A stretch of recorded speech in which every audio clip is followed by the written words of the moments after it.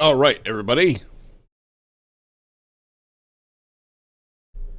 Please do real life fake wizard because YouTube has been astroturfing the hell out of him by recommending him to me constantly, despite me having no interest in watching him. I might do real life fake wizard. A lot of these guys are mentioned, and I think we should do them the service of actually investigating the content. Like going from the beginning of their videos, seeing where they started, and then working our way up. Get a little taste of their history. I think that's what we'll do. So let's do that. I'm going to put on some background music. Just something soft. Master Cheeks was a traitor. We'll see if he's a traitor.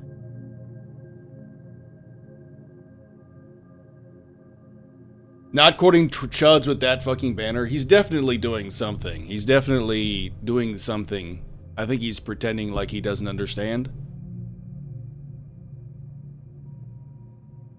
Never caught a stream before. I don't stream as often, or very often, because this is just a hobby for me. I do have a job, and that takes up a lot of time and energy, so. And I do not have to work tomorrow, at least as far as I know. I didn't think I had to work on Sunday, but somebody called out, so I had to make up for that. You like his Keck and Cringe series? Well, maybe we'll watch some of that. Alright, so let's look at what he's got, and I've got to put this, I've got to orient my screen here. Yeah, his stuff was recommended to me as well.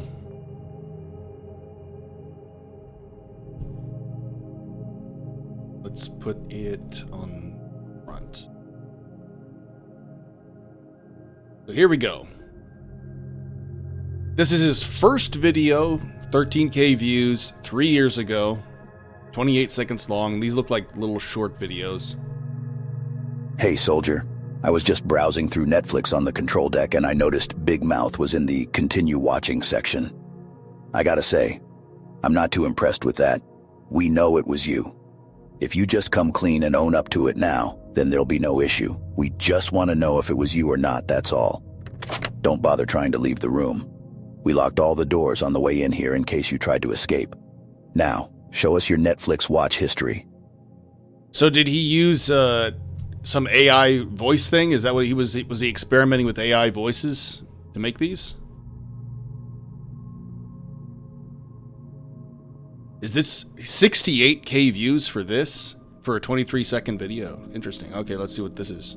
Give me that chip. Sir, respectfully, go fuck yourself up the ass. I am the master motherfucking chief, bitch. If you want my sassy blue robot waifu, try and take her from me yourself and see what happens. You receding hair. So he's using the TikTok boom sound, whatever that's called. Airline, no bitches get it. Divorced dentist looking ass. That appeals to somebody. I'm not sure who. AI voices are getting too good. So he's just experimenting with AI voices here. This is very low quality, appeal to normies shit. Master Chief reaches. So this is all going to be Master Chief's voice. Why did he put meme in parentheses? Was he worried people were not going to understand? He gives me Andy Pants vibes. Collabing with the Act Man is like Andy Pants name dropping Short Fat Otaku is one of his favorite channels. What did Cheeks do? We're just looking at his stuff.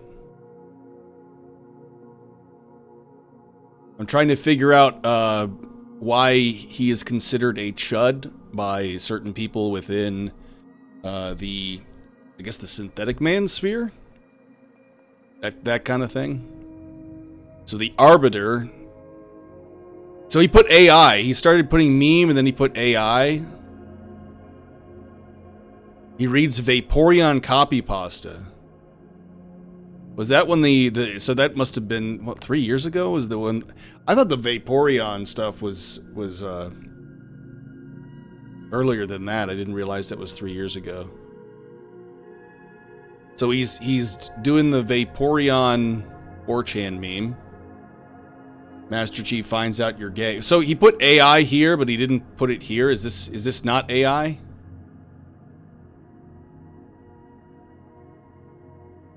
Stop sending me traps, copy pasta. I don't think. Okay.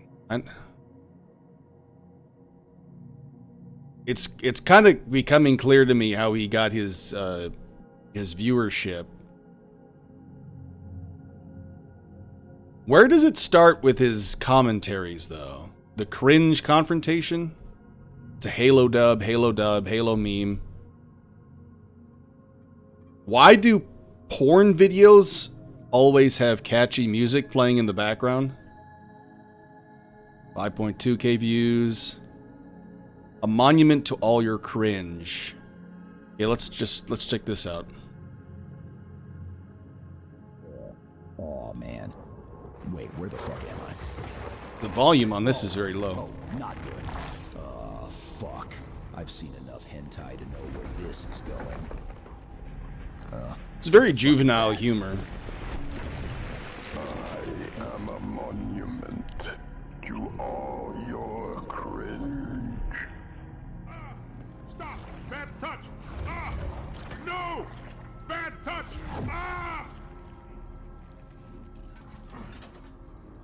Oh, dude, we are so fucked right now. Thanks, Sherlock. I hadn't noticed. Good job.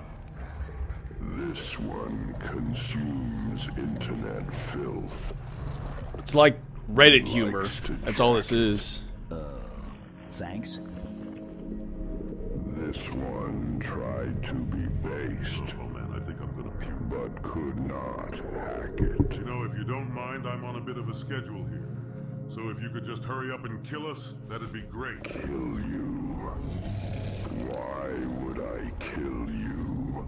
Mid-2000s jokes and only the bad ones, of course. Yeah.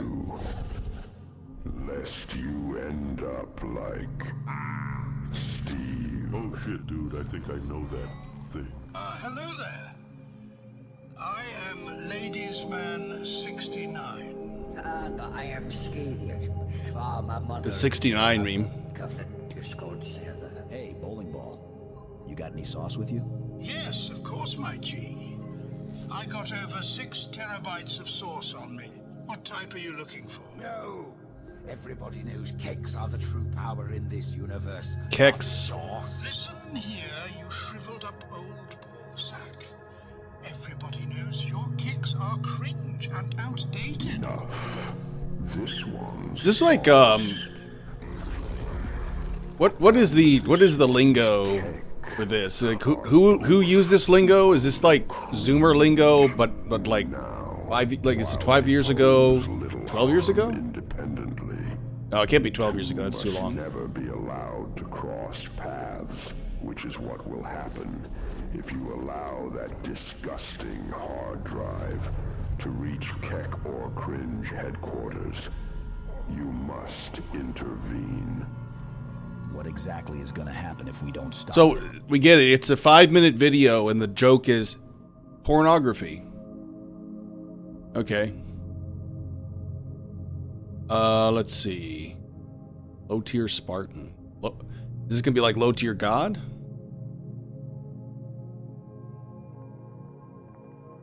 You are a worthless bitch-ass. Your life, literally, is as valuable as a summer ant. Yeah, so it's low tier God quotes. Master Chief has been detained for his New Year's Eve shenanigans. Chris Chan and Bob fight, but it's Halo. Okay. So this is how he got popular. 77k views. It's awful humor. Even 2000s kids would find this humor crap. Yeah, it's very dated. But again, we are looking at stuff that's 3 years old. Master Chief tells you how much of a disappointment you are. ASMR video. So he's writing trends, definitely.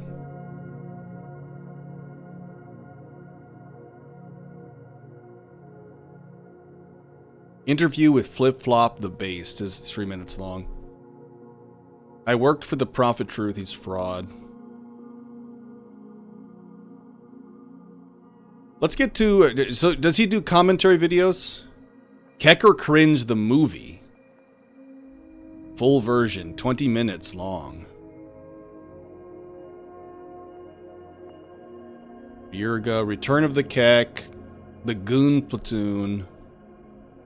I hate modern Halo. So, does he do commentary here? You were right to focus your attention on the microtransactions. But your inability to safeguard Halo was a colossal failure. I will continue my campaign against the fan base. No, you will not. Yeah, so it's AI, more AI voices. Right. Now I know what you people are thinking. Who's this dickhead? Why does he sound like that? Oh, he's British? Well, recently, I've just gotten so pissed off with the utter state of Halo that I felt the need to make a video completely separate from the type of content that I've built this channel around. Yeah, sorry boys, no cringe Halo parody dub this month. Though, looking at the recent view count, yeah, I don't think many of you will be that bothered. Now I know what some of you are probably asking, but Master Cheeks, you fucking beauty, what's caused you to suddenly make this video? Nothing big. He's Australian. It's happened in Halo recently. He sounds, British. Yeah, exactly. Nothing's fucking happened. What's that? Oh, never mind, boys. We've got a modded version of the rocket launcher that's just a shit version of a gun That explains the cringe British people ain't funny guy. Yeah. that's already been in every Halo game except for this new one that's been around for 4 years now and somehow has less content than the game that everyone called the worst in the franchise. Now, I mean, don't get me wrong. Halo 5 story, pretty fucking shit. But fucking hell, man, at least there were one. I mean, what do you do in Halo 6? I think you kill like a big monkey or something and then an alien squid milf. You know, both of these things change absolutely nothing. In fact, the only thing you accomplish He hasn't really explained why this is shit, though. by the end of Halo 6 is ensuring Northern that once English again, accent, yeah. nothing fucking happened. Even when something does happen, they just get forgotten about by the next game. I mean, oh, Cortana's dead. No, she's still alive. In fact, not only is she still alive, she's evil now. Nope, forget that. She's dead again. But not to worry. You've got a new Cortana now, and she's basically just the exact carbon copy of Cortana, except this one has fucking Asperger's. But yeah, no, it's not really why I wanted to make this video today. You know, I've had 4 years to Why get did you want to make this video? over how shit Halo 6 were. I've had 10 years to get over how dog shit Halo 5 were. And I don't care what a bunch of people on fucking Reddit say. Halo 4 were fucking gay and all. What I want to talk about is how fucking miserable it is to be a Halo fan in, well, this video's coming out in 2025, but it's probably going to be the same fucking thing in 2060, you know, when Master Chief's got to fight a new villain that we've never fucking heard of, and he's going to die in this same game as well because he was going to do something that would cause... Can you explain, though, why it's bad? What did they do? See, I haven't played these games, so I have no idea. You know, something to actually fucking happen in Halo. The state of Halo is I mean, maybe this is just the consensus opinion, so he's just saying what everybody else believes, or thinks, or thought at this point in time. brand is nothing short of tragic. I mean, this game used to be the biggest boy in the yard. Now it's in the showers getting arse raped by Call of Duty because they said they'll teach it the secrets of a live service success. Little do they know, people fucking hate Call of Duty as well. Yeah, Halo saw Call of Duty having the Nicki Minaj skin and said, "Oh shit, man, I want some of that too." Fucking Kayas. Give us that thing A-Train wore in the boys. Halo Infinite was so shit that it took over a year to get stuff that we got at launch over 15 fucking years ago. This game is now 4 years old and only recently started feeling like a semi-complete game. But you know what? That's totally fine. According to Halo 4 screwed up the lore, but it was good game. Retconning Chief and Cortana to be a romance was based as fuck. Other 343 games are trash, though. Truly lost after Halo Reach. As a Halo fan, I only play the Bungie game. Why am I not surprised? You had a wanker making videos, wanking, yeah. Big Bungie is the only YouTube Brit that's funny in any way.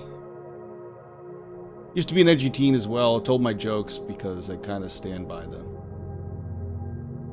the modern Halo fans at least. See, old Halo fans never had to put up with this. Yeah, new fags pretending to be edgy. They whinge and whine. They get called mean words. But the new ones? Well, they've just gotten so accustomed to it that not only that, they'll defend it now. And they'll call you a hater for not liking the fact that one of the most expensive games of all time can't live up to the standards that were set over 18 years ago, which is older than most modern Halo fans. Okay, so here I'm getting a sense of that, a sense that he's doing us versus the normies thing. So it's like, look at all the normies are saying, but we don't agree with that because we're real Halo fans. I hate modern Halo. So, what? 244k views, 2,971 comments. So this really skyrocketed him. Oh, what's this? But he's still doing like a consensus opinion though, because there's still a lot of people who like this is for people who are like set on hating this thing. Like, yeah, you're just kind of I don't know. It would be better to me if you could articulate exactly where things went wrong instead of just saying, I don't like this because it's not like the way it used to be. You don't like having to pay for cosmetics that you could originally just unlock for free by... Is that real? Oh, what's this? You don't like... $1,000? And how... Yeah, and I bet a lot of people actually did that. That's true. I bet... Yeah, that's ridiculous. Having to pay for cosmetics that you could originally just unlock for free by, you know, being good at the fucking game? Well, sounds to me like you're a broke loser. Oh, you want Halo to actually look and feel like it used to instead of being a weird, visually incoherent mess that just hops on whatever trend is currently popular? Sounds to me like you're just a Bungie fanboy. I don't understand why that's like an insult or a comeback. What was that? Like you're just a Bungie Bungie fanboys are killing Halo Infinite. Fanboy. Eric something. Eric Schweitzer? Whatever trend is currently popular. Sounds to me like you're just a Bungie fanboy.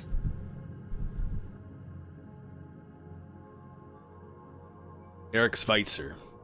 Okay. I don't understand why that's like an insult or a comeback. Oh. So there we go. We got a gay joke. There you go. Got a gay joke. But I don't think he hates the gays. I don't think he hates them now, because there's gonna be here. I'm posting this a bit early in the game, but this is something that Brian C sent me. Bungie fanboy. I just want to say I actually fucking hate both of these, but the left's hypocritical reaction to the ice one is funnier. So he hates both of these equally. So, anyway. Oh, what's this? You like the people that invented and were responsible for Halo's golden age? Oh, what a fucking silly thing to do. Over here, we like the based company that caused Halo's relevance to fucking tank to a point that I don't think it's ever gonna recover. Because we're fucking classy like that. Like, yeah, obviously I like a company that makes good games. I mean, yeah, Bungie's kind of shit now, but that's because the people that made Halo don't even work there anymore. But anyway. By the way, it's some... I want to make this point too. I remember Synthetic Man saying you need a good microphone. This guy obviously doesn't have a good microphone, like, at this point in time. He's not very, like he's somewhat articulate. He's definitely got an accent that's getting in the way with being very articulate. But I think people are just so subsumed in slop now.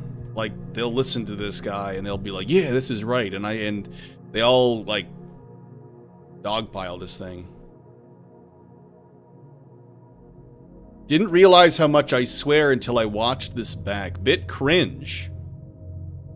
Also, my mic is awful. I record this on iPhone, LOL, so sorry about the mic peaking. Yeah, see, it doesn't seem to matter. The microphone thing doesn't seem to matter that much. Here's the thing. You see, 343 defenders have this little thing that they love to pull out whenever you criticize one of them. Master Cheeks is a normie. He's an atheist. That's what I'm getting. Except that he's still doing the us versus normie thing with the Halo fans or the 343 fans. Yeah, 343 universally hated by most of the fan base. That's why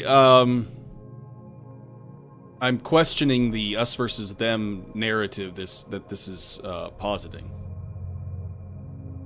The 343 games, a little secret weapon of sorts, a little something known as the Halo cycle, in which they claim that every game, including the Bungie ones, were actually hated at launch and are only liked now in retrospect, and so the same thing will eventually be said about the 343 games.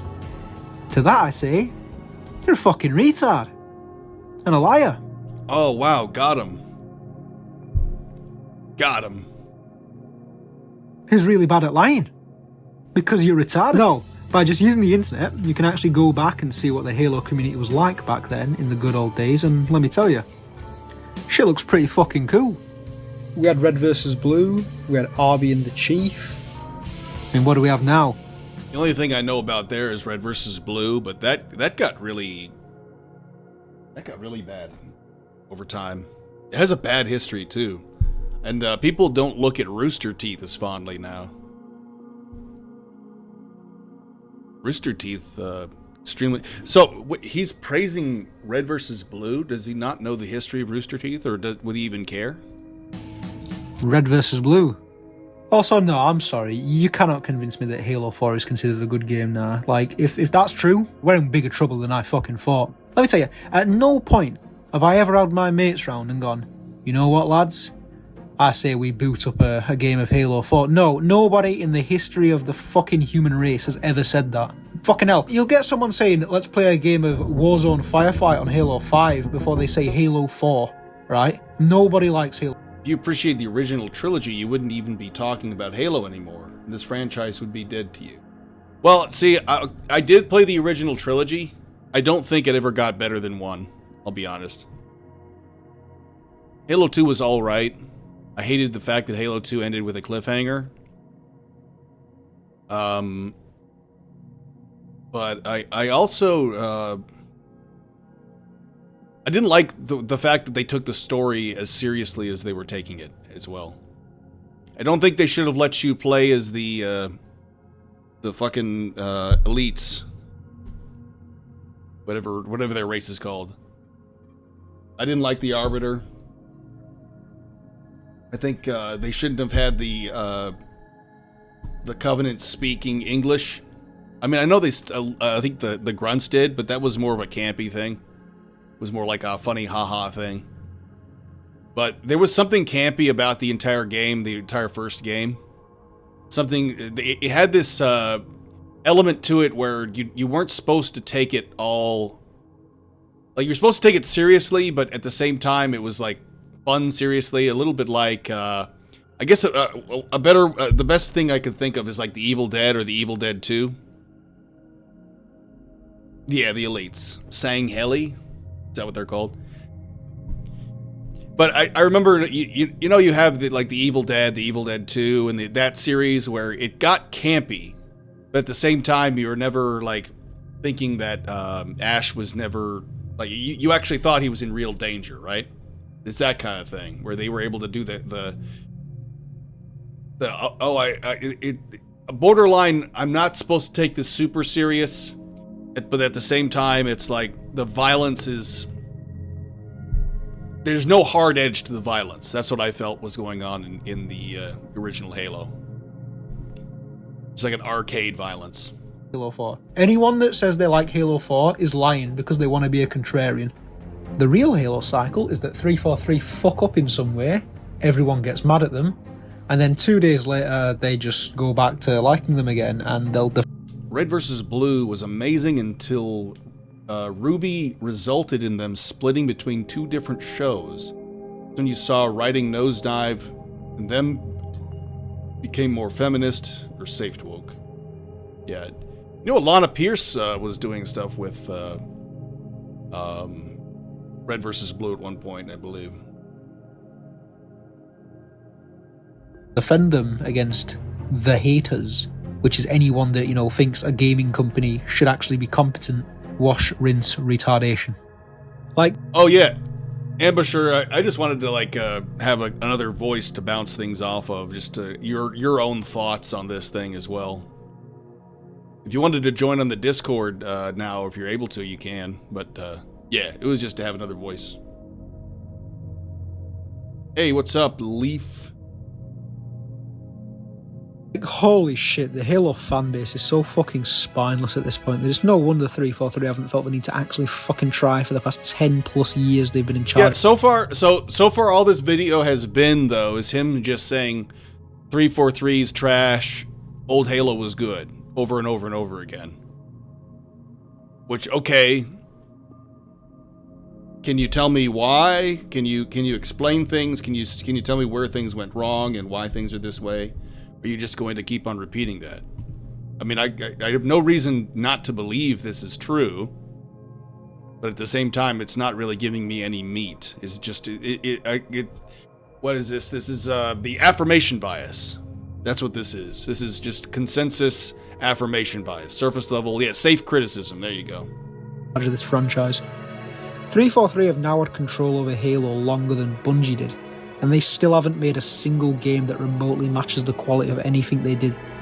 The only thing that they sometimes do better is fucking graphics, which, you know, should kind of be a given, you know, considering the 18-year difference, but apparently sometimes that's a bit too much for them as well.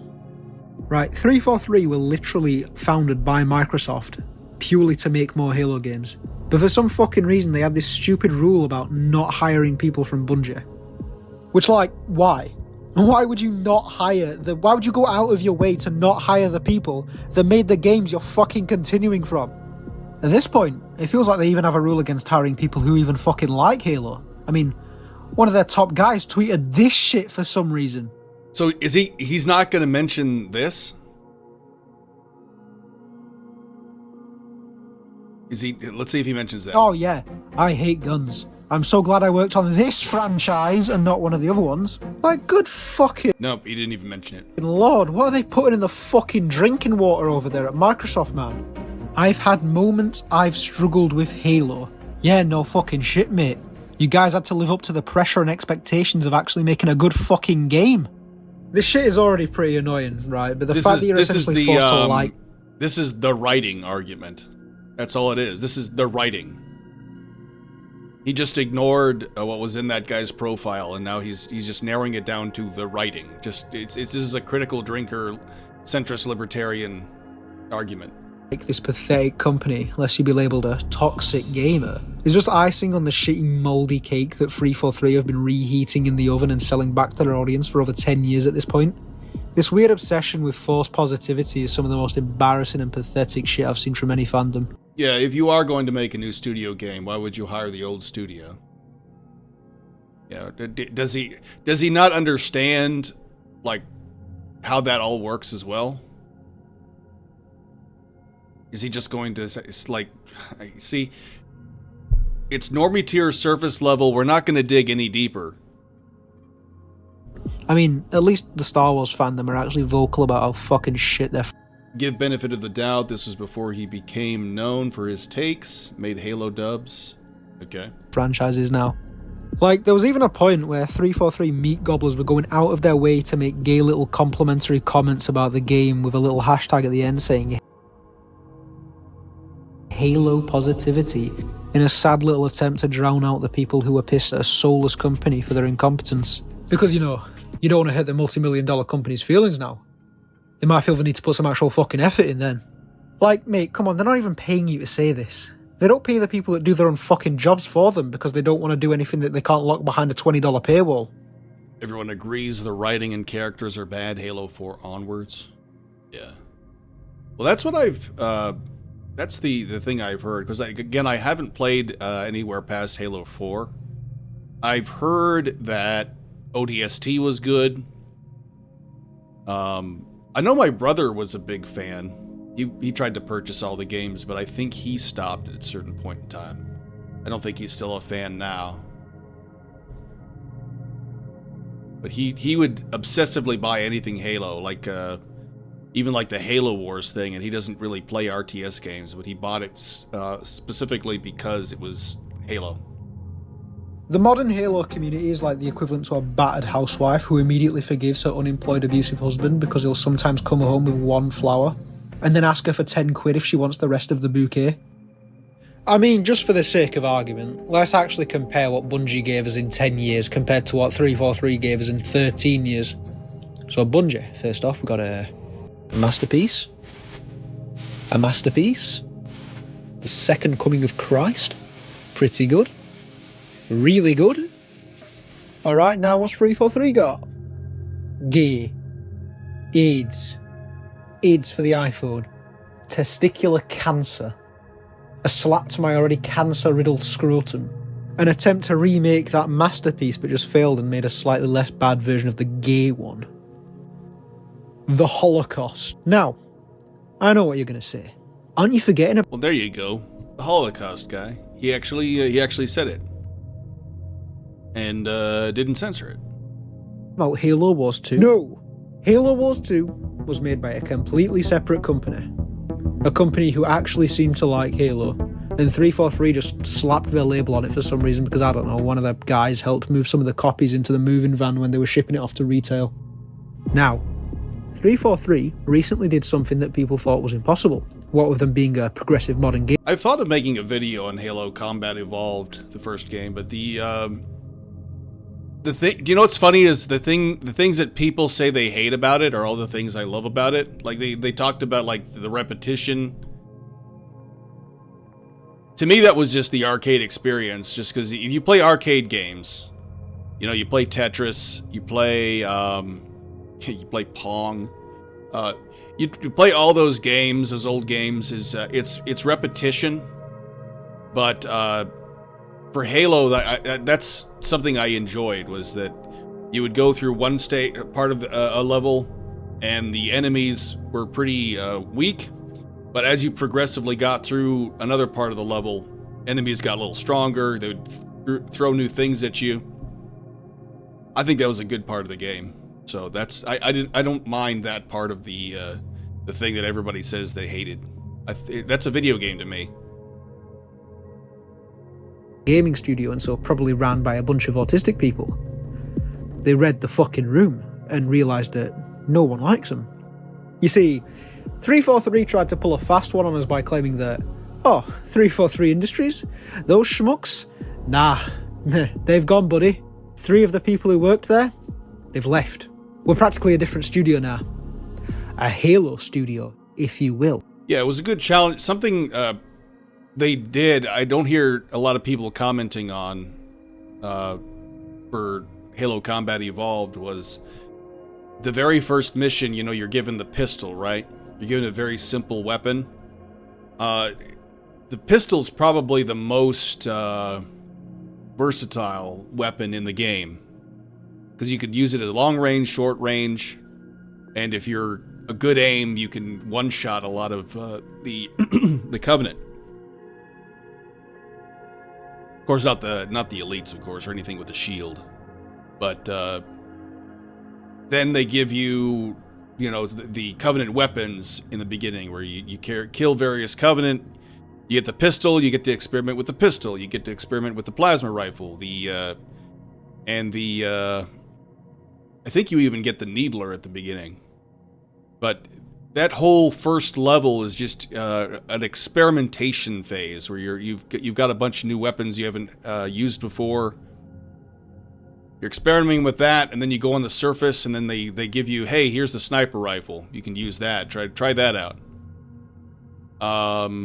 And then around when you're starting to fight the Flood, they give you the shotgun. The shotgun is probably the most effective weapon against the Flood.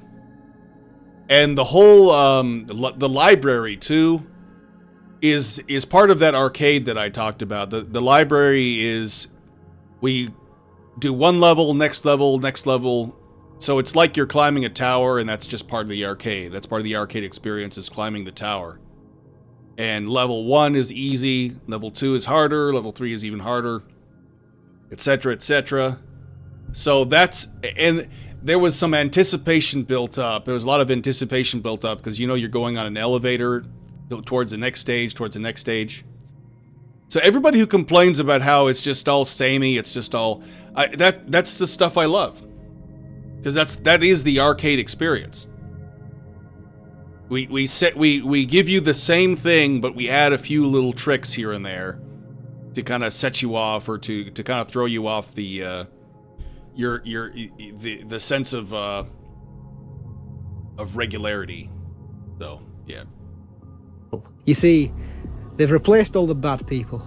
The bald freak, the lesbian, the Oh, okay, so he's actually goblin.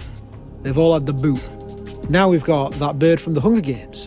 Okay, so he's getting a little bit based here, but he's not really like putting his finger on the pulse. The Netflix version. And this guy, I don't know anything about him yet, and he actually looks like a normal human being, so I'll lay off him for now. But I'm watching you, Pierre. Don't let me down, son. But yeah, that's pretty much all I wanted to say in this video. You know, being a Halo fan is genuinely one of the most embarrassing things you can be in the gaming community at this point. Besides... Oh, okay. Well, he was probably going to say something else, but whatever. Probably some joke at the very end. All right, let's get... So here it is. Modern Halo fans are pathetic. Halo Studios robbed me in broad daylight. Halo's gone for now. So I think this is where... Look at that. 150k views. 17k. Well, this is obviously going to make some people angry. Whoa, whoa, whoa, whoa, whoa. Most Jewish company of all time.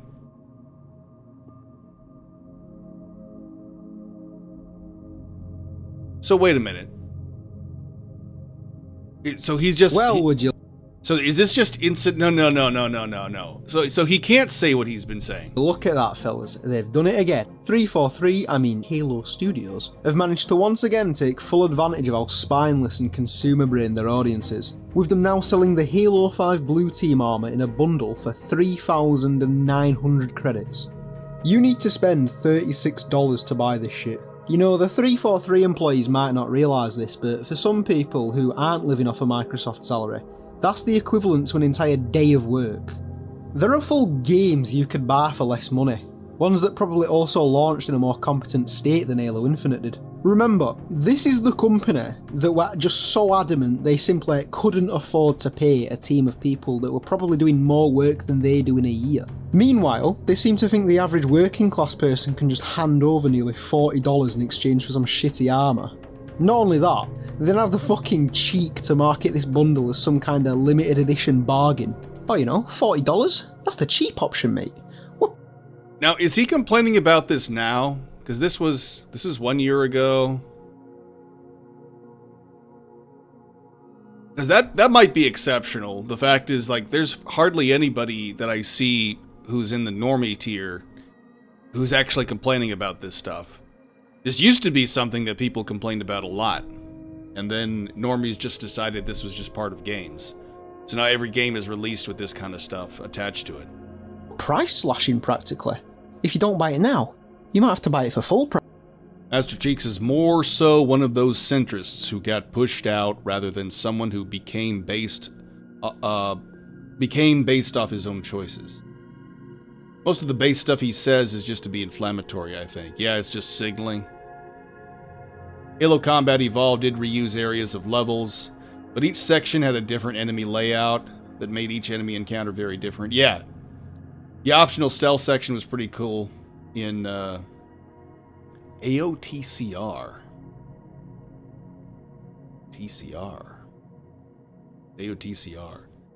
Something else I wanted to mention, just because on the subject of Halo Combat Evolved and what I was talking about, its campiness, the entire end of the game, where you're driving the Warthog through Pillar of Autumn, what's really ridiculous about that is they turn the Pillar of Autumn into like this obstacle course for the Warthog ride. It's ridiculous because you think, who would make the entire ship's layout like that? It's entirely impractical, but you don't care because it's the finale of the game. You don't care that the fact that, like, why is a ship built to accommodate like a race course for the Warthog? And it's like, you don't think about it. It's just fun. It's campy, and it's a video game. The fact that the Warthog was indestructible in Halo 1, like, people don't think about that. Your Warthog was indestructible. It was basically a toy. Like, if you want to think of Halo practically, you're like, why don't they make everything out of Warthogs? Because it's indestructible. But it's like, no, you don't think about that because you're in a video game mindset. That's the way they should have kept things. It's like, why is Sergeant Johnson alive in Halo 2? Don't think about it. Don't think about it. Price. You know, I've been seeing a lot of white women TikToks on my feed recently, and I've begun to pick up on some of their lingo. Stuff like mom-coded, 90s coded, brat coded and such. Well, this behaviour is something I believe lands in a category known as Jew coded. Yeah, hand over the schmeckles, guy.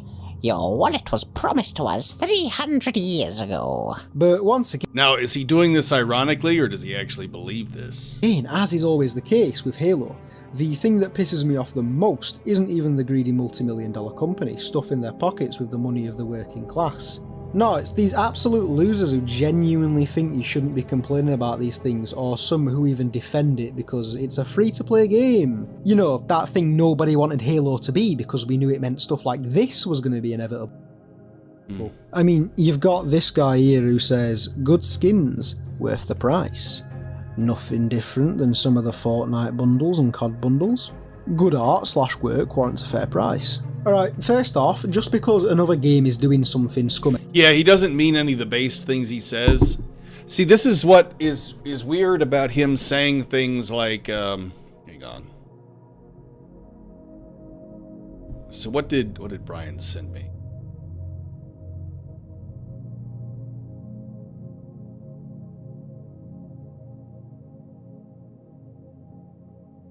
You don't want people so easily off-put in your audience. Also, I attract certain people that I definitely don't like being compared to because they actually are mentally raped over the woke stuff, like Synthetic Man and Andy Pants Gaming. Like, I'll make fun of how lame modern games are, but I'm not going to sit down and throw a genuine rager over it. Like those guys. I don't like how I'm automatically affiliated with people I find cringe, and how the people I find cringe also think I'm affiliated with them. Well, dude, then what are you doing here? Do you not mean that what you're talking about here? Is this all a joke?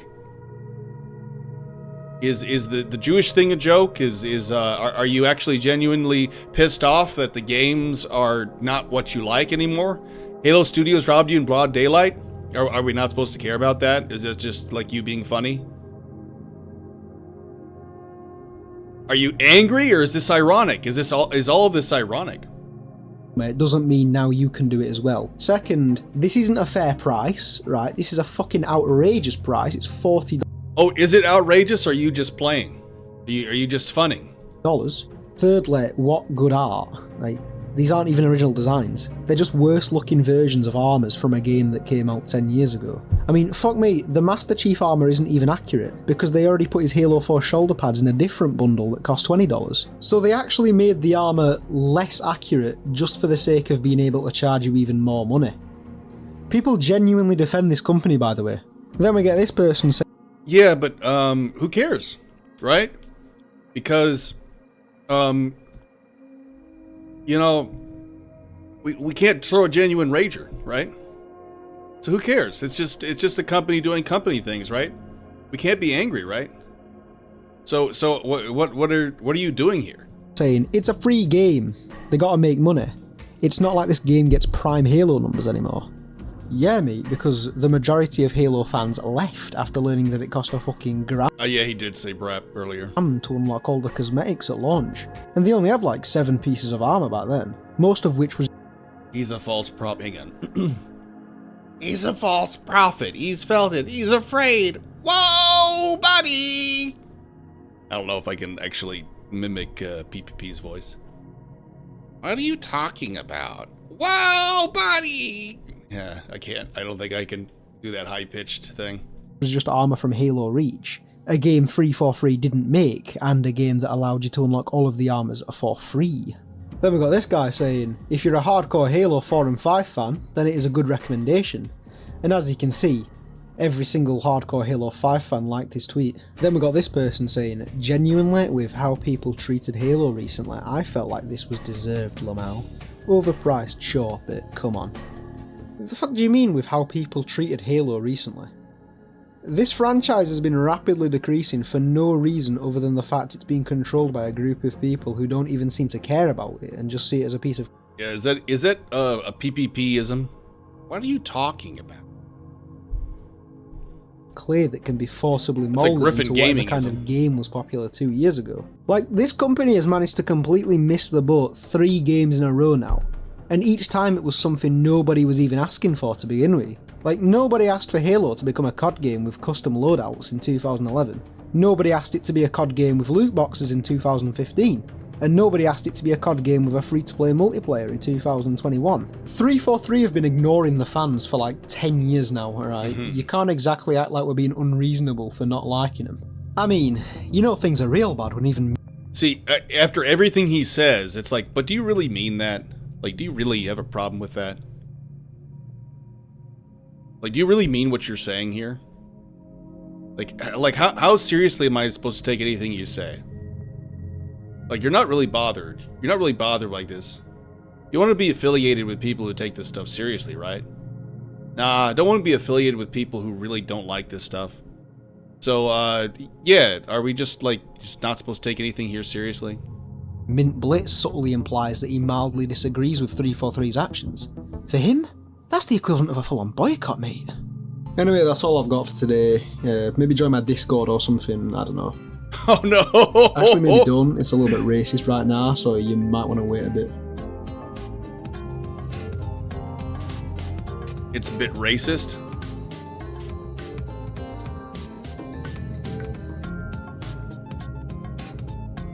Do tell. This is a long end screen. Okay, let's look here. So most Jewish company of all time with the Star of David. Halo is gone for now. Our Halo is a living hell. So let's see. Is he going to talk about Reddit? Reddit, the birthplace of autism. Let me tell you, this website's inception was like the internet's equivalent to when we dropped the bomb on Hiroshima.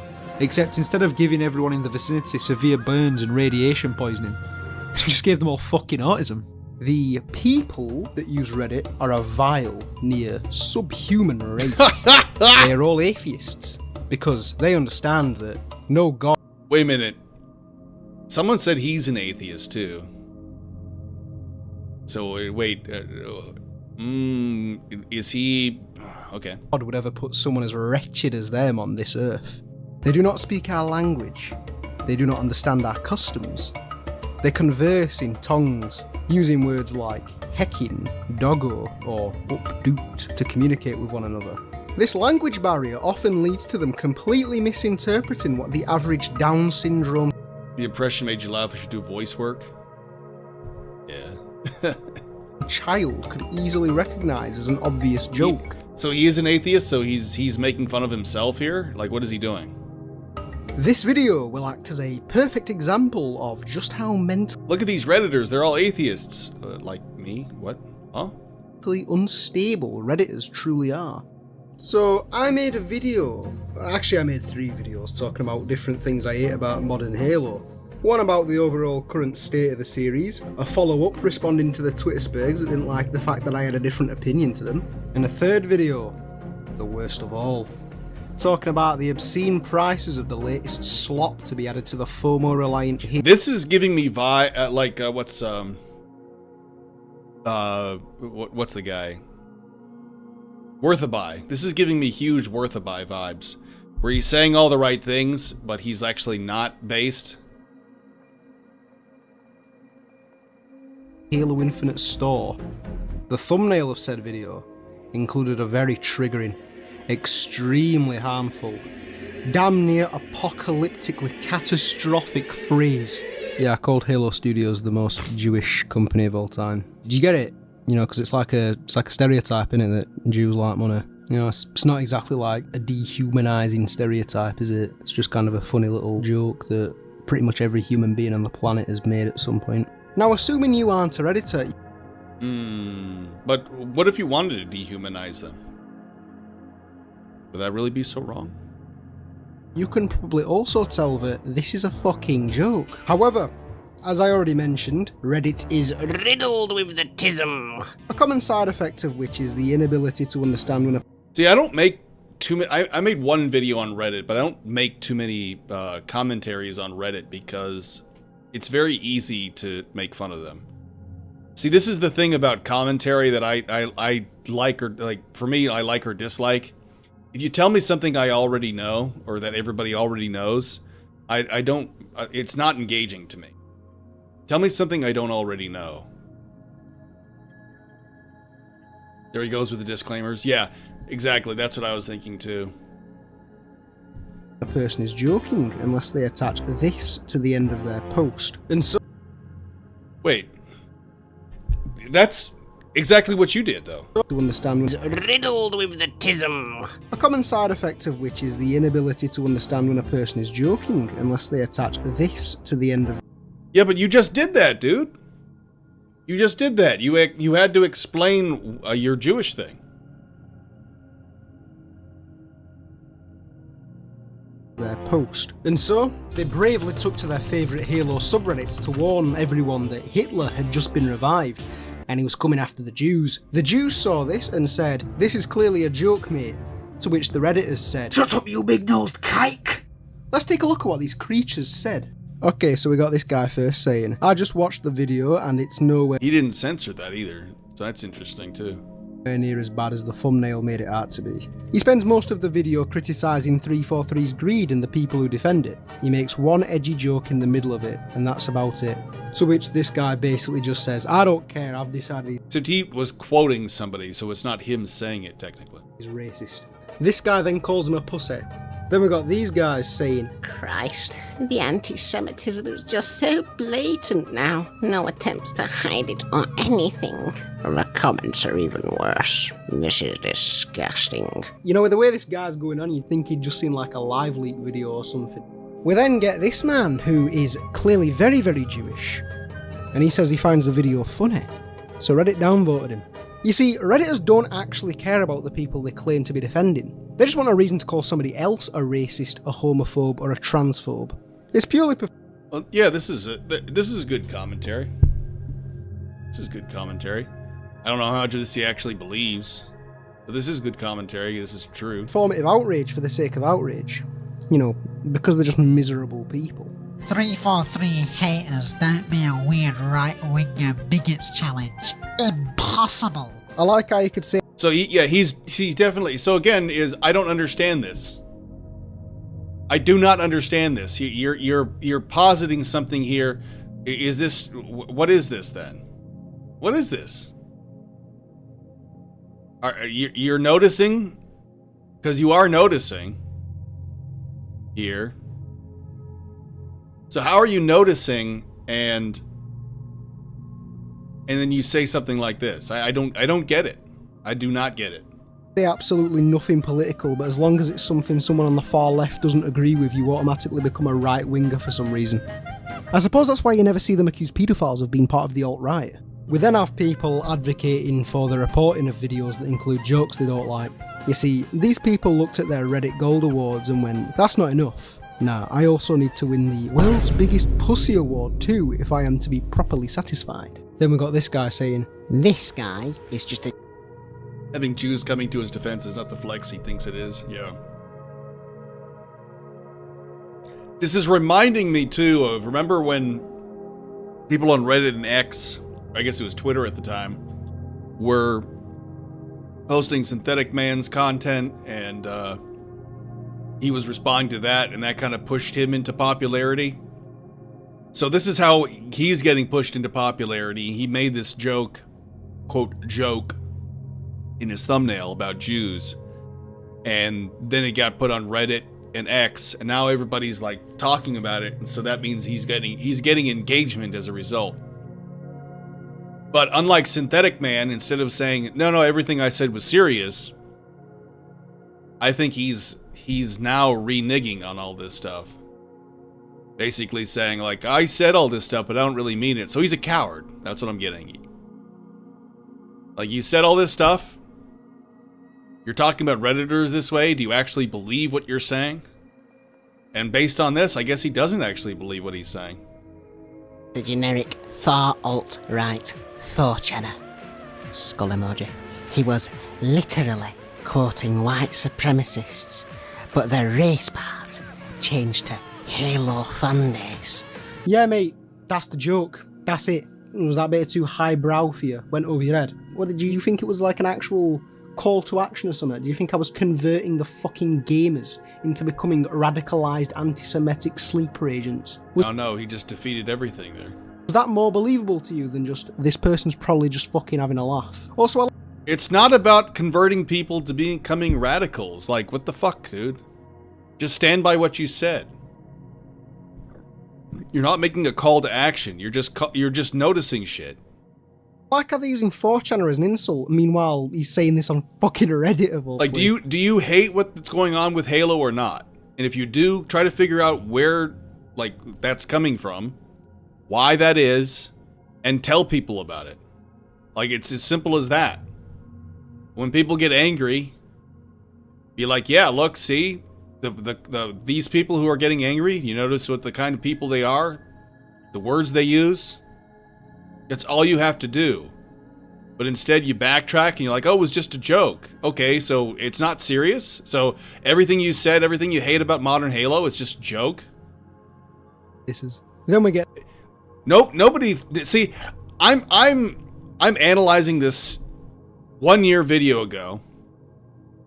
And he's got, what, 72 subscribers. He's kind of pushed himself up in the algorithm. Nobody noticed this? Do people just shut their brain off, or are they just really just, you know, normies who don't think about this stuff? It's like, yeah, I hate what they're doing to my modern franchise. Oh, really? Do you? Oh, don't hurt me. It's just a joke. Okay, so you love it. Right. Just buy the next product, Goy. Just buy the next product. We know you're gonna buy the next product.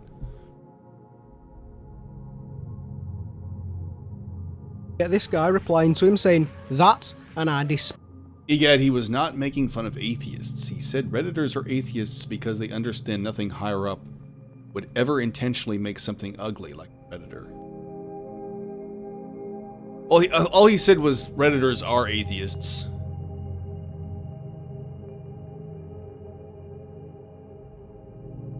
But I can see what you're saying there, yeah. Despise British YouTubers. Voices like his remind me of nails on a chalkboard. Oh, okay, so if I make a joke about a pretty tame stereotype about Jews, I'm a racist. But if you just flat out say, I hate Brit... Own it, dude. If you're being racist, just own it. Just do it. Say, okay, I'm a racist. Now what? What are they going to do? What are they going to do to you? British people. That's fine, apparently. Also, you do realise that a large... Yeah, so play them out their own game. They say they hate British people, and that's fine. Okay, you say that. I'm going to say I hate whoever I want. Jews, black people, whatever it is. You think it's fine. I think it's fine too. Now what? The majority of the people in the part of the UK where I live are actually Muslim, right? Why do just do it? You hate Muslims so much, buddy? It's a bit uncalled for. Then again, you are weirdly...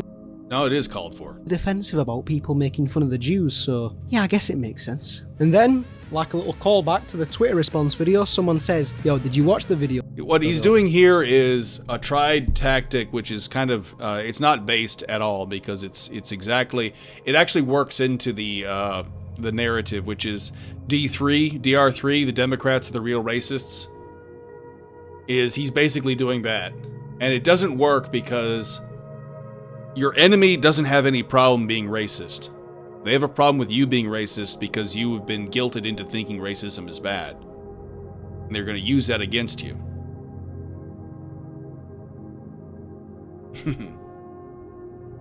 When's the next Fandom Pulse article? Look forward to your writings all the time. I might produce something here in the nearby future. Not sure when. I do have I was writing an article. Maybe tomorrow. Maybe tomorrow. Actually, you know what? I'll take a little break from this real quick. Because I was going to make a video on this. I probably still will. It was just a short script I had written. And I haven't really edited it too much, but give me a second. What do I have? Oh, there we go. All right, let me find this real quick. Oh, is it still on? Still have it in editing.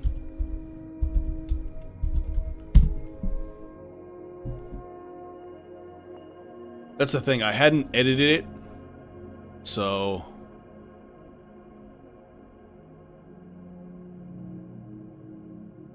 I might have to like do a what you call it?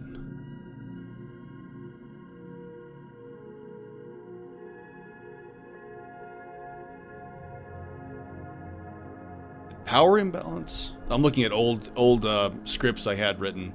I got a ton of scripts that I need to edit through, and I was thinking, should I just turn my channel into, like, I put up a PNG and just talk over the PNG? And maybe that's what I'll have to do. But, it's not what I want to do, but just given time constraints.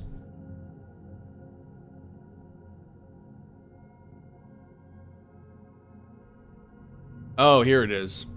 Okay. So this was a script I had written. Or kind of a draft, but here it is, guys. Here's a lesson almost no one will teach you. Discrimination is not primarily an expression of hatred. A lot of people want you to think discrimination is an expression of hatred, and that's why it's bad. It's not. Discrimination is the ordinary result of people who act on patterns they have observed. It is pattern recognition. When you have groups who differ in reliability, if they have different modes of aggression, different modes of time preference, they make errors differently, they do things incorrectly differently, then you're going to get people who are rational. Rational people need to update their behavior accordingly. If you pretend that differences do not exist, that doesn't make the costs disappear. What it does is it transfers those costs onto two kinds of people in society. The first one is people who refuse to notice. And the second are people who have been carefully taught not to notice. Because they know that noticing would get them labeled as racist. Is it supposed to be on the screen? Nah, I don't want you to see the script. Because I'm not reading it verbatim. I'm just kind of reading it based on kind of how I would say it.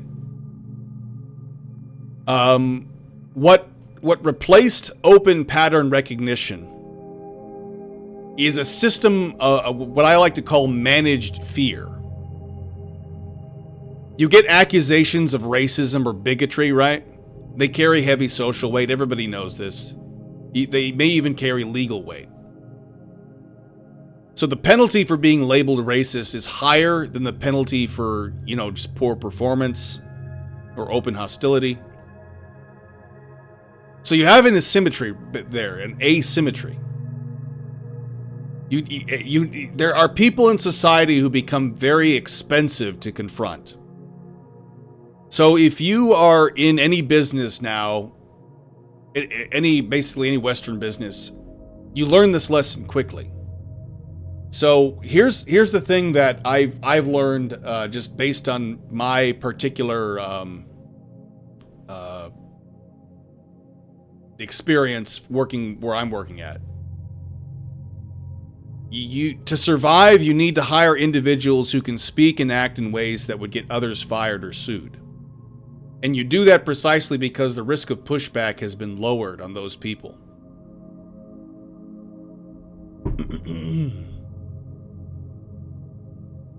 Hey, Cooler.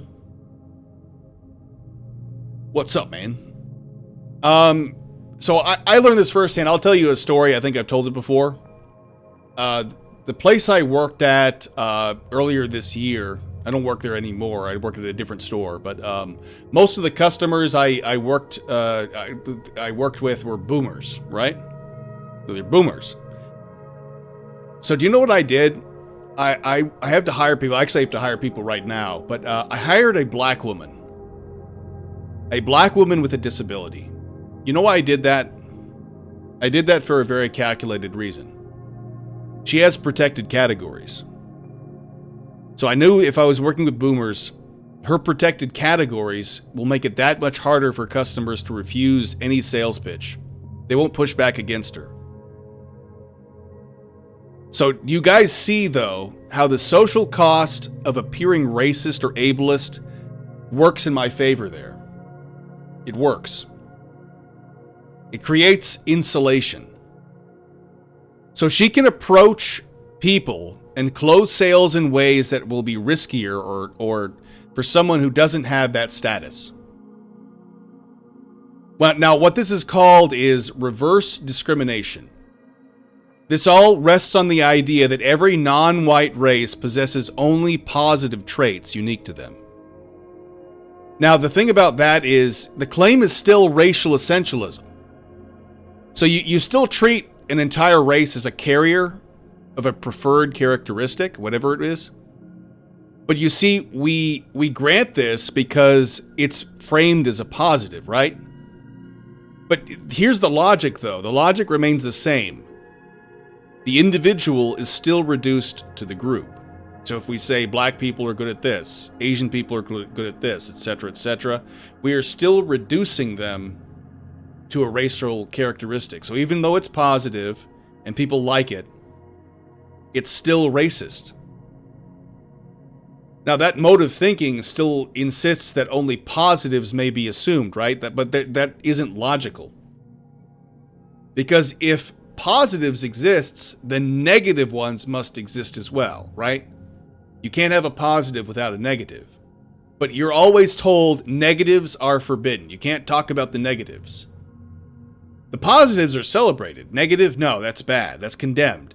And what's funny is the people condemn the negatives as racism. They call it racism even though the positives are also racism. So what's funny is people are given permission to be racist as long as it's positive. Now that whole argument I just talked about, there's a further collapse you see when that uniqueness is taken seriously. If black people possess something like, say, Latinos don't, then Latinos lack that, right? So if they don't have that, that's inherently negative by definition. And the same applies in the reverse direction. So you can't really celebrate unique group strengths without implying that they also have deficiencies. So the whole ideology I'm talking about now, you forbid the second half of an observation while demanding the first half of an observation. So you don't have this anti-racism. Anti-racism can't exist. What you have is a selective racism. And it's a selective racism that also protects itself by punishing anyone who completes that whole logic, the whole circle of logic. So when I talked about my company, we captured the benefit of, I captured the benefit of that insulation the system that has created. We created this system here. And who absorbs the cost? Again, the people who absorbs the cost are one, the people who refuse to notice, or the people who have been carefully taught not how to notice. Everybody who takes advantage of people who will cave to guilt, to being called racist, as soon as you know that that's how the game is played, like that's the first step to you actually achieving success in the market.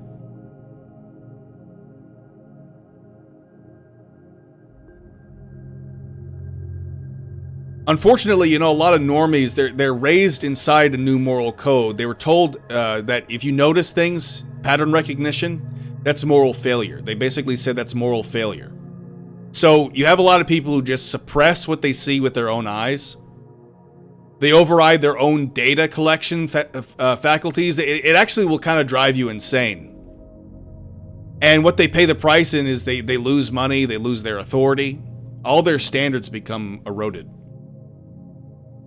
And the ones basically who refuse this, like if they do notice, if they do start to notice, they have to face like social exile and maybe even professional risk. So you kind of gotta like notice but not act like you notice. You just gotta kind of play the game. But this is the practical environment in which everybody now operates right now. Your survival in any market requires that you see this incentive clearly. You need to refuse the racist rules that are protecting the game from you. You need to judge. You can't judge individuals only. That was never absolute in practice. It was never absolute. It should be, by the way. Ideally, it should be. But that ideology cannot survive when every institution right now has made it their business to ensure that certain identities are now liability shields. You cannot survive unless you play that game. You need to realize, again, hey, I need to hire somebody. I need a sassy black woman to talk this customer down because this customer's being ornery. Who do I have? Should I get this white guy to do it? Nah, he'll be accused of racist. So let me get a sassy black woman to talk this customer down and call him a faggot. Because nobody's going to accuse the sassy black woman of being racist. That's how the game is played. You can't pretend otherwise, by the way. People are going to pretend otherwise. You can't.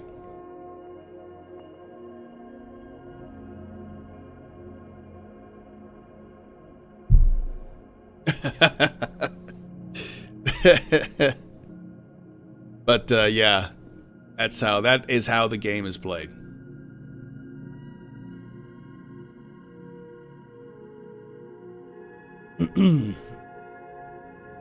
What else was I going to talk about?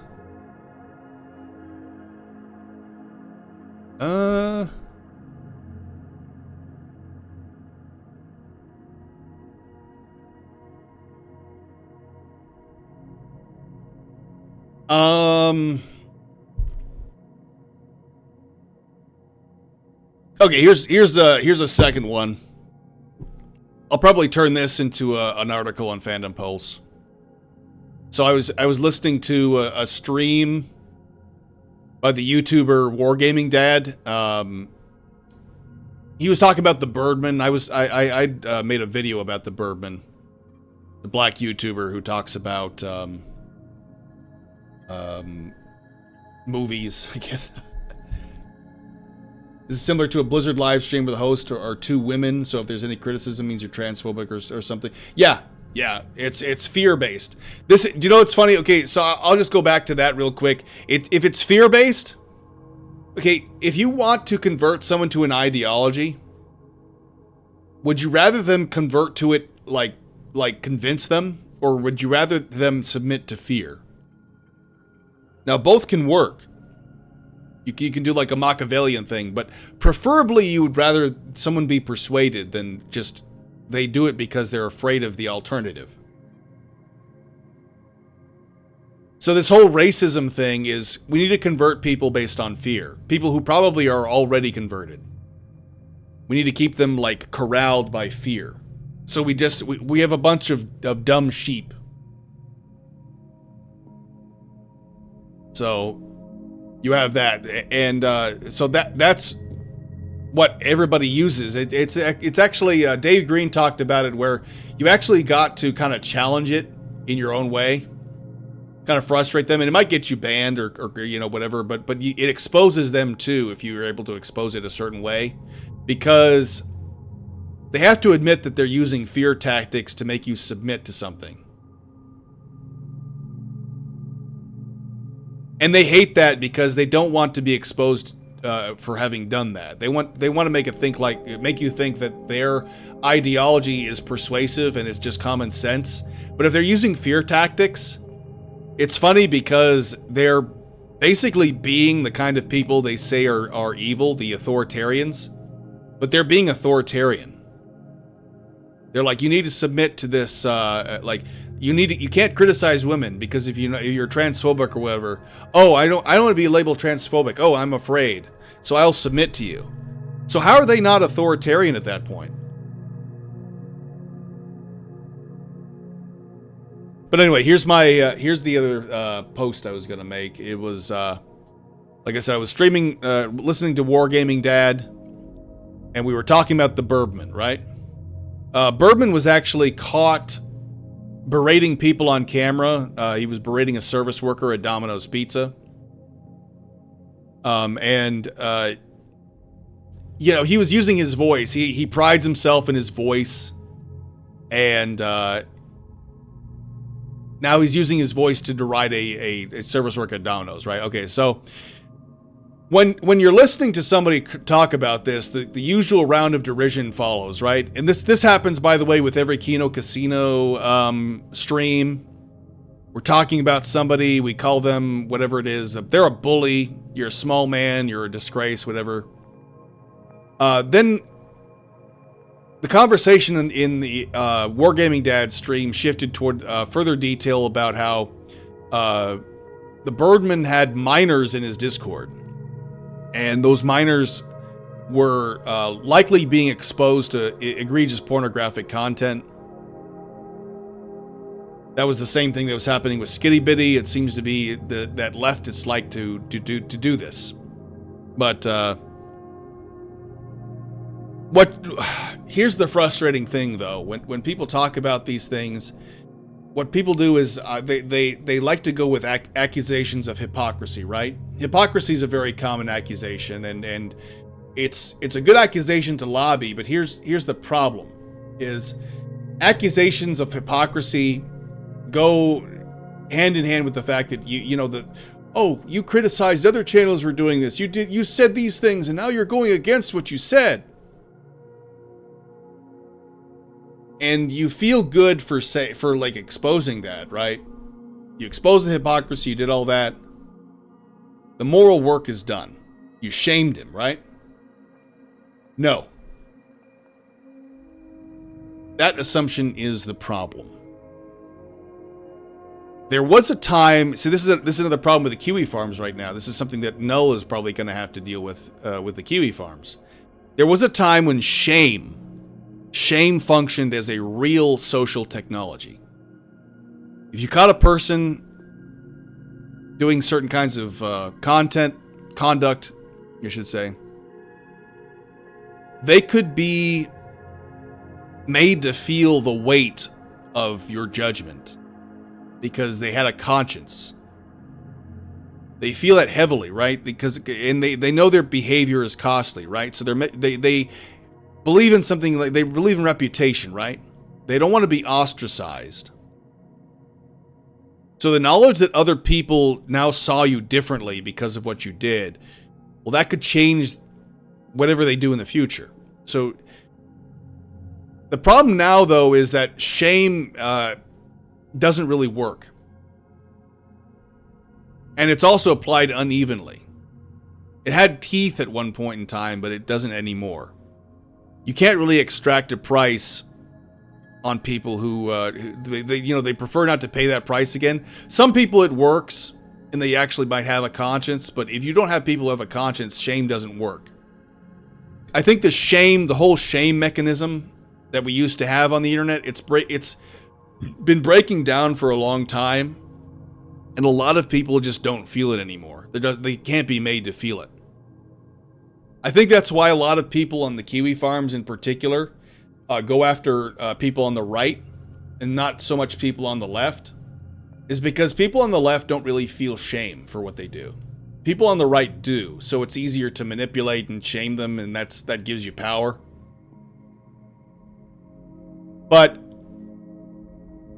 this whole ritual of exposure that people do, it's becoming more and more temporary.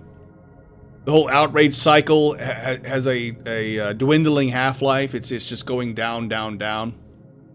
And so all these platforms that amplify all this condemnation. Another problem is they reward the whole performance aspect of it. So when it becomes more and more a performance aspect, it becomes less authentic. I think people realize that too. If the whole shame ritual becomes more performative, it becomes less authentic. The more shame is applied, then actors will start treating that shame as proof of their authenticity. They think it's free advertising. So I think a lot of the way the drama cycle functions right now is the social cost that used to be there has completely evaporated. So some people will look like they're performing accountability, but they're really not producing it. So you're going to get a lot of leftists who do that. But yeah, the Quartering is still making videos. He gets less views, but he still has an audience. His canceling did damage, but didn't end him. Yeah, if you see that the cost isn't there, it makes you question whether or not the whole ritual was worth it.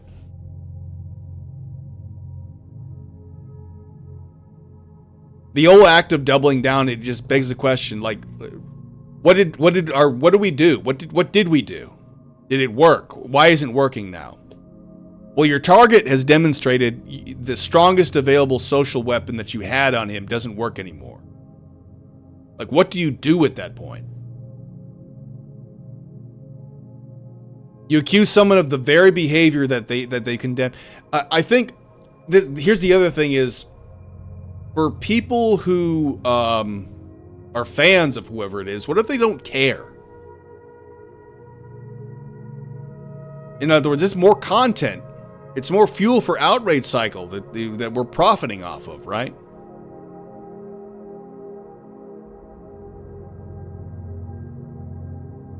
You're just informing the target that his critics have exhausted their most effective rhetorical maneuver, which is shame. So you exhausted it. Now what do you do?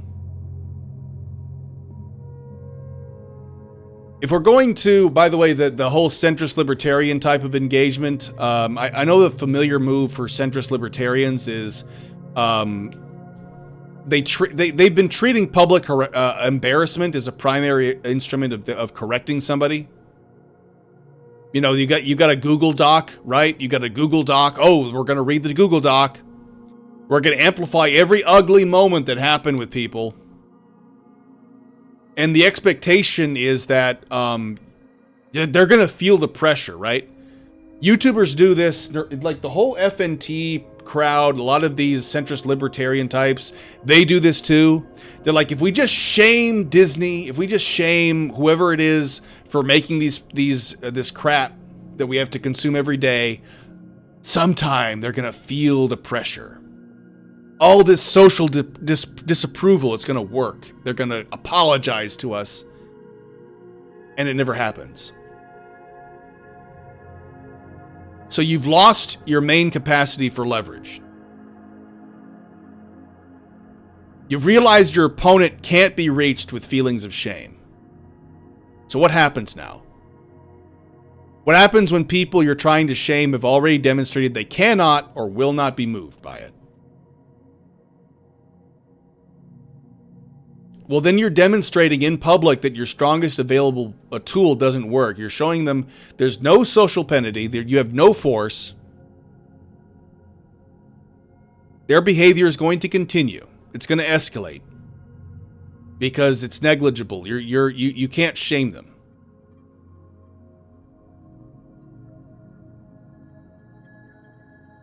The centrist libertarian has no answer to this.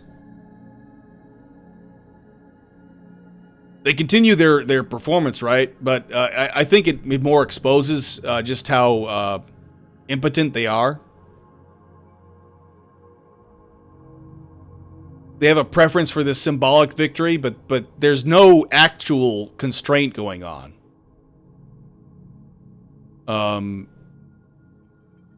And people have this faux satisfaction that comes as a result of the condemnation, but you haven't changed anything. None of these platforms have withdrawn what they were doing. People actually double down on the rules they enforce.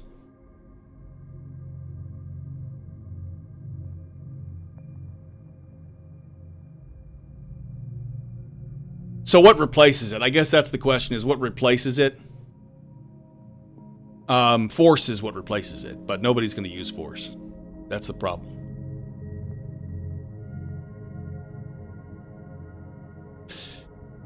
Nobody will use Force. And they know nobody will use Force. But anyway, that's me soapboxing. That's some scripts and stuff that I had, like, unedited. So let's go back to Master Cheeks. All right.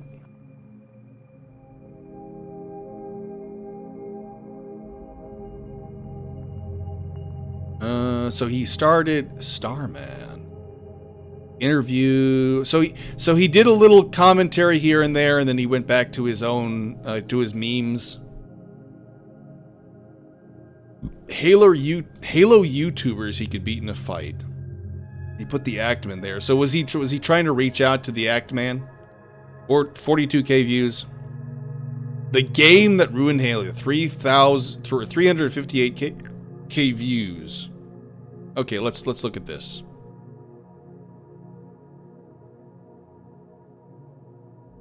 Halo 4, the best game of all time.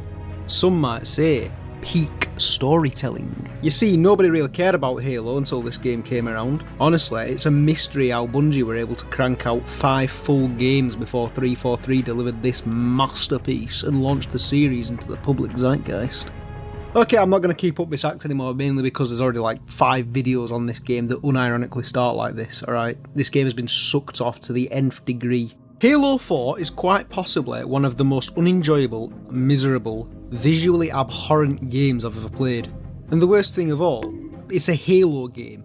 Can you imagine going from nothing but back-to-back classics 5 games in a row, only to be suddenly met with this? This game is so unbelievably bland and unremarkable. I keep on hearing good things about this Cortana design, though. And, this whole interaction between Chief and the other guy was like, people loved that. But I haven't heard really much else about this game. That I couldn't even finish my parody dub series about it on YouTube, and judging by the views compared to the previous dubs, I don't think the people cared that much either. Halo 4, as we already know, but it feels obligatory to mention for these types of videos, was not made by Bungie, the people responsible for all the good Halo games. Instead, this was the first game produced by the now infamous 343 Industries. Cortana booty plus the breasts. A game studio that became so despised that they've now changed their name to look like a new studio because like 5 of the main people there left and got replaced with, well, these things. 343 had no What are those things then? You gonna go into that? You gonna actually talk about that? Or is this just a joke? Interest in following in the footsteps of Bungie. No, in fact, a source came out and said that they actually went out of their way to reject former Bungie staff members who applied to join the company. And who did they hire? They chose to specifically hire people who didn't like Halo. Could you imagine how shite it must have felt for the... Who were these people? Why did they hire people who didn't like Halo? Why did they do this, Master Cheeks? It's just bad writing, or are we just going with the bad writing argument? People from Bungie who tried to work at 343. You've spent years working on one of the most beloved games of all time, and now the company are moving to new projects, but you don't feel quite ready to say goodbye to the franchise yet, and so you offer to join the new team who are working on it to give them some guidance, only to then find out that this new team absolutely despises you and are gatekeeping your own creation from you, only to then rub salt in the wound by proudly saying that they're actually only hiring people who think your past work was absolute dog shit. 343 as a company... See, he's never going to make the argument that the reason people do this is because they've been educated to do this. This is the the Marxism, the cultural Marxism working its way into your narratives. And they purposely try to deconstruct, even though it's not the actual, like, real deconstruct, but that's the whole point of art now, is no, see, you're stupid, gamer. The things that you liked, you're wrong for that. But we can tell you why you should be liking this. So what we're going to do is deconstruct the things you like, and ensure that you are convinced that, oh, I was wrong about liking this because I have certain archetypes in my mind that are true. I believe in family. I believe in male and female. I believe in all of these absolutes. And it's like, no. It's like, you need to believe that male and female are just choices. They're fluid. Family is a fluid. Family doesn't actually exist. None of these things exist. There's actually no definition for any of these things. These are actually constraints, Goy. These are actually things that tie you down and you can't, and limit you. So we're going to go into your video games and we're going to teach you how to really think about things. Because the way you think is destroys your ability to, it limits you, it destroys your ability to evolve.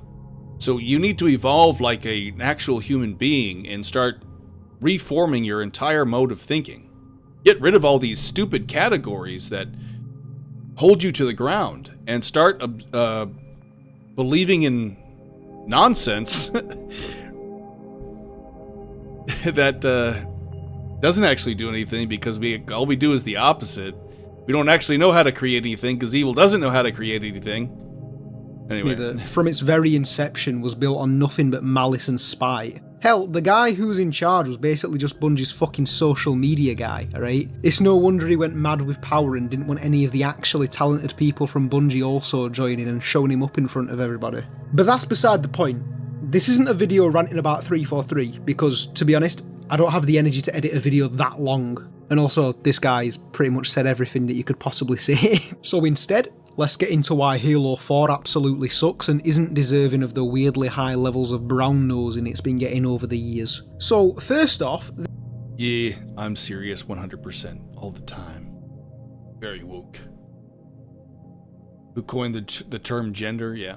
It's male and female, it's sex, not gender. Gender should be relegated to grammar. This game's very existence is a problem. Not the existence of another Halo game, no. It's the existence of another Master Chief-centric Halo game. There's a reason that the last two games Bungie made after Halo 3 were stories about completely new characters with Chief nowhere to be seen. And that's because Chief's story's just kinda done after Halo 3. There's no reason to bring him back. Regardless, Master Chief is back now, which completely undermines the circular structure of his... He needed a hero death. They're not going to give it to him, of course, because your heroes are no longer allowed to die. But at a certain point, Master Chief needs to die, and he needs to do something incredibly heroic and die. But they never did that, and it gets more and more ridiculous. But I think if they're going to create a trilogy, Halo 3... they should have written some case where he has to make the ultimate sacrifice and die. That's the best way to have your hero go out. Story in the Bungie trilogy, but who cares? So the game's only just started and already something's off. Everything looks awful. Yeah, Halo 4 was another victim of that trend in the early 2010s where everyone making an adaptation or sequel to an older franchise were apparently too insecure about the source material, so they felt the need to make it look epic and badass by basically just making it as overly detailed as possible and sucking all the colour out of it. Yeah, the original Transformers was great, but yeah, as they continued on, it was like... it was just slop. Just more and more slop. Like, holy shit, look at the elites. I mean, I know it's hard to, but look at them. Yeah, due to an increased budget from Microsoft, the Covenant models not only got increased polygons, but also extra chromosomes too. Anyway, the game begins with a cutscene that, and I'm not being dramatic, literally has nothing to do with the rest of the game and is never revisited again. Dr. Halsey has been interviewed by someone, again, we never get any conclusion to this cutscene, where she's been... I'd never thought about this, by the way, is the fact that Master Chief is genetically altered, the same with all the other Spartans. Like, Halo can't be as popular as it is unless both, like, people on the right and the left are playing it and love it. I've never seen any leftists talk about, like, why Halo is right wing or whatever. I don't think a lot people on the left have signaled hatred towards the Halo series, which means they must like it, or they don't mind it to some extent. Do they have any? This also is interesting for, like, Captain America or any like Marvel hero that they want to identify with. These people are genetically altered. They're made to be better than regular people. I don't understand how leftists just kind of let that go. But they do, and they identify with some of these things. Even though it goes against their whole, like, can't be special. You can't be unique. You're part of a hive. You're part of a collective. How does that work? How do they reconcile that? They don't, by the way, because their whole ideology is flawed. I'm going to talk about this in my next video, with, like, why a bunch of leftists, like they identify with Spider-Man, right? Synthetic Man has a commentary in Spider-Man for the same reason, is that Spider-Man appeals to leftists because of he's a hero for everybody and everybody can identify with him. But I think there's some further stuff to that, which I'll go into that in my next video. But it's strange that leftists want to identify with a hero who is only a hero because of some genetic alteration that happened. I think it's actually an admission, a tacit admission that they don't really haven't really addressed. What is funny about that, I'll give you a little spoiler for what I'm talking about, is that you notice how in the modern Spider-Man he's got Stark tech. I wonder if that's actually a tacit admission that a lot of this leftist fantasy about how the world works can't work unless you have some kind of corporate hand guiding it. Because that's what happens with these radical leftists or these anarchists who want to change this stuff. They actually can't function unless they have corporate influence either guiding them or paying for what they need to do. So it's like the huge irony. It's like, okay, so you want to fight the power, but the power is giving you the power to fight the power, right? So, like, how does that work? Well, they don't really reconcile it. They just kind of deal with it. So they pretend, they LARP as the friendly neighborhood Spider-Man, but they don't really address the fact that, no, Stark is giving you all your tech. Like, how do you reconcile that? They just don't, so. Been asked about the creation of the Spartans, specifically the Master Chief. We then get what would have been a really awesome opening if it wasn't for the fact that the art style is abysmal and doesn't make any sense timeline-wise, because 343 decided to use the designs of the Covenant from this game instead of the original Covenant, who they're supposed to be fighting at the time this cutscene takes place. They also made every Spartan identical, which wouldn't be a problem if they didn't use the Halo 4 Master Chief Mark 6 armour. Armour that not only didn't exist back then, but is also a uniquely modified version of said armour. I genuinely do like this cutscene from a conceptual standpoint, but it's just 343's lack of attention to detail and laziness by not... No, it's cinematic, like Redditor Marvel shit. The Master Chief wouldn't be doing all these flips and shit like that. It's just ridiculous. Not being bothered to create new assets for the sake of accuracy that just kind of ruins it all. It'd be like if in that terrible Obi-Wan Kenobi show, when they flash back to Order 66, if they just had Anakin already wearing his Darth Vader suit for no reason, despite it taking place before his battle on Mustafar. I disagree with that, by the way. I think Anakin should have wore the Darth Vader suit. The only thing I think they should have removed in earlier Star Wars was the mask. I feel like all Jedi should have worn a suit like that, armor. Because they're Jedi Knights, they should have worn some kind of armor. I hate in Star Wars the whole, we're wearing robes. I think they all should have worn some kind of armor. They're Jedi Knights. I think the Darth Vader suit should have been like a version of the armor that Anakin wore at one point. And the only difference is he wore a helmet that did not have the mask, and later when he injures himself, that's why he has to have the mask. That's all I think that they should have changed. Anyway, the cutscene ends on a admittedly pretty hype line about how Halo is a pretty cool guy who kills aliens and doesn't afraid of anything. We then cut to the Fallen to Dawn, the wrecked ship that Master Chief and Cortana got stranded on at the end of Halo 3, where we see Cortana and...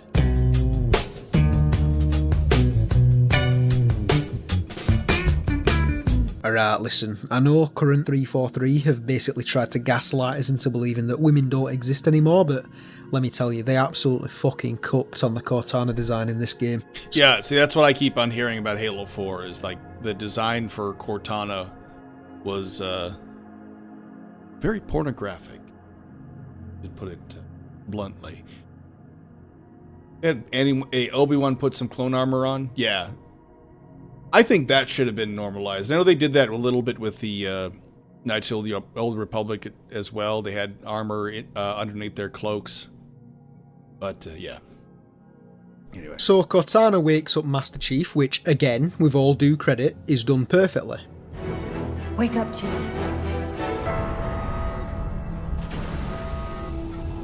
I need you.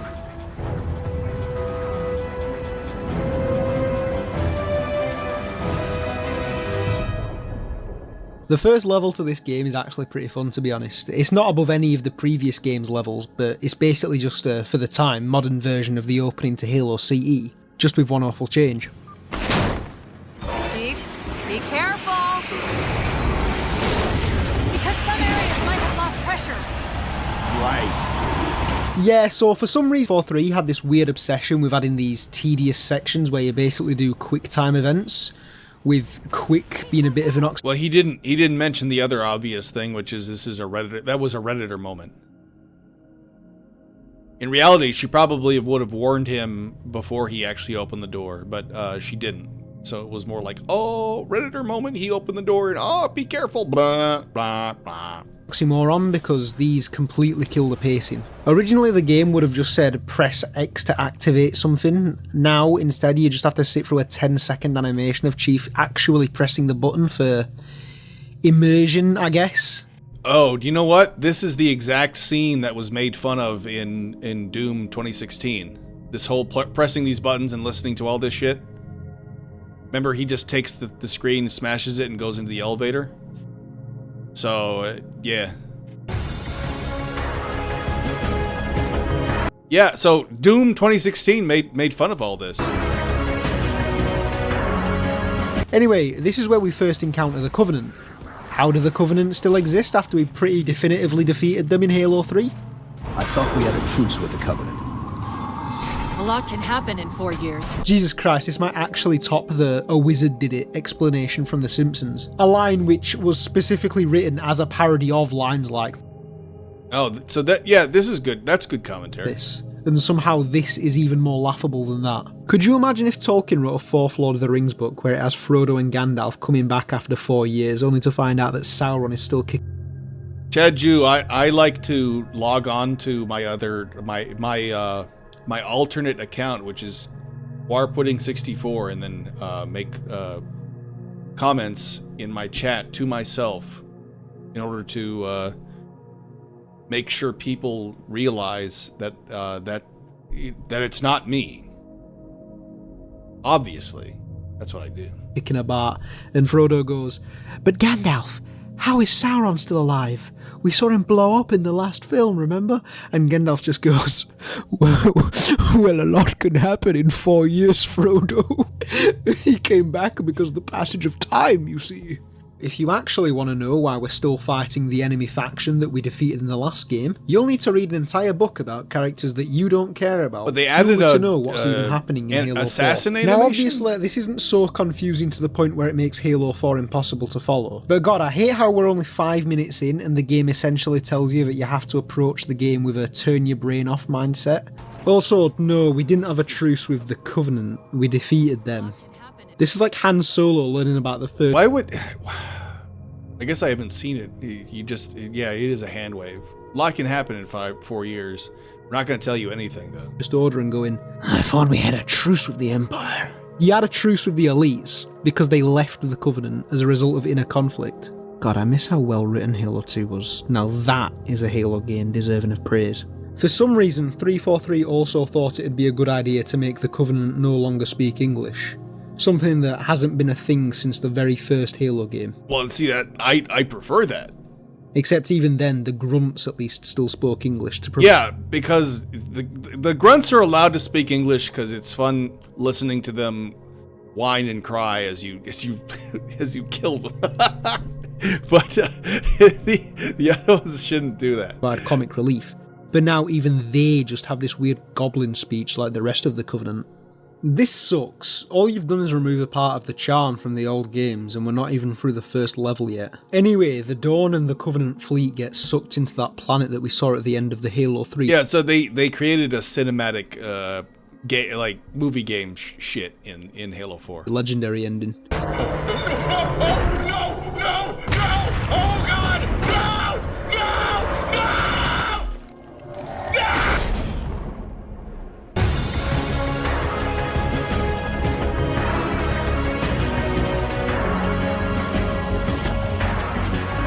Chief wakes up and Cortana's been all glitchy.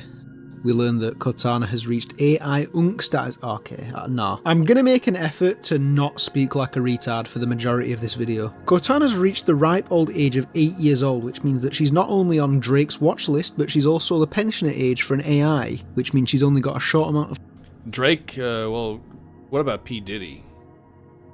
Time left before she fully deteriorates.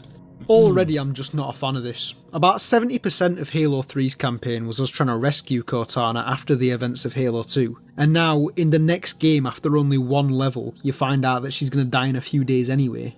Also, I just want to get something out of the way real quick. So, apparently Cortana's rampancy was written in a way that was inspired by the lead writer of Halo 4's experience with Alzheimer's disease. Her rampancy? Her rampancy? What the fuck? With a family member. And look, I know this sounds mean, but just because your inspiration behind something is sad, it doesn't suddenly make it profound and well executed. It also just doesn't excuse the fact that they basically retconned what AI rampancy is in the Halo universe for this one story. Oh, is it her turning evil then? Okay. Oh boy, I sure hope there isn't something else that they decided to retcon that would also retroactively damage a previous story in the Halo franchise. So Chief wanders around for a bit until he ends up in not Khazad-dûm from Fellowship of the Ring, and they encounter the Bayformers rejects. I hate the Prometheans in this game, not only because they're a complete shorter fight, but because they also just fucking look stupid, man. They don't remotely resemble the Forerunner aesthetic from the original games. From what little we saw, the Forerunners clearly had a very minimalist, emotionless style when it came to their designs. So, who's the edgelord who designed these while everyone else was busy building the Halo array? These are I mean, Necrons. look at them. They've got a fucking evil skull face on them. It's Why? Necrons. What, did they think it'd intimidate the Flood? A hive mind of space zombies? This is almost immediately followed by Chief encountering the leader of this planet, the last surviving Forerunner known as the Didact. Alright, now I want you to remember, the Forerunners were this mysterious ancient race that were built up all throughout the original trilogy, with it eventually being revealed that the reason only humans are able to access their ancient tech is because we actually are the Forerunners, having been re-evolved from scratch after the Halo array wiped everything out. So, what does our first ever example of a living Forerunner look like? Oh my goodness! What the fuck? Yeah, never mind. Turns out they were just 9-foot tall vampire people all along. A common cope among 343 defenders is that the Didact isn't actually a regular Forerunner and has actually mutated himself from multiple experiments to try and alter his biology in order to find out a way to become immune to the Flood. But that's just bad storytelling. You don't introduce the audience to a new race of beings by first showing us the weird one, especially since we have nothing to compare him to yet. And even then, this just turns out to be the fans bending over backwards and making stuff up for their eyes, because later on we see the Librarian, who also looks like a complete freak of nature as well. Anyway, I'll admit some of the Didact's dialogue is pretty cool. He constantly sounds like his words have been ran through ChatGPT with the prompt, make this line sound more sophisticated. Oh, so he's referencing ChatGPT. So yeah, July 18, 2025. This was a year ago. Experience. So that checks out. fades the great harvest of my betrayal.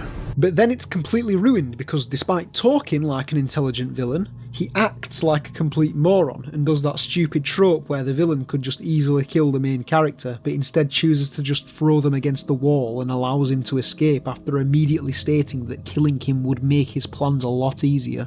This tomb is now yours.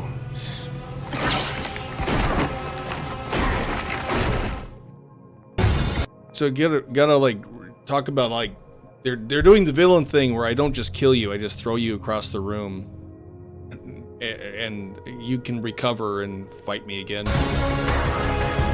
He did this twice, by the way. This whole big ending.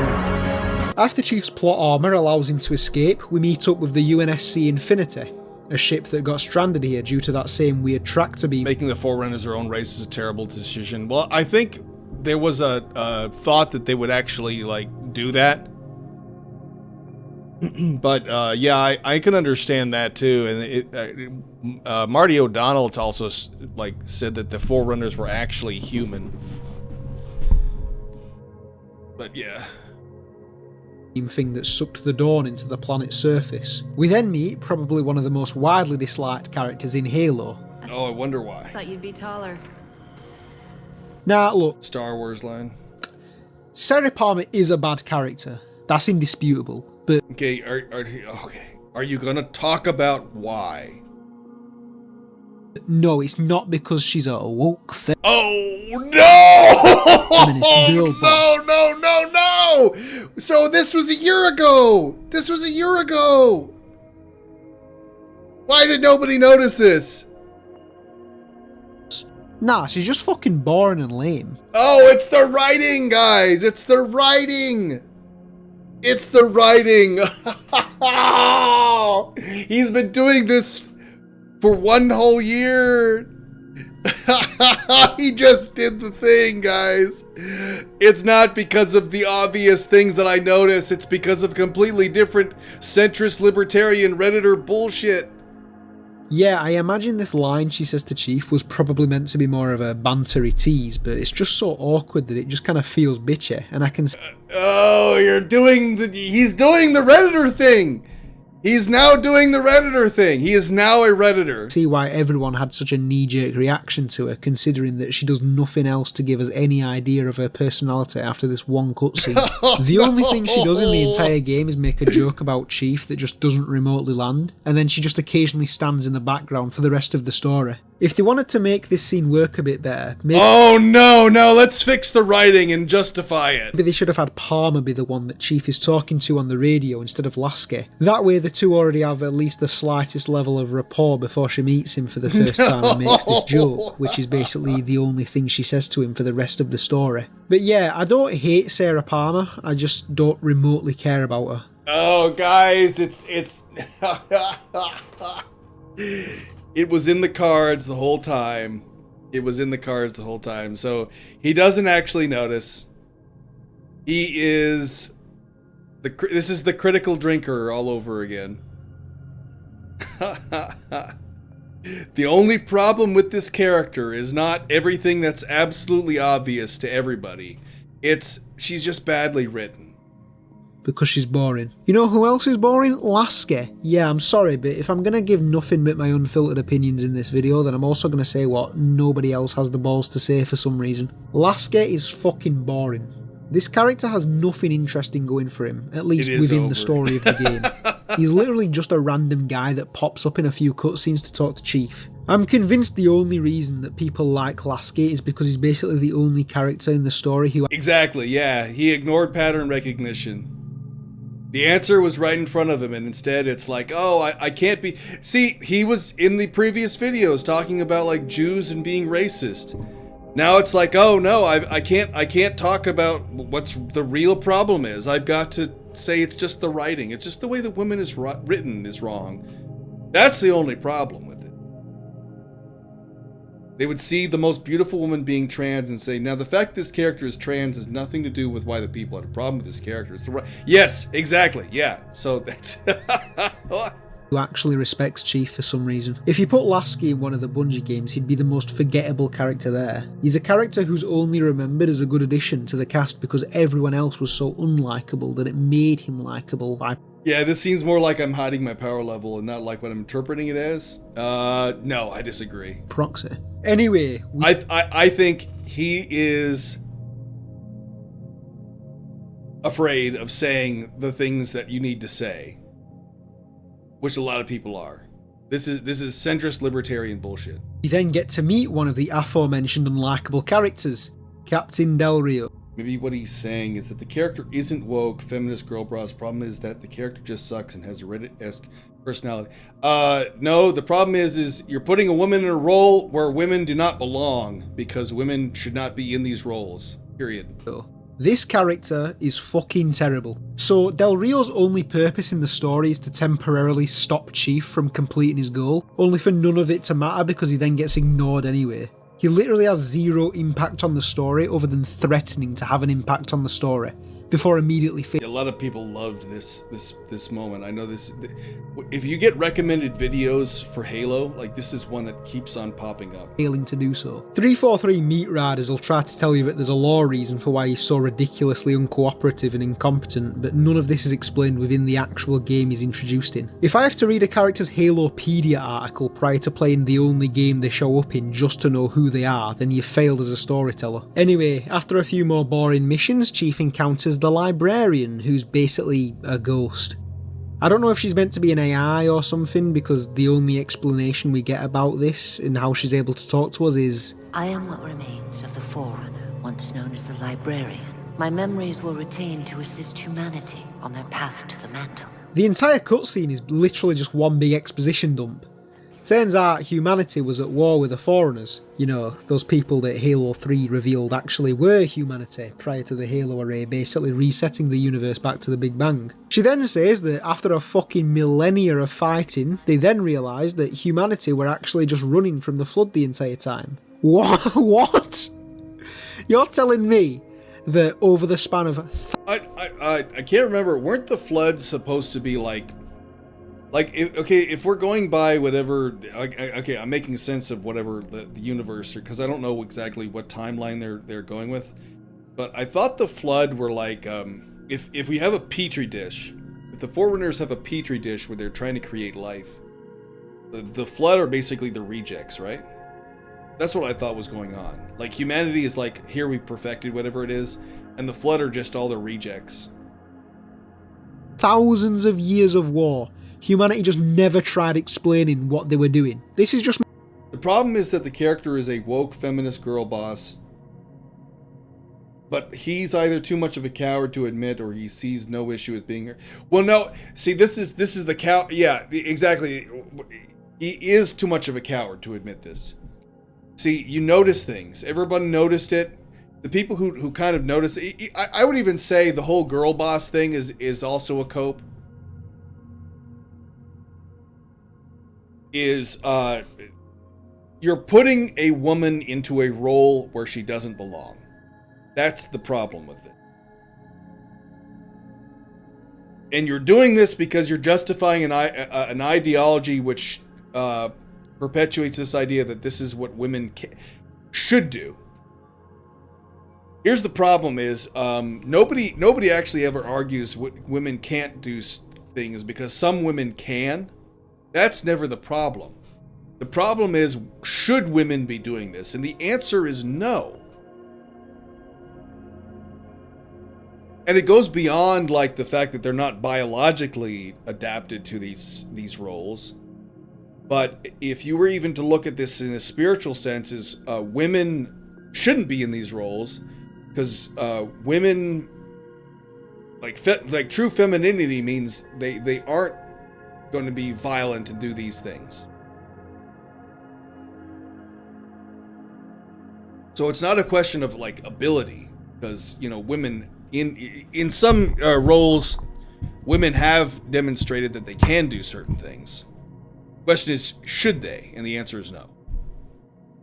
Me trying to guess the reasoning here since it's not actually explained, but I'm assuming humanity was wiping out all these different worlds before they could be assimilated by the flood, which is just beyond. Yeah, them being treated as equals is absurd. It is absurd.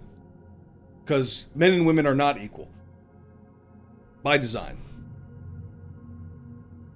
Retarded. So you're telling me that after thousands of years of fighting, nobody thought it'd be more efficient to try and work with these advanced alien races and try to find a way to combat the flood together, instead of trying to literally wipe out the entire universe? Most of the other female Spartans in Halo work in intel roles, non-front things like being a sniper.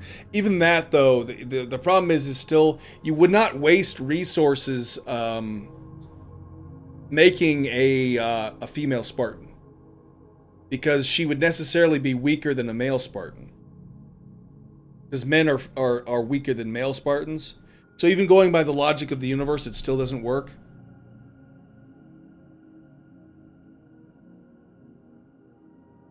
What do I think about the Sisters of Battle in Warhammer 40k? Same logic. I have problems with Warhammer 40k, by the way. I don't think the Imperium are the goody two shoes that everybody says they are, because they still sacrifice people to the Emperor. I don't believe the Emperor, by the way. I think the Emperor is actually a chaos god. I think he's the chaos god of death. But nobody really addresses him as such. But I think the Emperor is not what everyone says he is. But the problem with the whole Warhammer 40k universe is that it's more based in, I guess, like a Pharisee kind of logic. It's like purity spiraling. That's all it is. There's actually no point in which anybody can be redeemed. Chaos in general exists because people exist. But yeah, so.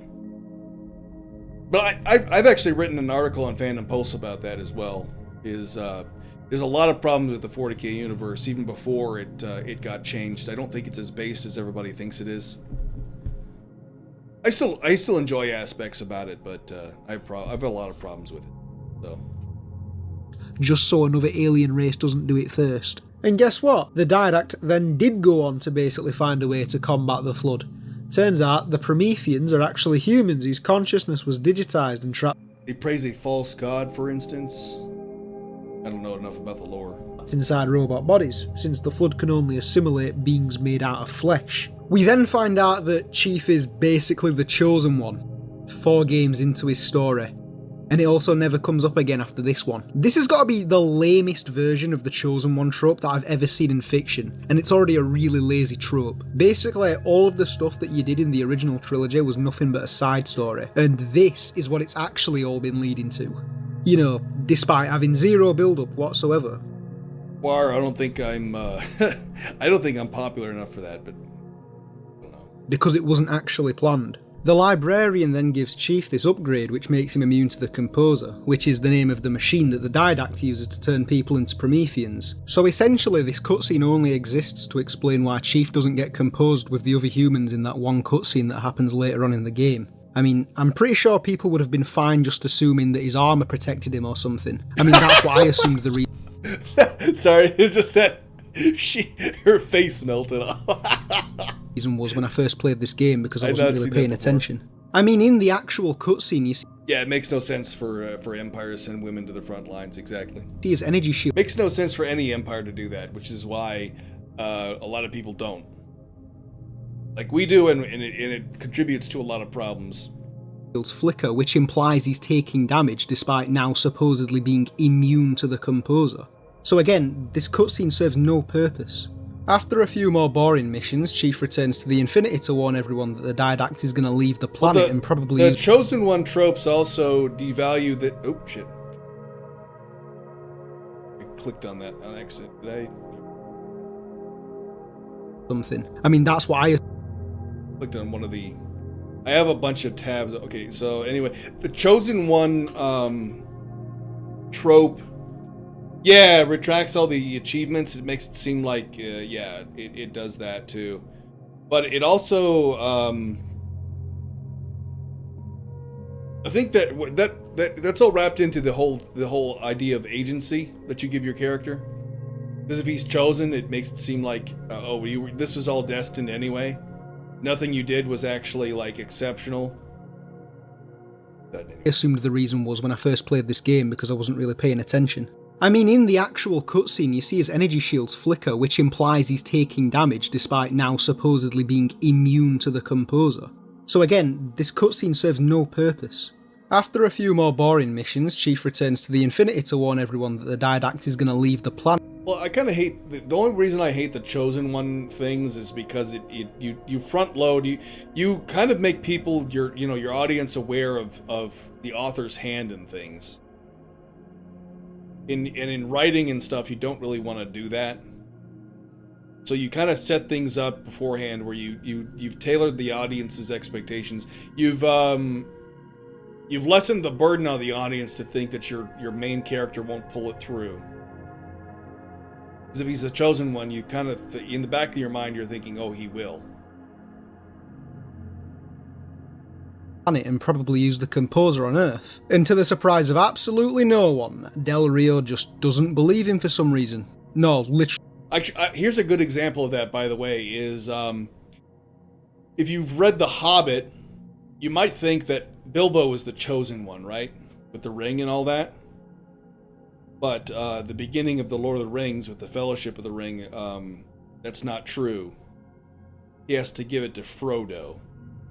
And arguably even Frodo isn't the chosen one because he can't do it alone. He has to have Sam to help him.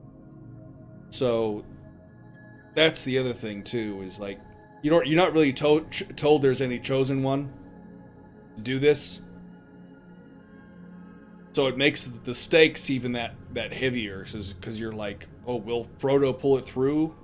Maybe Bilbo will do it. Oh, Bilbo isn't the one who does it. Maybe Sam will do it. Things like that. So, yeah. Female Spartan, even if she represents the top tier of human female, will still be weaker than a male Spartan. Correct, yeah. He represents the top tier of human male in almost every metric. Right. Yeah, there's no point to wasting resources on a female Spartan. Unless breeding. Unless you want to breed superhumans, then yeah, maybe you want to do that. But not for war. Actually, there's no reason for why he doesn't believe him other than just... You're making that up. Is this literally all the writers could come up with? Why not have a scene of Chief having his helmet cam footage reviewed by Del Rio, only for it to be revealed? Red Jer has far less subscribers than I do. He's the entire reason this drama is even happening. Oh, yeah, with his clip. Well, yeah, someone going to his clip channels, right. But at least he's stopping the memes, right? I was subscribed to him once, but now I'm subscribed to Strife, because I don't think Strife is keeping up with the Synthetic Man clips. I haven't seen anything from Strife in a while. But I'm not subscribed to Red Chair anymore. Because I got tired of those cartoons he was doing. Revealed that all the stuff with the librarian was actually some sort of telepathic vision and therefore doesn't show up in the helmet cam footage. That way it would at least make sense as to why Chief just isn't believed in this scene, but no, there's just nothing. He just basically comes in and says, yeah, that enemy on this hostile planet that we've already established exists, yeah, he still hates humanity and he wants to wipe out humanity. And then Del Rio just goes, well, that doesn't sound like him. Chief, are you telling Pokey Pies? Genuinely, it would have made more sense to pull some Pokey Pie? What the fuck? Added plot twist that Del Rio was actually a double agent working for the Didact this whole time, because all of his decisions feel like they're done with the sole intention of making sure the Didact wins and they lose. So Del Rio basically says, no, we won't stop the Didact, who you've just told me is getting ready to leave so he can destroy Earth. Instead, I've decided we're going to go back to Earth, have a pint, and wait for all this to blow over. I just want to once again remind you that Del Rio is not actively trying to help the Didact here. No, this is just his genuine plan for what he thinks they should do in this situation. Cortana then starts glitching out and it's just kind of awkward.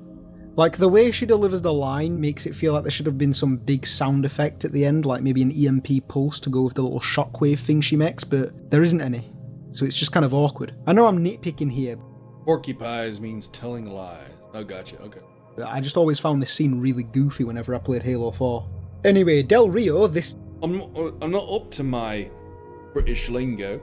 time actually somewhat understandable, says, right, this bitch is Occupies in a bag of trash. How droll is this? fucking crazy and a liability. Pull the plug. Chief obviously refuses to let this happen and tells Del Rio to fuck off.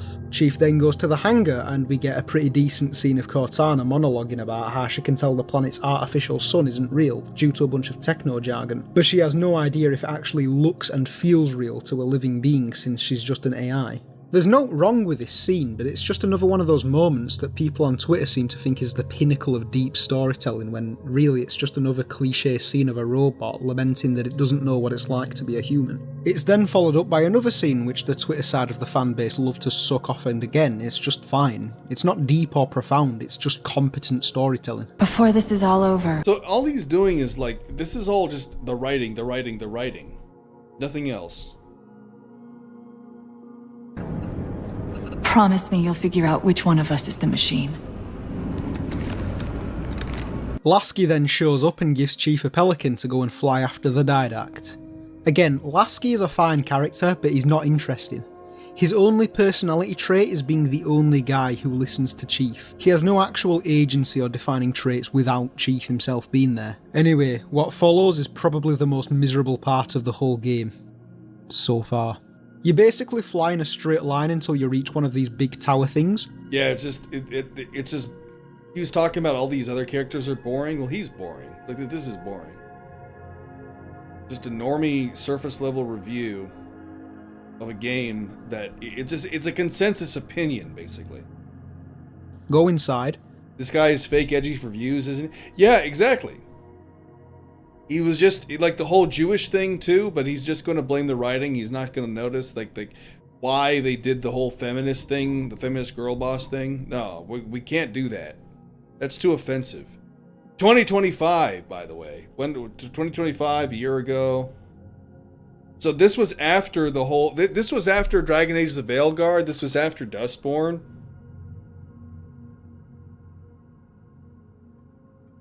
And he still has this opinion.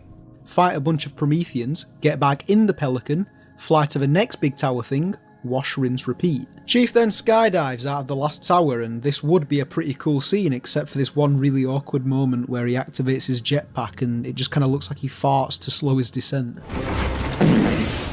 He then boards the Didact's ship as it leaves to go and find the Composer, which is located on a UNSC research facility. Chief gets inside the facility, but it's too late and the Didact composes everyone inside.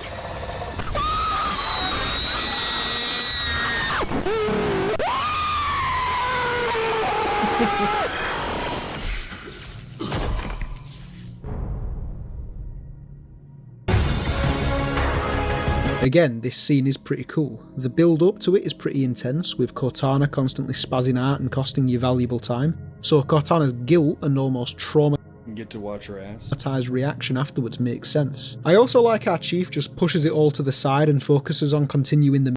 Why do people even like Synthetic Man? He just seems physically and spiritually weak. At the same time, egotistical, talking about how only he can be the noticer. Yeah, we should purity spiral, guys. We should purity spiral. I think that's what we should do. Who should we start with? We need a purity spiral. Mission, which is in line with the thing Cortana said earlier about how Chief is. Should be just like all the other leftists on Blue Sky and just purity spiral. I think that's what we should do. That's great thinking. Ironically, the more robotic of the two. They then get in another ship, and this is truly the most miserable part of the game. This whole level is just you flying in a straight line. It's basically like one of those turret sections in every COD game, except somehow even less fun. Chief then fights. That's like the Death Star. The Death Star run. It's the Didact, and it looks like he's about to die, but Cortana pulls some magic bullshit and manages to restrain him, and fuck me, man, it looks so goofy, dude. The way they're all jumping and shit, it's just so silly looking. Chief then kills the Didact, and the day is saved.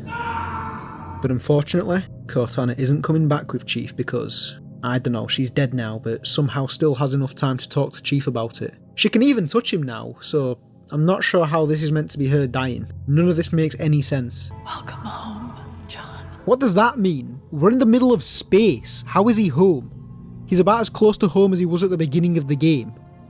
This game is... She didn't touch him, though. She touched his armor.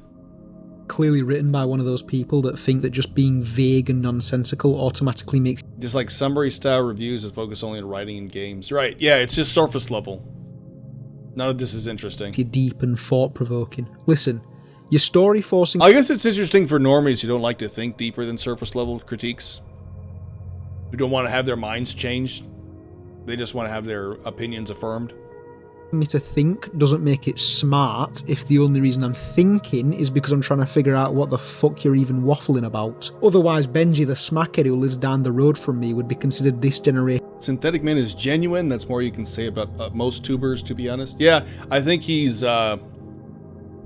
he doesn't do the affirmation bias consensus opinion stuff. So even if you disagree with him, which I do on several accounts, I won't go into that though, because other people do that all the time.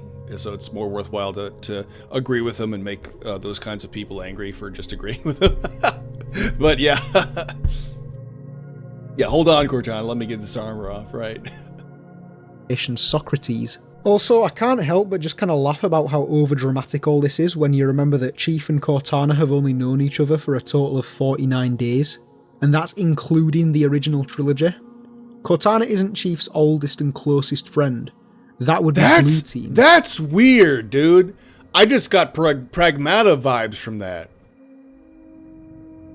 People were talking about how Pragmata is like the peak of this like male fantasy, like the pinnacle of it.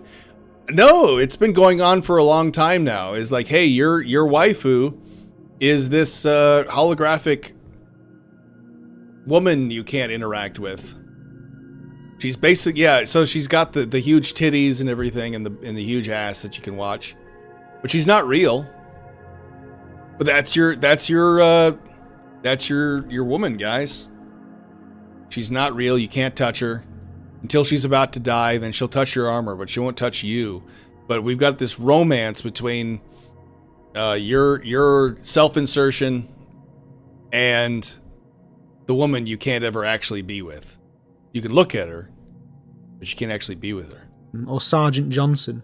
Cortana and Chief haven't even known each other for a year. So it's just kind of silly how they're trying to act like this is some big emotional moment of Chief having to let her go, followed by his world literally crumbling around him. Yeah, I know, they thought they were really clever with this symbolism, didn't they? Yeah, no sex, no children, you never grow. She's a program. We are obviously attached to Cortana because we've known her since 2001. Chief has known her for less than 2 months. So Chief's left floating in space. It's still an emotional attachment to an AI, though. Until he gets picked up by the UNSC. He then stands on the bridge and he and Lasky have a chat, with Lasky trying to comfort Chief. Chief, I won't pretend to know how you feel. I've lost people I care about, but never anything like you're going through. Remember, he knew Cortana for less than 2 months, and she wasn't even a real person. I do like this... It'd be funny, Chief was like, well, she was a toaster. That would be base. Scene, though, of Lasky reminding Chief that soldiers are still people, and therefore so is he. And soldiers aren't machines. We're just people. She said that to me once. About being a machine. It is kind of interesting to see a moment where Chief doesn't have to do any... What? That doesn't even make sense, because that was never a narrative. There was never any narrative about, like, so, or like, it's like, oh, well, what if men are the real monsters? Like, what the fuck? I hate the fact that they wanted to make Halo this deep. It was missing the point. Like, Combat Evolved was never like this. Fighting, and he can actually reflect on all the stuff he's been through over the years. Too bad it won't be expanded upon in Halo 5. The game ends on a cutscene of Chief returning to Earth and finally removing his armour for the first time in at least 4 years. And all I can think about is how much he must fucking reek. So yeah, that was Halo 4. Yeah, it's still a pretty awful Halo game. Chief Jackson in the suit, will Cortana get pregnant? For every one thing I can say I like about this game, I can probably list about 5 other things that I don't like about it. I like that Chief was given a bit of depth and complexity. I don't like that they changed the art style, retconned the Forerunner reveal from Halo 3, made Cortana feel like a needy girlfriend, relied on forced melodrama to push the... This is his newest video, right? By the way.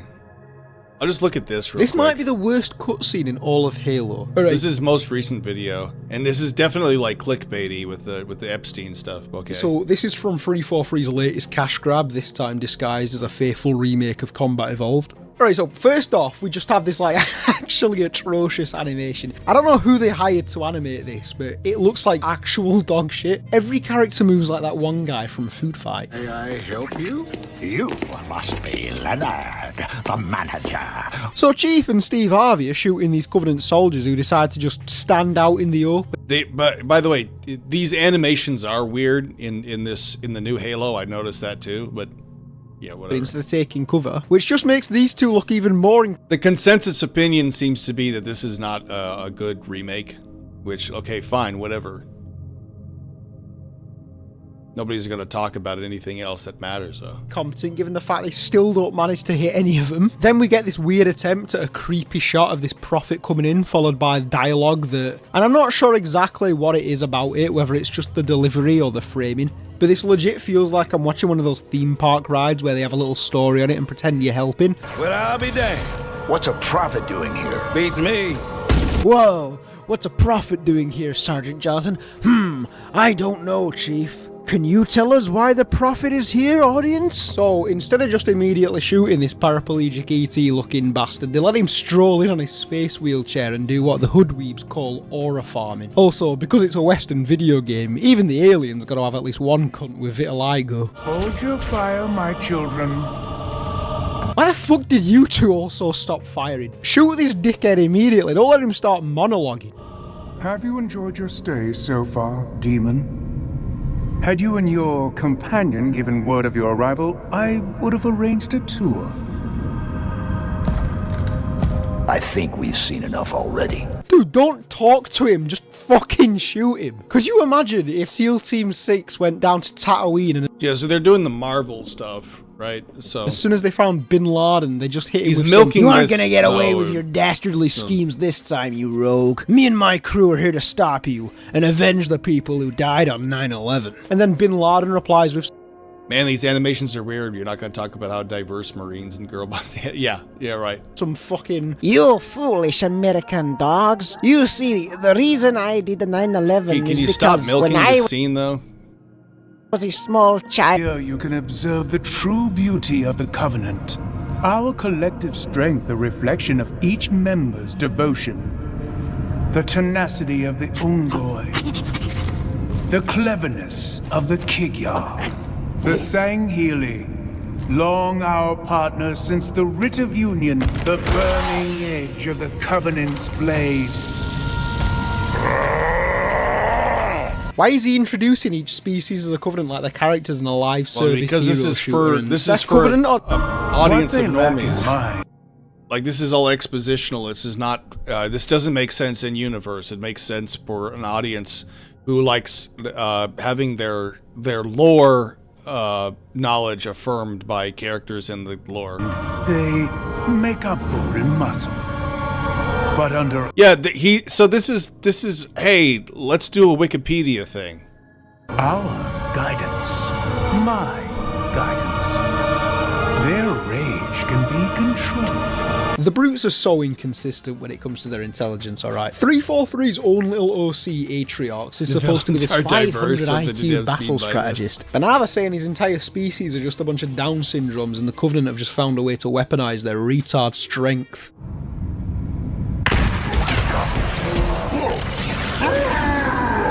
You know, maybe you could have done this like, I don't know, 3 minutes earlier before he introduced every member of the crew like a gay little theatre kid challenging you to a rap battle. Fucking hell, man. Do you remember when the elites were expert warriors? Because I don't think... Dude, we're at the end of the video. 343 does. We're at the end of the video. Halo 4. The best game. What the hell? What the hell? That's the end of the video. What the hell is up with this thumbnail?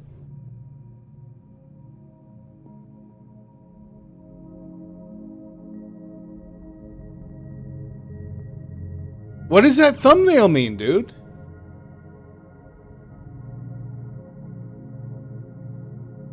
This cutscene's awful. Let me put the word pedophile and Jeffrey Epstein in the fucking corner, dude. Like, what the hell?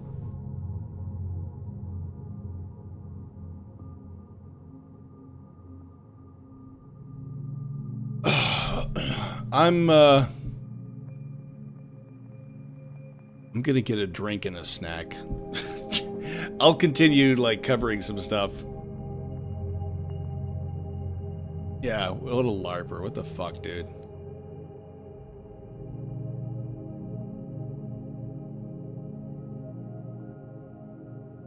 Alright. Give me a second, guys. I will be back.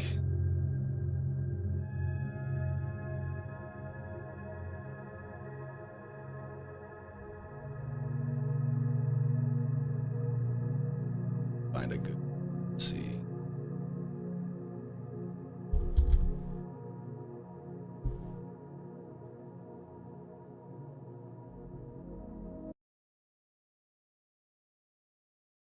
How do you want it?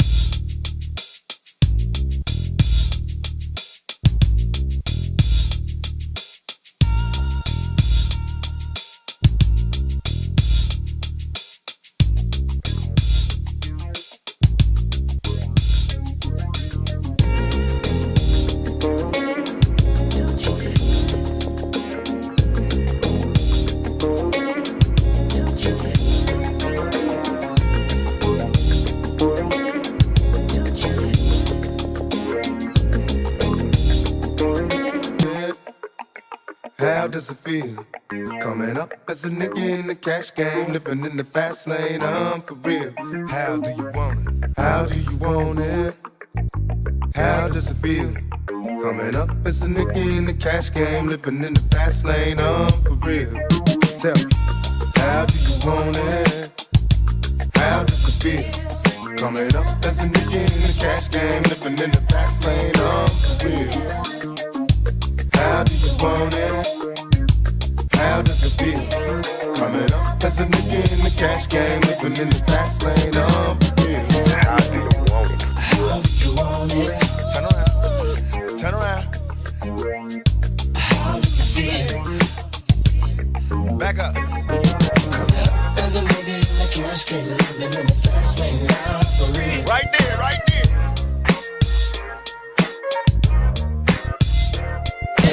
I was raised as a youth, so you forgot the scoop on how to get a bulletproof. Sex busting off the roof, but when I was a teenager, mobile phones, sky pager, game groups, I'm living major. My adversaries is getting worried, they paranoid of getting buried. One of us gon' see the cemetery. They wonder if my lifestyle's changed, and am I through with all the pain? Survived and in this game, it's still the same. Honey, just meet me at the strip club, bring a thong. Look how they shaking for that cash, once again it's on. I had no sympathy for those afraid of mystery.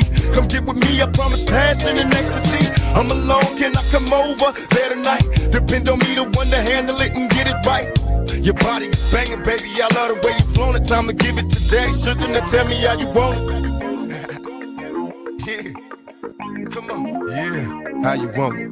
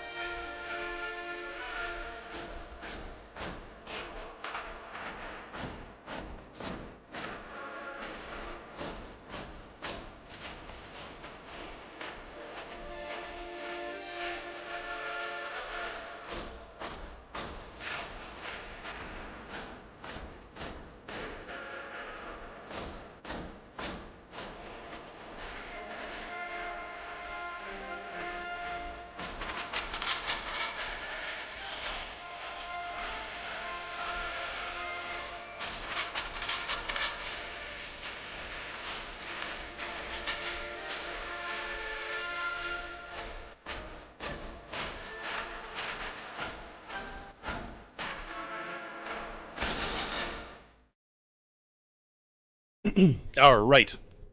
We'll get right back to it then. Oh, no. All right. Okay.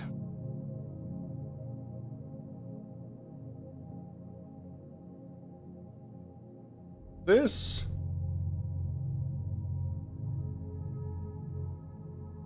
Let me look at some more stuff that was sent to me by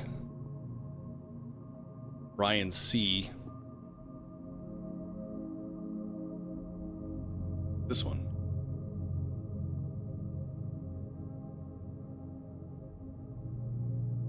Put this back up. This is a community post.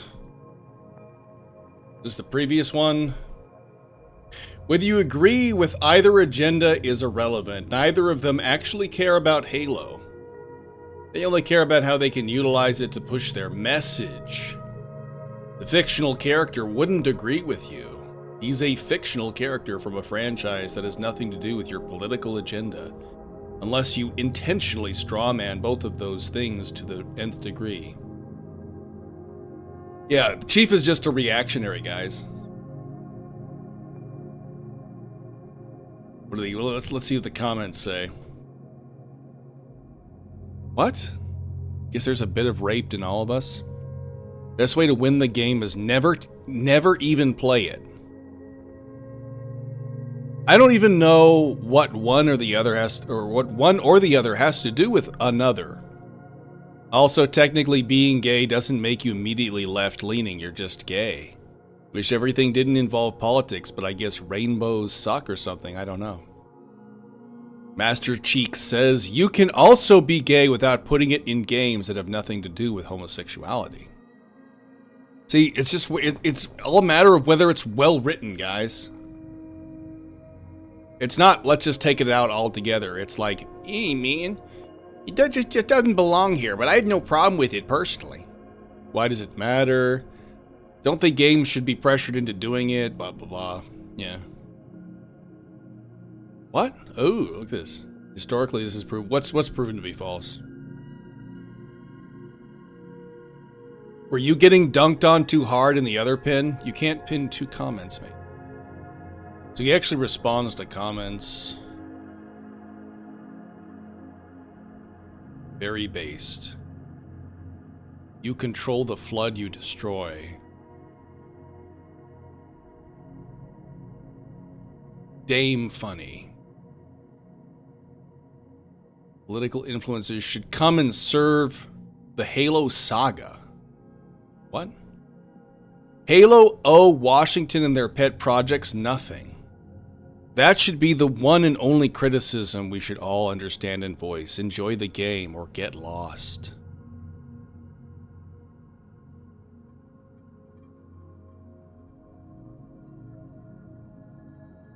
This is the whole, by the way, the escapism problem. Where this is my escapism. I don't want to exist in real life. I want to exist in my video games.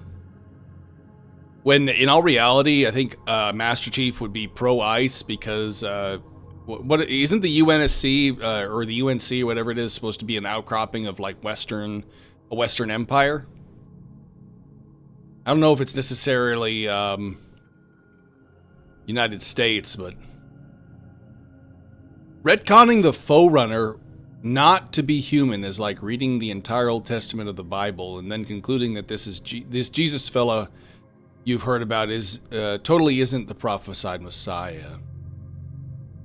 I remember this guy.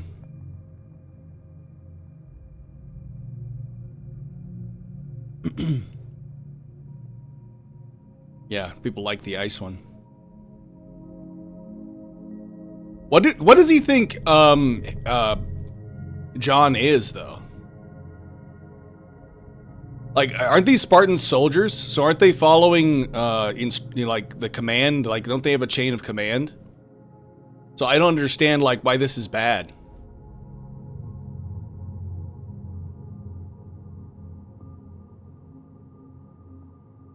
He probably thinks it functions. I wonder if he thinks it functions like Assassin's Creed, where it's just like, oh no, Master Chief has his own moral code.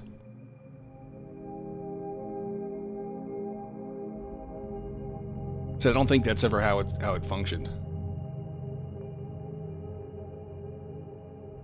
All right, what else did he send me?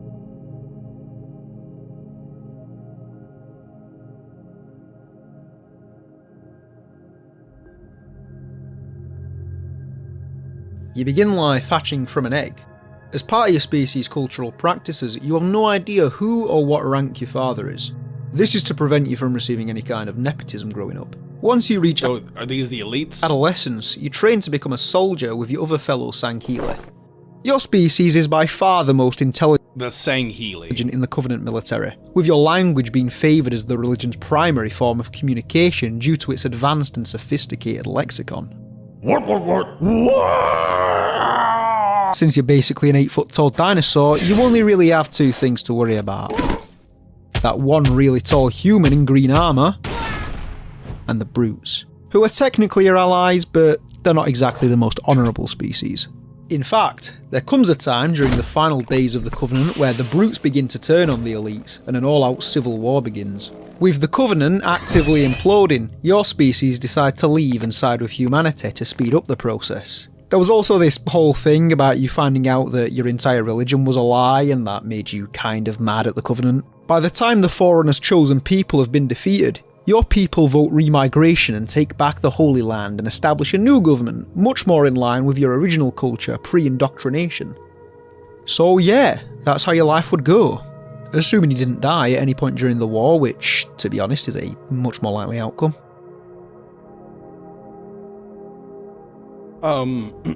Okay. What was the takeaway from that?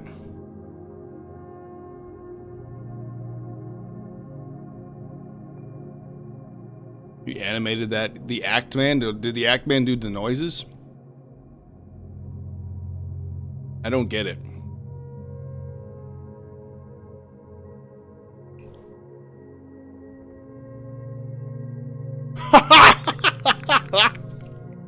Is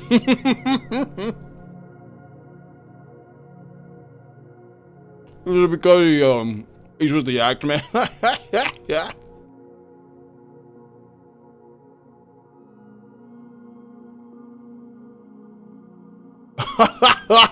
Wow, they're not giving him any wiggle room here.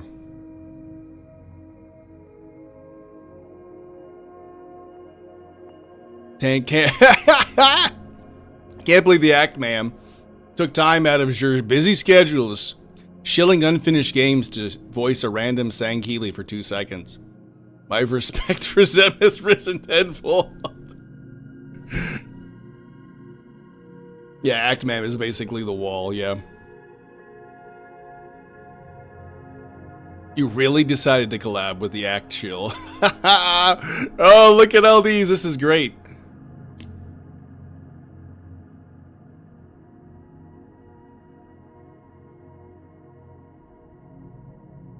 Do you even know who your audience is? Ooh. No. But does his audience know who he is? That's a better question.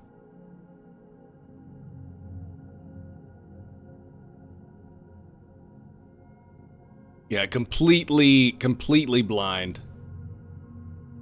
Of course, if I had been watching his channel, that one video that he made a year ago, that would have tipped me off. But I guess these people aren't as attentive.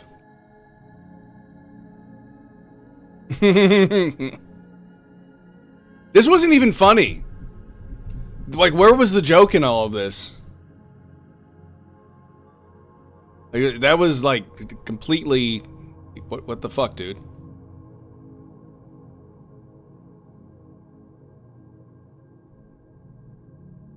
Bugman dystopia, but manly. Does Act Man hate the tiny hat people as well? You turn down the 7K from Israel in exchange for their top Mossad agent doing a collab with you. Yeah, this is good stuff.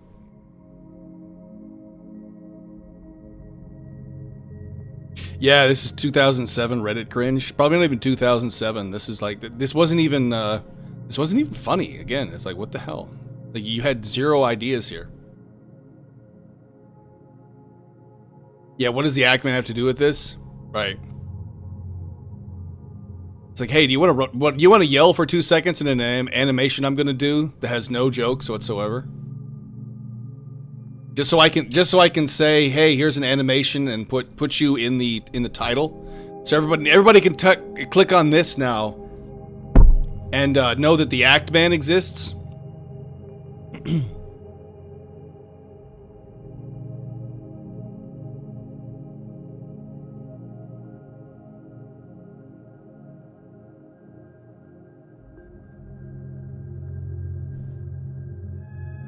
It wasn't supposed to be funny? Oh, okay, then it succeeded. It was pointless. It was completely pointless. I'm glad we had a completely pointless video. It wasn't even meant to be funny. It was just, hey, this is completely pointless shilling for the Ackman. All right, so let's see what's this. I saw this title, by the way. I misread it at first. I thought it said the boys go back to Africa, and I immediately thought, oh, this is like Latina Parfait. Go back to Africa with Game Sense. How many? Wait, what did this get? This only got 42k views, 12k views for this one. Ocean Girl? What the hell is Ocean Girl? Analyzing Evil? I have no idea who this person is. Total Goyim Destruction? 52k views? What is the Goyim Destruction, So, guys? we got some new trailers for Halo Campaign Evolved, and I mean, I've not been shy about the fact that I wasn't exactly optimistic about the game to be. Say something controversial? I've already said a bunch of controversial things already. Begin with, but I can't do it on the fly though. Some stuff, I will say I'm a bit intrigued. Other stuff, I'm now even less excited about the game than I was before. So, yeah, let me get into it. Also, this is going to be an unscripted video because I'm being quite lazy, to be honest. I don't want to put this much effort into talking about the Halo Combat Evolved remake, so enjoy the ramblings, I guess. So, yeah, first off, Sergeant Johnson. Sounds like they've recast him, which I made this clear in one of my earlier videos that if it's not David Scully... I'm going to speed this up. Let's do 1.5. voicing him. I don't really care about Sergeant Johnson because, well, it's not Sergeant Johnson. It's just a guy that sounds like... It's just another black guy, isn't it? Yeah, he's not even really... He made a girl boss video after saying the girl boss wasn't the problem. Did he? I didn't see that. We could probably look at that next. Where is it?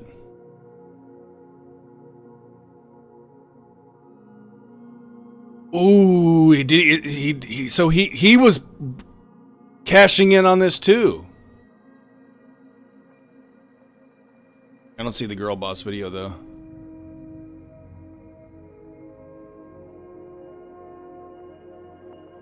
Anyway, They're doing a very good impression of him. So if this is David Scully, for one, because I mean they've not credited the voice actor.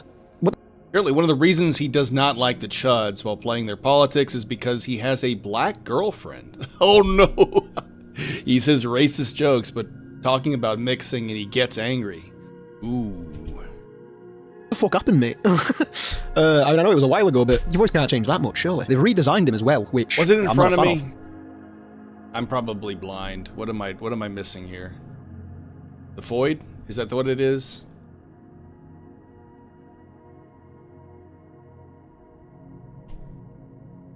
Where am I seeing it? Is it in the thumbnail or is it in a... Hang on. The Sarah Palmer vid. Oh, okay. Oh, shit! Okay, it is in the title. Okay. Yeah, we'll have to watch that and see how he contradicts himself. Okay, cool. I honestly think they nailed his design in, like, Halo 2 Anniversary. I mean, aside from him... Hang on, let me close this. ...being a bit too young looking, I think he looked really solid.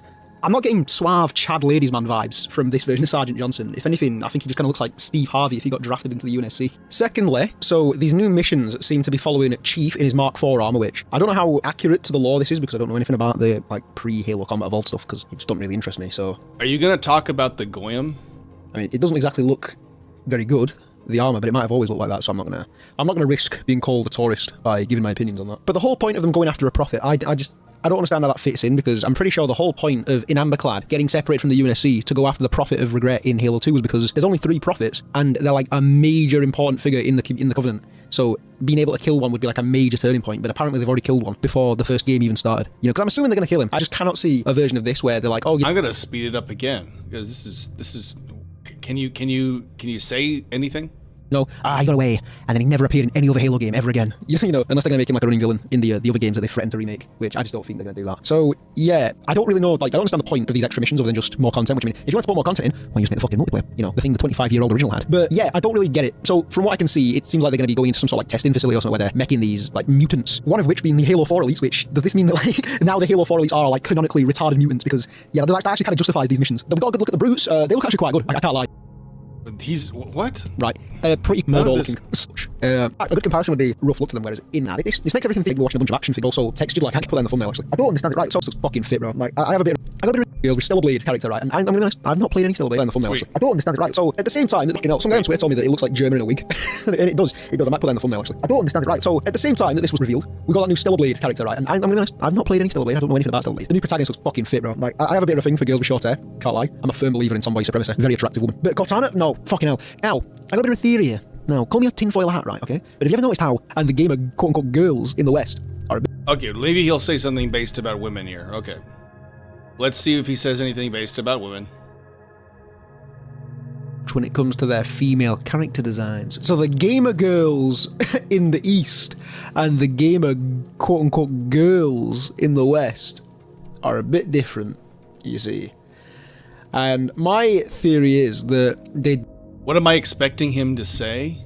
I'm trying to find why people called him a chud, and I so far have not really seen it. Design these female characters a certain way so that these quote-unquote gamer girls don't feel self-conscious about how they don't look anything like that. What? So they make them look more masculine because it turns out the majority of their female audience isn't actually female. So yeah, that's my What are they? Can you name who they are? Theory. That's my theory, and that's why I think Eastern game devs. That's your theory? What a fucking stupid theory! Like, what the hell, dude? Use some actual words. They designed female characters to look like actual women, and Western game devs designed them to look like either women in their 40s or men with wigs on. You know. Okay, why do they do that? Call me crazy, but I think I might be onto something there. Onto what though? You didn't name whatever it is you're talking about. Either that, or it's because the majority of Western game devs now are women, even though it's men that play the games, and they don't like being compared to actually attractive women, you know. Which, now that I think about it, that's probably the more likely reason. What? He didn't... What is the reason? What? Oh, you know what else they've done? They've added these shitty, like, paid skins, which you thought it was bad enough with the Fanta skin? Nah, they're going worse right now. So he didn't even name what the thing was. Right, so we're going to turn it up just to 2C again. Now we've got Roman Colosseum Master Chief, we've got Modern Warfare Master Chief, we've got... Yeah, he backtracked. Palamite Master Chief, we've got Pacific Rim Master Chief, and fucking Hentai Armor Master Chief, you know. Because this is what Halo fans want, isn't it? You know, this is exactly what we wanted. We didn't want playable elites or anything now, we wanted fucking Life of Brian Master Chief. You know what sucks, right? Given 343's track record, I just would not be surprised if they end up giving, like, a lore reason for why all these armors... Well, yeah, so it would be obvious that they're doing this because they don't want to offend Troons. But he didn't even say that. Exist and end up making them canon, you know, like they did with the elite Spartan armors and shit in Halo Infinite, which... It's obvious that what he's saying, so why didn't he say it? Means that there is a chance, right? Does he not want to offend anybody? Is he trying not to offend anybody of light of heart? Somewhere in the lore now, there is going to be Roman Colosseum Master Chief armor that was built for some reason in the canon. So yeah, you don't hate 343 enough, man. Because who is this for? Like, who actually wants this stuff? Well, let's just go over them for a second. So we've got Lochagos, or however it's pronounced, and yeah, this is like easily the worst one. So we're starting off strong. They've just not made like any attempt for any of these to actually fit into the Halo lore, except for I guess the Needler armor one and the Hunter one. But that's only because they are literally designed after objects in Halo, which even then it's daft. He's just implying, not saying. Is he? Yeah, it's literally just another like weird historical armor, but... Or is that just affirmation bias? Spartanified, which I don't understand why would you make that for this game in particular? Why don't you make this another Halo Infinite skin? Because honestly, it wouldn't even look out of place at this point. Then we've got the Timberwolf one, which I've seen people saying this one looks kind of cool. I disagree. Maybe in Reach it could look kind of decent, but it's a bit over-designed. I mean, is that meant to be like a brute skull? Because that just kind of looks like somebody took a baboon. So YouTube doesn't take him down for being offensive? Like Synthetic Man, who has over 100,000 more subscribers than he does? Yeah. We gotta be worried about that. Boom skull, it's way too small. Unless this means that Master Chief was out there, like, scalping brute children prior to the ring. So yeah. Then we've got the Blamite armor, which ups Splintered Warden, which, this looks terrible. This, it's just kind of daft. Like, I don't get it. Like, it doesn't look cool because, well, yeah, look at it. But yeah, it's just terrible. Like, genuinely, right, I think just changing the This is bad because I don't like it. on your armor This is completely arbitrary. Like just blue Master Chief. You gonna say anything else? Remember, what the fuck is that? This is giving me those kind of vibes. It's even got the Laconian lace. It's like, it's super this even way. For the random bits of the same idea of using it. Like, I think that, remember, like, oh, no, you've got to pay for any of this stuff. It blatantly, to the old arts, this isn't say it's just the armor pack, which you get, because the thing in it, you know, you are just like going, right? So, but now it looks morbidly obese. Is transgender an offensive word? I don't know. Maybe troon is. Troon might be an offensive word. Like a shit that's been covered purple. It's like just a big purple log. Yeah, that's a pretty shit design. Can't lie. Also, the color grading is just bad. Oh yeah, but the people have long since noticed Cortana looks like Germa. That's been a common thing. Right. Well, in fact, it doesn't feel like there's any color grading, right? Nothing feels like it's lit by the same. It just seems box. Like, I'm gonna be honest. I don't think they look right. Blue. I also like part of the game. Every Halo game look pretty solid. Brought back is the game just an asset flip, I suppose. So, because I don't think they glow at all in any game after combat. So far, the only thing I've heard is I don't like this because it's different. That's all he's saying. I don't like this because it's different. This is different. I don't like it. You know, I think that was a bit of a step down, honestly. 'Cause I think that was kind of cool. Also, all right. I know Steve Downes is getting up there, and you know, he does not like opposite besides like. And then when I'm Halo fan content, by the way, because I think the only Robert, this one in particular seems to be like the best we've seen so far. Where he's taking Halo 4 and he's going to change the assets with like infinite assets. I think. By my big boy Meatloaf, if you went and watched it. Okay, let's look at the thumbnail again for this. So what was the thumbnail for this? Total Goyim destruction. So he didn't mention at all anything other than this is bad because I don't like it because it wasn't like the stuff that I saw. So we have another clickbait thumbnail. And we don't say anything of any value or substance. He just ran his mouth, yeah. So let's hear about his little girl boss thing. What is Halo this? 4 introduced plenty of new things and characters to the Halo franchise, plenty of which were not too well received. But perhaps the worst received new character was that of Commander Sarah Palmer, otherwise known as that one woman who just shows up, calls. Wait, what? Whoa, we just watched this video. Master Chief Manlet refuses to elaborate and then does nothing for the rest of the game other than handle Rio and iPad and get brutally hype-mobbed by Chief at the end. People really didn't like Sarah Palmer. I don't particularly like Sarah Palmer. Now, yeah, it is largely due to the fact that she's a woman, but there are some other reasons for why she just sucks as a character. I mean, like, first of all, she's just unlikable. She's clearly meant to be sassy. They didn't give her any charisma, which you kind of need to pull off sass, so you just kind of come across like a bit of a bitch instead. But it doesn't help that she's barely on fucking screen, so whenever she is on screen, all she's doing is being a... Okay, let me slow it down just a little bit. bitch, so, you know, it's kind of the only impression you get of her. I mean, she kind of had a bigger role in Spartan Ops, which, don't worry, I'm going to be making a video on that eventually. But even then, like, not really. I mean, she's like in the cutscenes and that's about it, because the cutscenes and the gameplay have no fucking connection. It's just, Spartan Ops is so weird, man. I don't understand the point of Spartan Ops. Anyway, the only real bits of information we learn about her in the cutscenes of Spartan Ops is that she really fucking doesn't like Halsey for, I don't know, reasons. I mean, like, yeah, there's reasons why somebody would dislike Halsey in the Halo universe, but they don't really tell us why she specifically dislikes her, and she seems like she really fucking hates Halsey. We also learned that, like, her and Lasky, they're pretty fucking close. I don't know, maybe they're fucking, they don't tell us. But if they are, do you think Lasky yells Axios whenever he's balls deep inside her? I reckon he would. I would. I wish I did. Then in Halo 5, she just goes back to doing what she was doing in Halo 4, which is standing around in the background during the cutscenes on the Infinity, and then she flies Fire Team Osiris onto that Guardian, and then seemingly... Can you get to the point, please? Dies, but then we learn in the final cutscene that she's alive, but it doesn't matter, she might as well have died, because we never see her again after this. Alright, I don't know what happened to her. She might have been in a book at some point, but that doesn't count. Nobody fucking counts the books. Anyway, that's the last time we saw Sarah Palmer. Am I that upset about it? No, not really, but it is really funny that they got like a pretty well-known video game voice actress to play her, so they clearly thought this was going to be like a mainstay character when they made her, but everybody just fucking hated her, so they got rid of her in Halo Infinite, and now we probably won't ever see her again.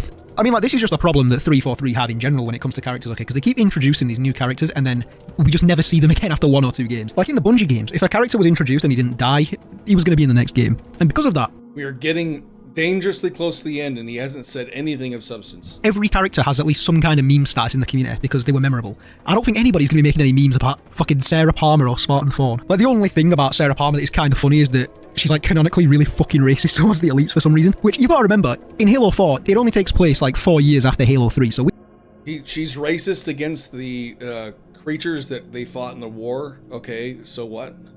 Like, that's normal. What the hell? We've been in peace times, okay, up until very recently, but she's just ready to go.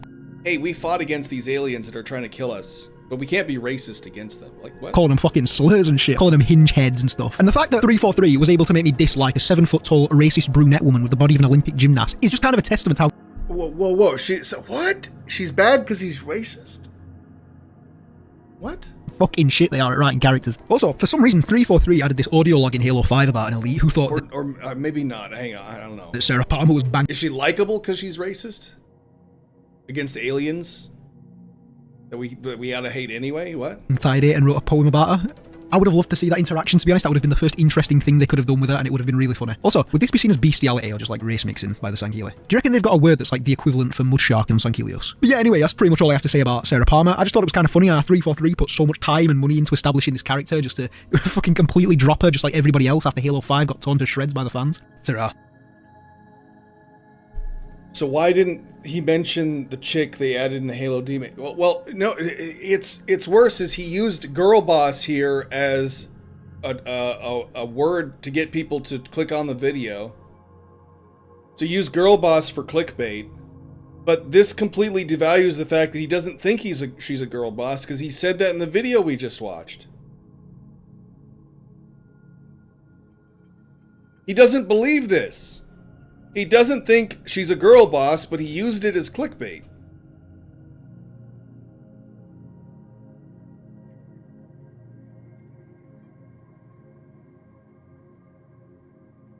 I'm going to talk about this character for a bit. She's been gone for over a decade now, LOL.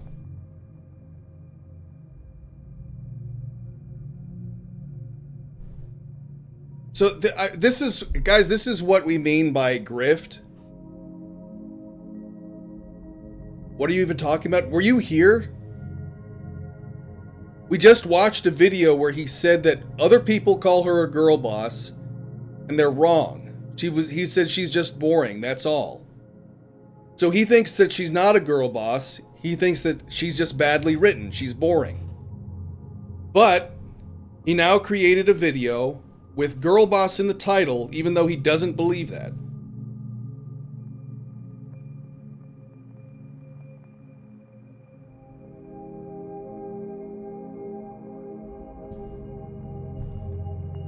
So this is just clickbait. That's all it is. He didn't say anything of substance here. He didn't say that, though? He didn't say this? He didn't write this in the title? Is that what you're saying? So he didn't write this? This word in the title? Are you saying that? Is this just an accident? It's all for Google AdSense. Yeah, it's all fake. It's all gay. It's all grift.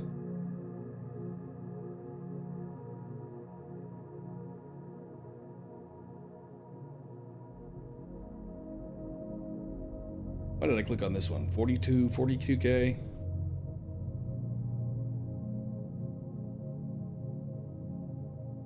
Looks like he's calling her a girl boss to me, but he said he wasn't. I just told you he said she wasn't. We just watched a video he made a year ago saying that other people are saying that. Did you not watch the previous part of the stream, man? Did you not watch his video a year ago? Let's go back. Here, we'll go back.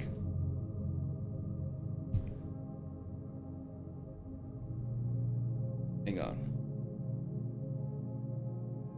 Which one was it? It'll probably have a red. This one? You were right. I think it was this one.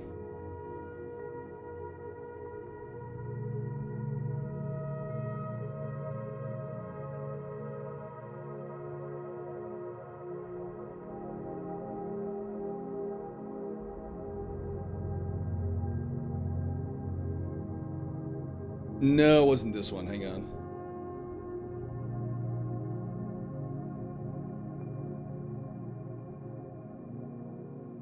It was I think it was the video that said this is the thing that ruined it all. Low tier Spartan. No, let's higher.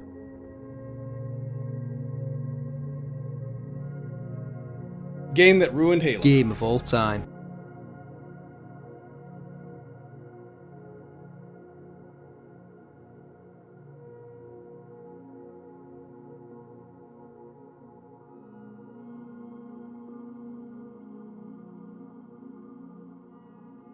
Here we go. He actually developed. He actually had a. So listen. Here we go.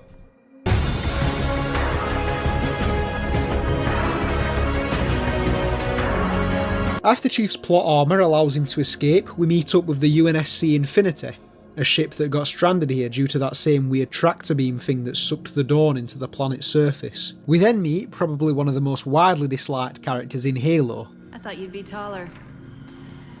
Now look, Sarah Palmer is a bad character, that's indisputable, but no, it's not because she's a woke feminist girl boss. Okay, there you go. Do I have to say anything else?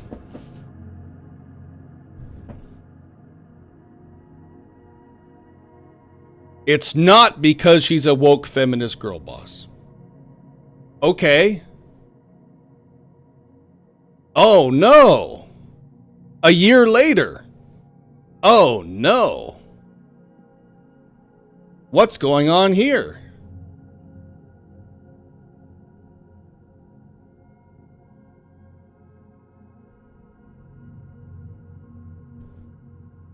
Is this grift?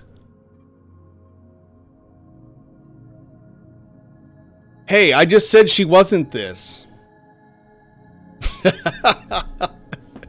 All right. Anyway, now that I've gotten that out of the way.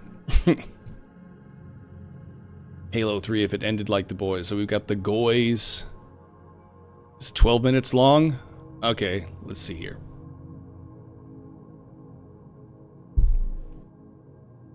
The Boys is absolute proof that the Goyim will watch just about anything so long as you include enough violence, sex jokes, and Reddit pop culture references. We deported the nation's nannies and gardeners. She's a woke girl boss? Oh yeah, but Master Chief, or Master Cheeks, a year ago would say that you're wrong. She's just badly written. We arrested Chappell Roan and Tyler the Creator and they canceled Coachella. Now, I remember seeing the first season of The Boys and being pretty impressed. It came out at the right time when a lot of people were getting sick of superheroes. I want to see something too. This was 2 months ago. Okay. So everybody was kind of hopping on this bandwagon, I guess. And this show really resonated with them. Then season 2 came around and... I mean, it was still pretty good, I guess. A lot of people don't think it's very good. I kind of like it, to be honest. Then season 3 came around and we got probably one of the most overrated... So let's see. It took 3 minutes for Kane to identify what the problem was. Is he at all... I'll give him credit if he ever, like, talks about the director. ...seasons of television since... well, since The Boys. Because he's already used the word Goyim, right? So is he actually going to identify the person who directed season 2 onward? The third season is being carried by 3 characters, Butcher, Homelander, and Soldier Boy. And people only like Soldier Boy because he's handsome and has a deep voice, so they don't realise that he's actually just an IRL has-been hotel character. Danielle Deneau. Bush like a Pomeranian. Where's the cum guzzler? How hard did Butcher suck your dick that you miss him that much? Wait a minute, what? Then we got season 4 and fuck me, mate. I actually can't remember what or if anything actually happened for the entire season. Why does this feel like Kane's video? Until like the last 5 minutes of the finale. Now season 5 is about to wrap up, or has wrapped up, depending on how fast I make this video, and Speaking of clip channels, I decided to listen to Synthetic Man's advice, fix your memory runner expose after working on it for longer. Oh. Okay. Haven't you made like 3 or 4 memory runner videos already though? I genuinely feel nothing. Now, this isn't going to be another video critiquing season 5 because, to be honest, didn't even bother watching it. I watched all the previous seasons as they aired, but season 4 did something to me, man, because I just can't bear to watch this shit anymore. Not even out of a sunk cost mentality, right? I don't care what happens to Homelander, to Butcher, to Huey, to the black guy, to the Asian... Yeah, it might have been fun to watch, even in the first episode, because you could kind of see how maybe this could be applied to the actual elites, the analogy between the superheroes and actual Jews and other people in institutions, but they just, in the end, they chickened out. It's all white supremacists after that. Asian woman to Jack Skellington, or the Jewish war criminal pretending to be a Frenchman. I just don't care.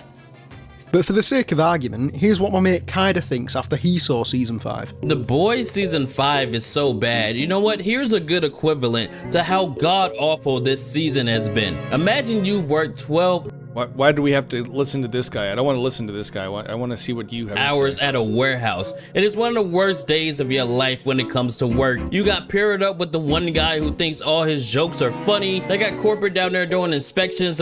That was Red Jair. Is everybody bleeding together in my mind? About the whole thing, and you said a joke that was a little too risky, and now you gotta see HR. It's been a long ass day, and you're so tired of it. So you're like, all right. I don't care. Can we skip past this guy and listen to what you have to say? Thrones, and it doesn't even have the excuse of, well, we ran out of books to adapt, so we just kind of had to say fuck it, we ball and make it up as we go along. So he's going to go with the writing then. He's just going to go with the writing. He's going to be surface level. He's not going to actually talk about anything of substance. This show had next to nothing to do with the source material from day one. The only reason this show went off the deep end so suddenly is because Eric Kripke got addicted to Twitter Okay. He's mentioned it, so he's getting close. Way through writing the second season and hasn't let up since. Then Trump got into power and the guy fucking lost it. Now the entire show is just a metaphor for stuff nobody's gonna care about in 3 years. So that's interesting.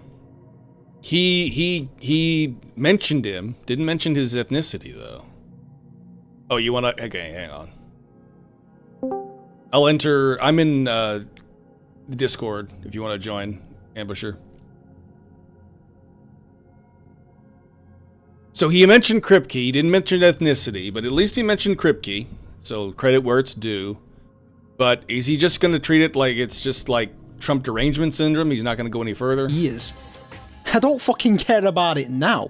And the biggest problem with a show like this, being as political as it is that it's so biased and dishonest with how it portrays. Hey, what's up, Ambusher? Did you have something specific that came to mind? Oh, you might be setting up. Just that, that Kaida guy. You remember him, right? You know where he's from? Kaida. Yeah, the guy he just showed, the black guy. He was on the street with Nure. Remember Nure? Vaguely, yes. Yeah, the one who defended KCD2. Yeah, he was on there with Nure defending her. Oh no. Yeah, he was defended her, calling, like, I guess what was his name? Revenant Remnant. Racist and homophobic. Yeah, he was on there defending her, saying that shit. So he's just courting all of these, like, leftists. Well, that guy, he's on, like, Geeks and Gamers. He's on their Drotic, that Kaida retard, yeah. So this is just like I've been saying then. It's just, hey, I'm popular. My YouTube channel is popular. Hey, time to be more normie-like. Time to go out to these centrist libtards and stop doing what I was doing. Yeah, I just thought that was incredible. He actually had that fucking goofball in his video. I just couldn't believe when I saw it, so that's why I just thought I'd join for a second. Yeah, I just didn't know if you remembered or not. Yeah, that's the same guy. Okay. Well, if anything else comes up, I don't know how long you can be here because I don't mind like. I'll stick around. I'm not going to talk too much. Okay. The different political parties of America. Everybody who's a villain is now conveniently right-wing and either does cartoonishly evil stuff or is just fucking retarded now. Because otherwise it'd mean Kripke would have to write a character who is both intelligent and right-wing, which is obviously something he could never do. It'd be too much for him. An entire episode where... Okay, but why are they doing this, though? He can't explain why they're doing this? A man gets ass-raped in a sex dungeon? Mate, we can play that for laughs, that's funny. A character who's intelligent but also doesn't share my political ideology? Dude, that's a... What is his political ideology? Bit of a heavy subject matter. I'd need to go to some dark places mentally if I wanted to include that in the show. Like, calm down. We're not making Serbian film here. Meanwhile, every good character now makes it crystal... He's not naming anything. ...clear that they're left-leaning, but not aggressively political like the right-wingers because, as you know... Wait, what? It's impossible for there to be left-wing extremists as well. Black people getting violent and killing people at riots? That's absurd. It was actually a conspiracy done by white men who just planted the bodies there to cause fake outrage. You know, like... Oh, he's talking about the show. Okay. Remember when all those white men burned down cities and looted small businesses back in 2020?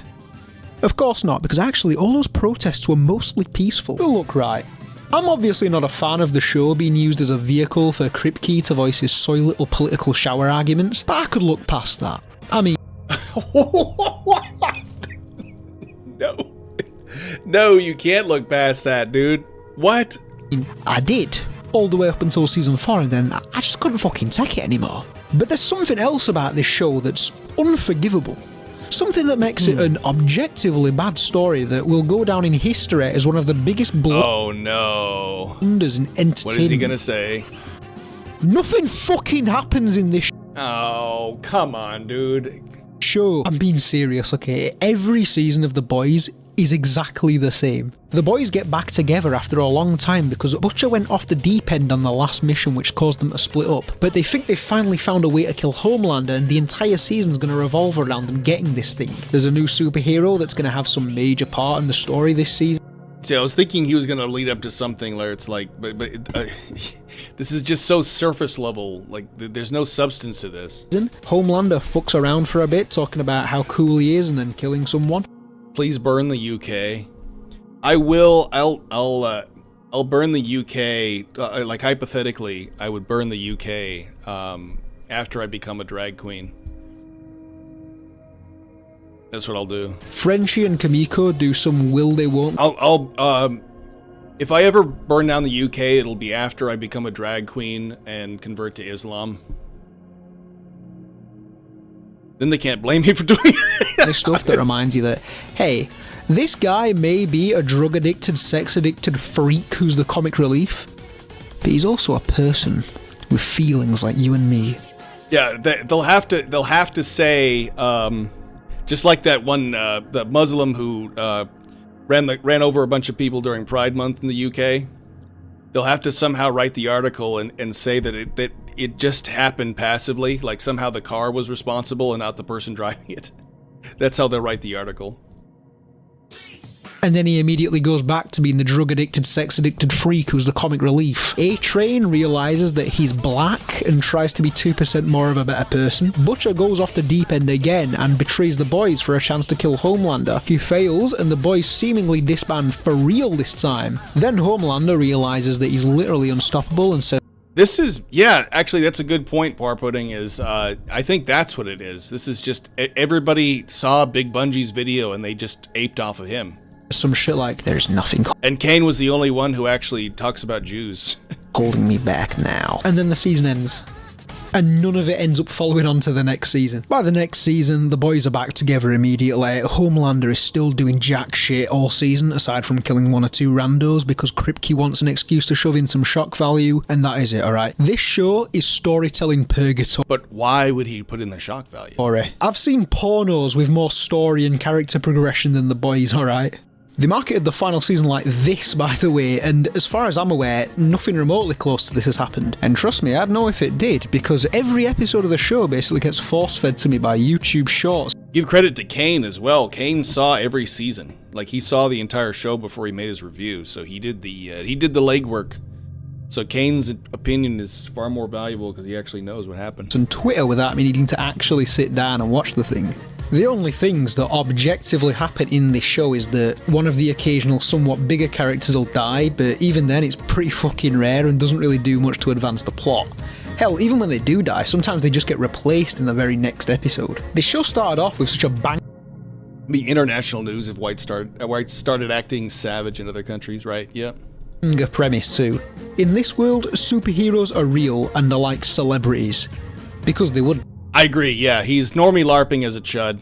I think he's got to be completely aware of what he's doing. Like, again, I don't understand. I'll bring it up again. Hang on.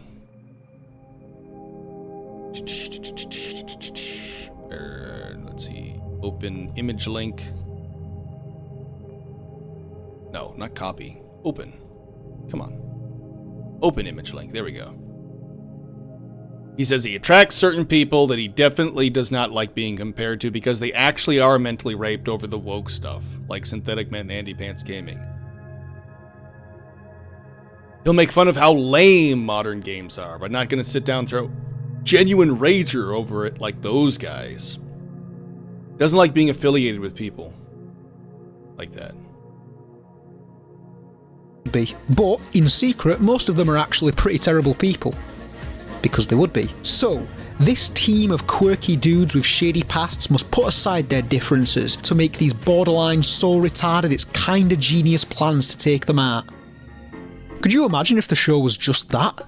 The boys killing a new soup maybe every other episode in a creative way? Yeah, this just sounds just like Kane's review. Hang on. I want to see something real quick. I'm just curious. I think Kane's, let's see, May 19. And, let me search, hang on. I can't remember when Kane's came out.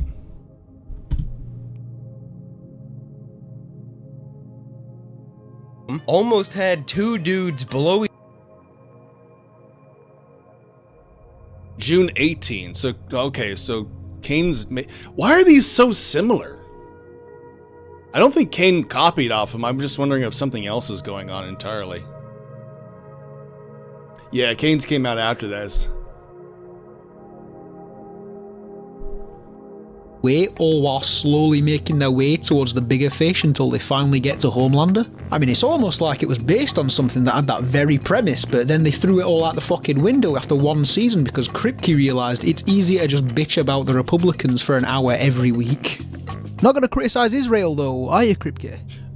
Ooh, okay, so he's getting close. Oh wait, so he actually, oh, wait a minute, okay, so he actually did it. So we're 7 minutes in, he actually did it. Okay, so again, we have to, why?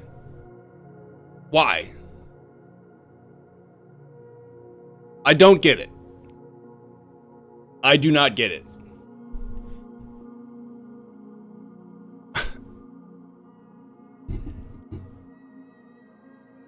Oh my god. What is going on, dude? Hey, you're mentally raped over this stuff. Oh, I'm a noticer too. Like, what is going on? I don't know, he better be careful, man. He's going to make a bunch of anti-Semitic radicals.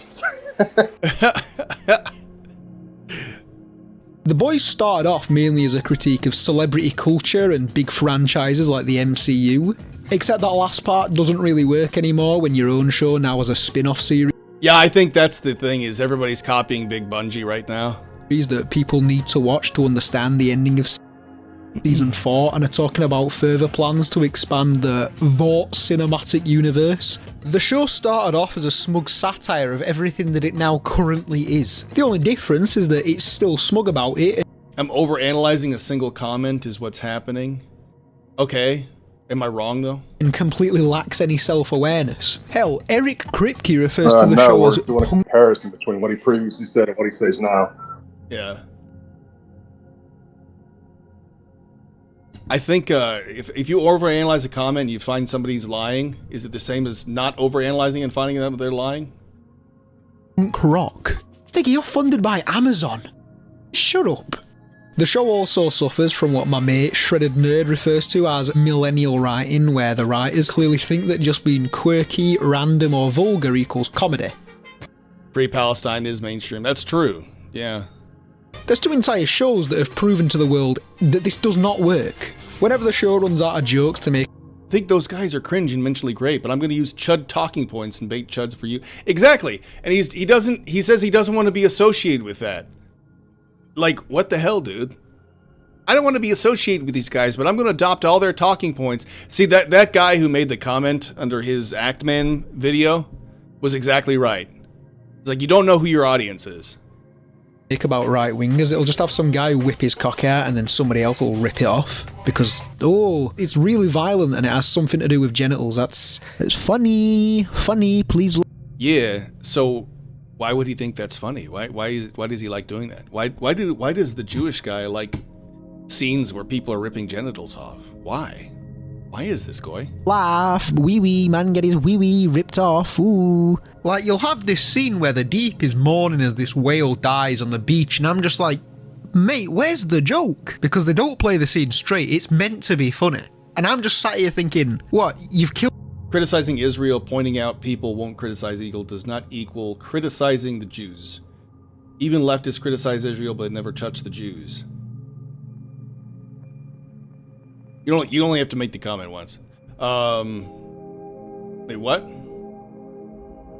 Oh, you're basically you're talking about how leftists will do this too.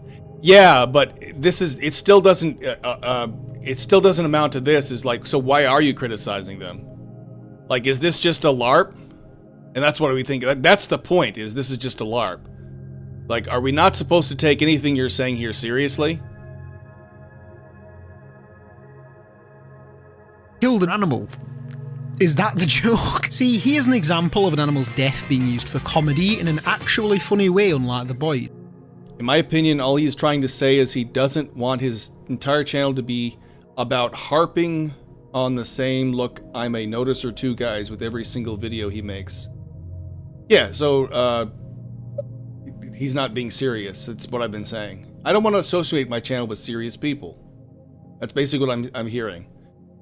We're going to talk about these subject matters, but when pushed against the fact that this is actual an attack on culture, we're going to backtrack. We're going to be a coward. That's what I'm getting. So, in an episode of Peep Show, Jeremy accidentally runs over and kills. I just don't know how you can reconcile the previous statement of not trying to make anti-Semitic radicals with pulling up its early life section now. Right. Yeah. No, that's what I'm saying. Is like, what are you doing at that point? Yeah. How do you reconcile that? You can't. To this woman that he's trying to shag, and the rest of the episode centers around the fucking unhinged lengths he goes. The Shredded Nerd guy also said that the Indiana Jones game and the one Indiana Jones movie where he was old were not woke, despite being obviously woke propaganda. He said they were okay. Oh, Shredded Nerd said that? Yeah. I've seen Shredded Nerd make some comments which I've agreed with. But yeah, he's also said some things where you're like, come on, dude. Like, are you, like, you notice these things and then they're right in front of your face and you're like, so all of a sudden is like, did you turn your brain off during these parts? I mean, I made this point with the Odyssey movie. It's like, you look at the casting and then you should immediately say, no, I'm not going to go see it. But people are like, oh no, we've got to do reviews and stuff like that. And it's like, why? Does everyone have to be as serious as you want them to be? No, man, nobody has to be serious as I want them to be. Everyone should just be a Redditor. Everyone should just not take things seriously. When people talk about the degradation of culture and things like that, we need to be as nihilistic as possible. And we need to celebrate this death culture at every given moment, because that's what we need to do. Yeah, don't be mad about it. Don't throw a rager. Don't be mad. Don't throw a rager. You're right, man. You're right. He started as a Halo video shit poster. He's mostly doing the same thing. You're right, man. You're absolutely right. You're right. Yeah, we shouldn't notice that he's grifting off of these talking points that are actually serious talking points. The point of this all is to be a nihilist. You're exactly right. Those two trying to hide. That's a total strawman, by the way. I just said you're right, man. What else do you want me to say? I just said I told you you're correct. What else do you want me to say? Dog's death from her. See, in The Boys, the joke would just be that they killed a dog. I mean, I guess you could say the running joke is that he's so incompetent that he keeps accidentally getting these sea creatures killed, but even then it's not really that funny because the only things getting hurt are these animals, not the Deep. Also, the Deep is basically a perfect example of how leftists like Kripke see the world in this manner of no bad tactics, only bad targets, because some fucked up stuff will happen to the Deep, right, and they'll play it for comedy. But then they'll play it dead straight when something similar happens to one of the good guys. The guy gets sexually assaulted and the show... I'm being serious right now? Correct, yeah. Show doesn't use it as a way to make him reflect. I want to say, by the way, this is exactly how to respond to women who do this. You know how you'll explain something really logically to women and they'll always argue against you no matter what, even if it's like completely illogical? Eventually you just got to break down and be like, you're right. You're right. And that upsets them because they don't want you to say that. So because all they want to do is argue. Reflect on how much he sucks for doing the same thing to women in the past. He just gets sexually assaulted and the show moves on. Because like I said, nothing actually happens in the show. Nobody changes over the course of the series, they just stay exactly the same from beginning to end. I actually would have preferred if Deep was the one who got the redemption arc as opposed to A-Train, because the Deep actually has more depth and reasoning for why he's such a dickhead unlike A-Train. He's incredibly insecure of how underwhelming his power is compared to the rest of the Seven, and he feels embarrassed by the way his body looks due to his superpower. So he degrades women as a defense mechanism because he's afraid they'll humiliate him if he... Giving up when given any pushback? Yeah, you're right. Yep, you're right. Doesn't do it to them first. And the thing is, he's basically correcting these insecurities. He's fucking lame compared to the other superheroes, and he does get insulted for his gills. So he acts in this way as a response to this stuff, instead of it just being his made-up perception of how people see him. See, it would have been far more compelling to see someone like The Deep go from a loser to someone that's actually remorseful for what he did as opposed to A-Train, because A-Train just isn't interesting, right? The most interesting thing he does is he kills Huey's girlfriend in the first episode, and then the show itself forgets that Huey's meant to be the main character after like 2 seasons, so A-Train stops being interesting as well. But yeah, going back to what I was originally saying, they'll either have someone or something die in a really gross, over-the-top way, or they'll reference the most egregiously outdated Reddit meme followed by a bit of internet lingo. Butcher? Well, better me than some dodgy incel walking vault coin. Imagine there's no heaven. It's easy if you try. No hell below us. Above us, only sky. You haven't seen it? Oh, well, I'm kind of like PewDiePie without the Nazi stuff. Just a racist rumor and a ridiculous lie perpetuated by a jilted and emotionally unstable, hysterical woman who, let's be clear, pooped in my... So for this whole stuff, the way he's covering it here, he's not actually he has no commentary now. So what am I supposed to think? Am I supposed to take this seriously? But then be like, haha, this is stuff that is actually going on, and you know, turn my brain off. Like what I don't understand what I'm supposed to do here. Like, what do you expect anybody to do here? Like, he's got no commentary here. I'm gonna Johnny Depp someone so hard they're gonna want to crawl into a hole and die. Like, what worth does this whole sequence have? He said this is all Reddit dialogue. What does that mean? What exactly does that mean? I'm the Lord of the Seven Seas, baby. I'm all about that Sigma life. The show is basically the epitome of that. How do you do? You're right.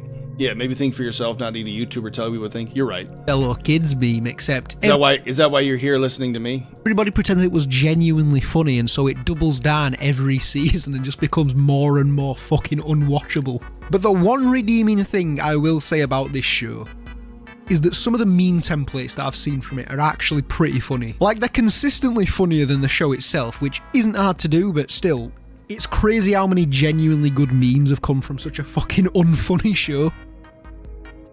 Yeah, well, when you say Reddit writing, you'd have to go into detail what that actually means.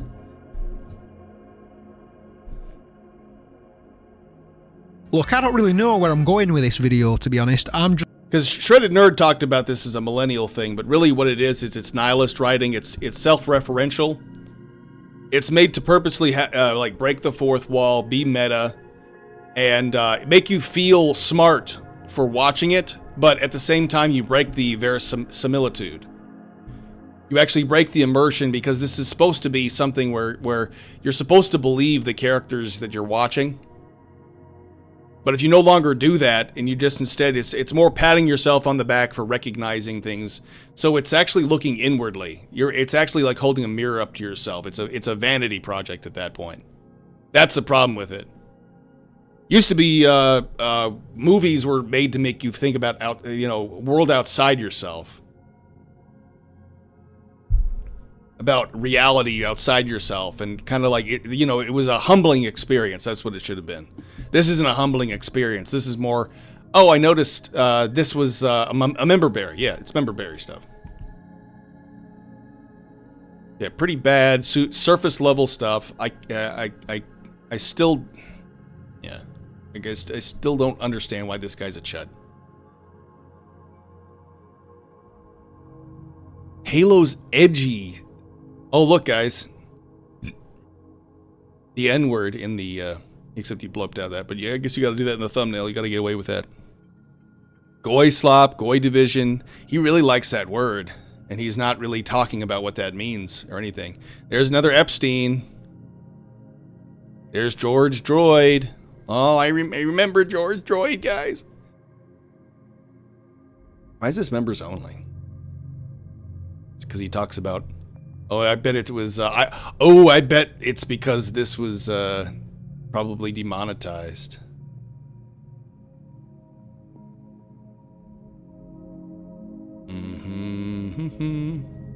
Nobody cares about Halo anymore, which is why he makes a bunch of videos about Halo. Israel.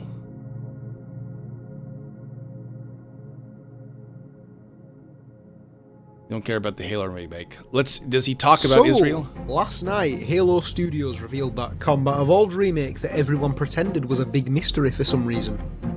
That is, they released it after making everyone think they were going to show it on the Halo Seattle event stream, and so people were just sat there for hours watching this shit for no reason. Pretty punchy word, yeah. Talk to me, friend. Where you from? What's going to happen with YouTube, I mean, it's already happening. It's going to be worn out. It's not going to mean anything. It's going to be like woke. Chase, and I'm from the land of the 3-time Super Bowl champions, the Chiefs, Kansas City, baby! See, I forgot your name after you did all that ridiculousness. Now all we know is you that guy from Kansas City. That's who you is now. I'm going to be honest. I'm not a big fan of this black from guy. Taylor Swift's fiancé's city. Turns out they were just going to drop the trailer on the YouTube channel this entire time, followed by a Vidoc. Halo Campaign Evolved is the next project coming out of Halo Studios. I think you mean your first. You're not 343 Industries, remember? That's what you keep trying to tell us. So this is your first game. So, I took a look at the trailer and I felt nothing. Nah, seriously, I didn't love it. I don't even hate it. I just feel empty. You know what they say, the opposite of love isn't hate, it's apathy. You guys taking the shit poster too seriously, not chudding out enough in every video, so it's LARP. Yeah, it is a LARP. You're right. And this game screams apathetic with a capital P. You know, it's funny is you're actually proving the point I'm making by trying to argue against it. I then took to Twitter to see what the general consensus on the remake is so far, and yeah, I keep forgetting how much I hate it here. I'm sick of this sentiment that if you have... Here's the question I want to ask. Are games bad right now? Should they change? If the answer is yes to both of them, why wouldn't you take that seriously? So if anything in life to that, if you want something in your life to change, it's like, oh, do you want it to change? Yeah. And let's say you're like, oh, this thing that you used to like, someone has the power to change it. So they walk up to you and say, hey, this thing that you dislike right now because of what we're doing with it, I will change it if you want to. Do you want that change? And you say yes. And they go, and they just walk away. And you gotta walk away too, because, hey, it was just a joke, right? Right? That's the reality, right? Have any immediate issues with a game the second it gets revealed. That's not a sign that the game is clearly very flawed. It's actually just a sign that you're a whiny, ungrateful loser that just wants to be upset, apparently. Like, people need to stop acting like Halo Studios make these games for free and out of the goodness of their hearts. People can criticise the thing that they're going to be expected to pay 50 quid at minimum for at release, okay? Half this game looks to be using modified assets from Halo Infinite, which... Wow, a CE remake using another game's assets. Yeah, exactly. Stream of consciousness. There's a flaw in your analogy here. Cheeks has no power to change shit. Oh, no, I actually disagree. I think if more people actually, more voices on these platforms actually said the correct things, it would be very, very difficult to ignore. Instead, they ride the fence, which means they don't actually believe in what they say. I think if more people were making a stink about things and they were actually standing their ground, and their viewers listened to them and started like spreading the word that, hey, we need to just stop buying these products whatsoever, instead of just like not taking everything seriously. I think that people would have to be like that gaming crash would happen. Instead, we're going to get another 2 million people who buy the newest remake or whatever it is, like the Assassin's Creed Black Flag. But there's a bunch of people already going to buy, what is it called? What am I thinking of? GTA 6. So it's all cattle. It's all nigger cattle. They're all going to keep on buying the product because people like this exist. False chuds who don't really take the things that they post in thumbnails or whatever seriously. It's all a joke to them. It's all LARP. And so nothing changes. Where have we seen this before? And the assets that have been created for the game just look soulless. I'm convinced that Combat Evolved just doesn't work in modern graphics. It's like those indie slop games that purposefully try to look like they came out in 2003, even though apparently it's actually more expensive to try and imitate that look now. Like, can you imagine something like Minecraft with hyper-realistic texturing and high poly counts? Oh wait, fuck. Also, we learned... He's clearly stated how much he hates the game though. Okay, so pick a side. Does he hate it, or is this a joke? That some of the dialogue's been re-recorded by the actors. Man, I can already imagine how awkward and jarring this is going to be in the game. Chief, we need to stop the flood. I have an idea. What is it? We're gonna blow up the Autumn. As for the art direction, again, it's just not it. Like, can the 343 stop fucking jet washing all the foreigner architects? So why did he put Israel in the thumbnail? I don't get it. Please. I'm also not digging the Unreal Engine look to it. Everything just looks off, but in a way that I can't really place. The engine's just something I've never really liked the look of. It just makes everything feel like an indie game or a mod. Everything's too shiny. Any positives I have for this so far are just, oh wow, thank God they didn't fuck this thing up from the original game. Yeah, like I still don't know if keeping it's the blood entirely or ironic not. on his part, all of it. Yeah. My argument comes down to if everyone would just and simply isn't realistic. What? I don't get it. I'll just say you're right. Feeling the need to make Chief and Cortana have a back and forth conversation every time while you're fighting the enemies. Either way, I'm not overly... Why does he sound Indian sometimes? I wonder if Master Cheeks is a British Indian. excited for it, but I'm not dreading it either. It is what it is. Okay, ta-ra. I bet he's not, you know.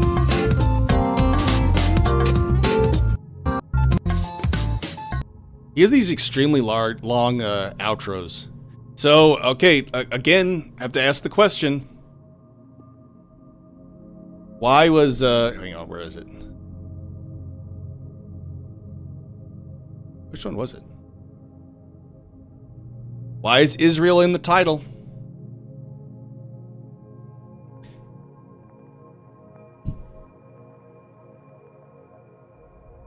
If you're not willing to talk about this stuff in a serious manner, why are you doing this?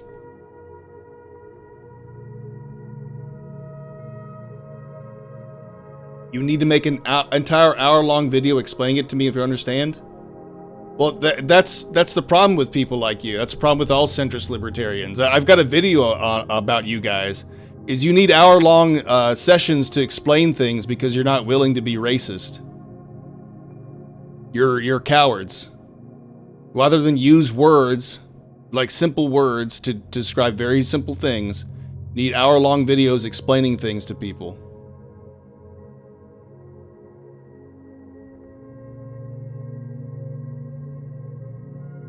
Again, Kane did it in 3 minutes in his review. Alan Kripke, he's Jewish, by the way. That's all you needed to know. And you knew exactly what went wrong. But what exactly don't you get? I mean, what does he think you don't get? Once you answer that, I don't know. He keeps on going back and forth. Like I showed the contradiction where he's using in the title Girl Boss, Halo's Forgotten Girl Boss. So he used a title to talk about this character, but he doesn't agree with it. So the only explanation is he's courting people who do agree with it. So he's trying to get people who he disagrees with to watch his videos. Then he makes a post like this and he's like, I attract people I don't like being compared to. I don't understand it. This doesn't make any sense. He doesn't like being affiliated with people, even though he created a clickbait title appealing to those people. It just doesn't make any sense.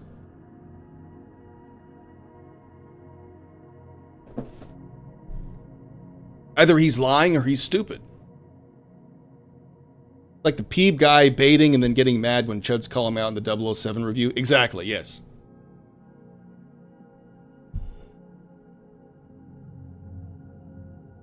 Goyslop. Chudzilla. Epstein in the thumbnail. Charlie Kirk in the thumbnail. George Floyd in the thumbnail. All of these things. He does all these things. Oh, I don't like being compared to people who do this. Then why are you doing it? Again, the guy in the Actman video, you obviously don't, you don't know who your audience is. You think he's trying to poison the discussion by making these videos? I think he's a grifter. I think he knows what he needs to put in his thumbnails and to talk about, kind of skirt the conversation to get views and clicks and ride the algorithm. I think that's what he's doing.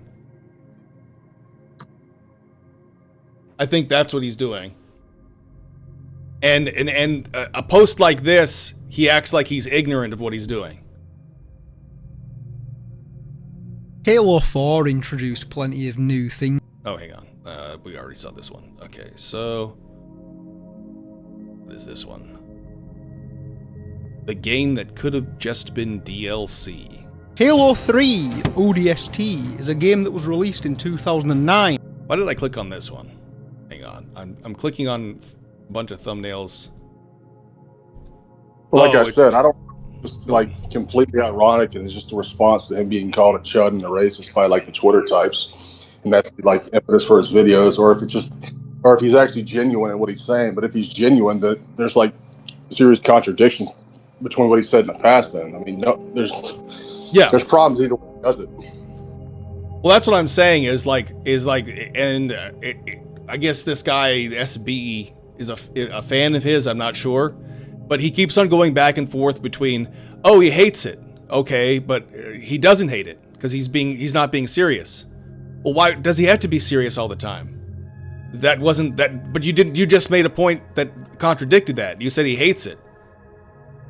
So again, it's one way or the other with this guy.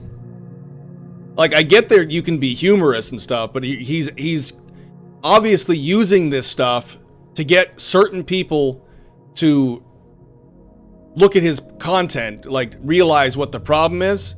So people who have an objective, like idea of what the problem is, they're obviously going to click on this thinking, oh, this guy agrees with me. But then he makes, again, a post like this saying that he doesn't like those people. So it's like, again, what does that mean? What are you doing then? Like, do you hate what's going on with Halo or not? And if you are, why don't you like being compared to people who are talking about the root of the problem? It just doesn't make any sense. Unless you're a coward.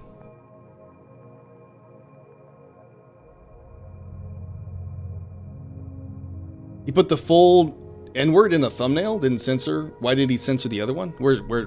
I didn't notice.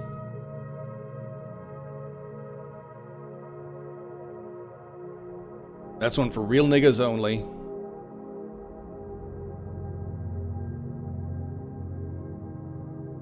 Did he do hard R or did he just do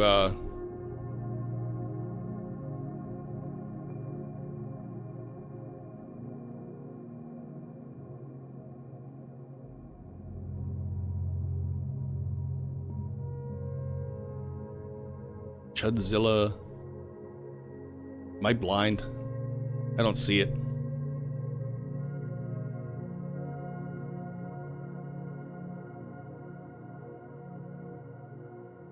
Soft A. Okay.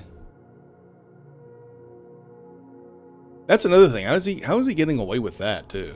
Does YouTube just not care?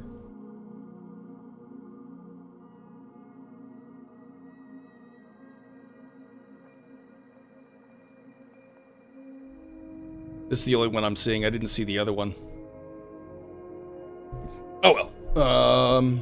It's not the third vid from the top. Oh, okay. So he didn't actually censor it.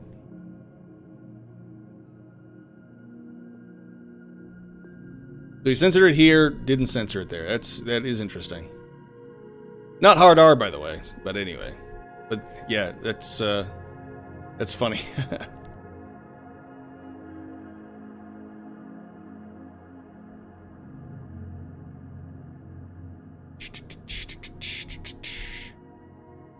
The Wii was Forerunners, 99K, 6 minutes. Halo is a game that used to have a pretty straightforward story. You're a tall, genetically enhanced soldier in green armour. Your mission is to stop a bunch of Islamic aliens who want to wipe out humanity. During this war, you uncover these giant Why are they? No, they're not Islamic aliens. What the hell? ring-shaped worlds that the aliens think are a pathway to heaven and want to activate. However, a floating webcam tells you that the rings are actually weapons of mass destruction built to stop a zombie plague called the Flood. That doesn't even work because all the words that they use are actually like from the Hebrew Bible. It's not Islamic. From infecting everyone by just wiping out all life instead, which is basically the equivalent to losing a game of chess, so you throw a Tard Rage and just flip the board over so the other guy can't win. However, the aliens can't activate the rings as they only respond to human touch despite being built long before humanity existed. How could this be? Well, turns out that the rings have been used before and the entire galaxy is actually on its second go around, and we were the ones who created the rings in the first place before we got reset back to the Stone Age.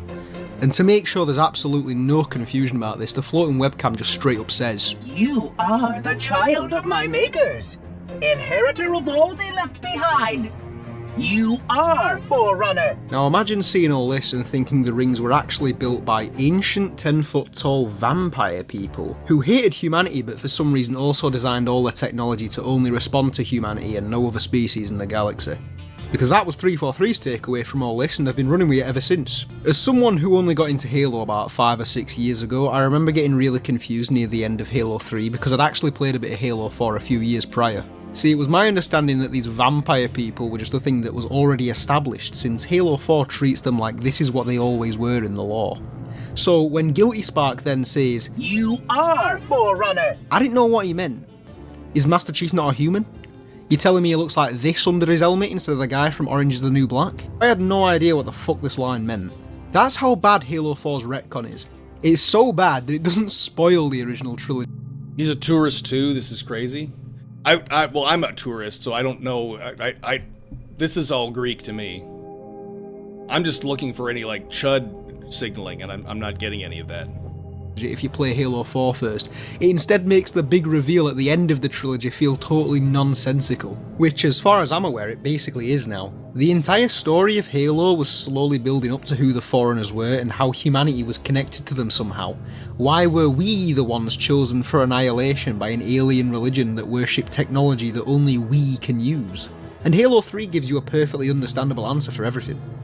We were the creators of this technology, but we were basically forced to return to monkey mode via the initial firing and just got into Halo 5 years ago?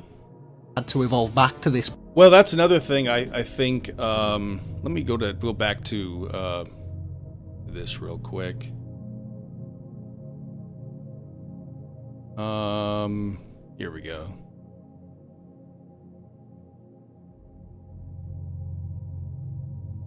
A lot of you guys realized in the newest video that I'm actually not much of a gamer. I just really like Halo. So what other games should I get into and maybe cover in the future? So,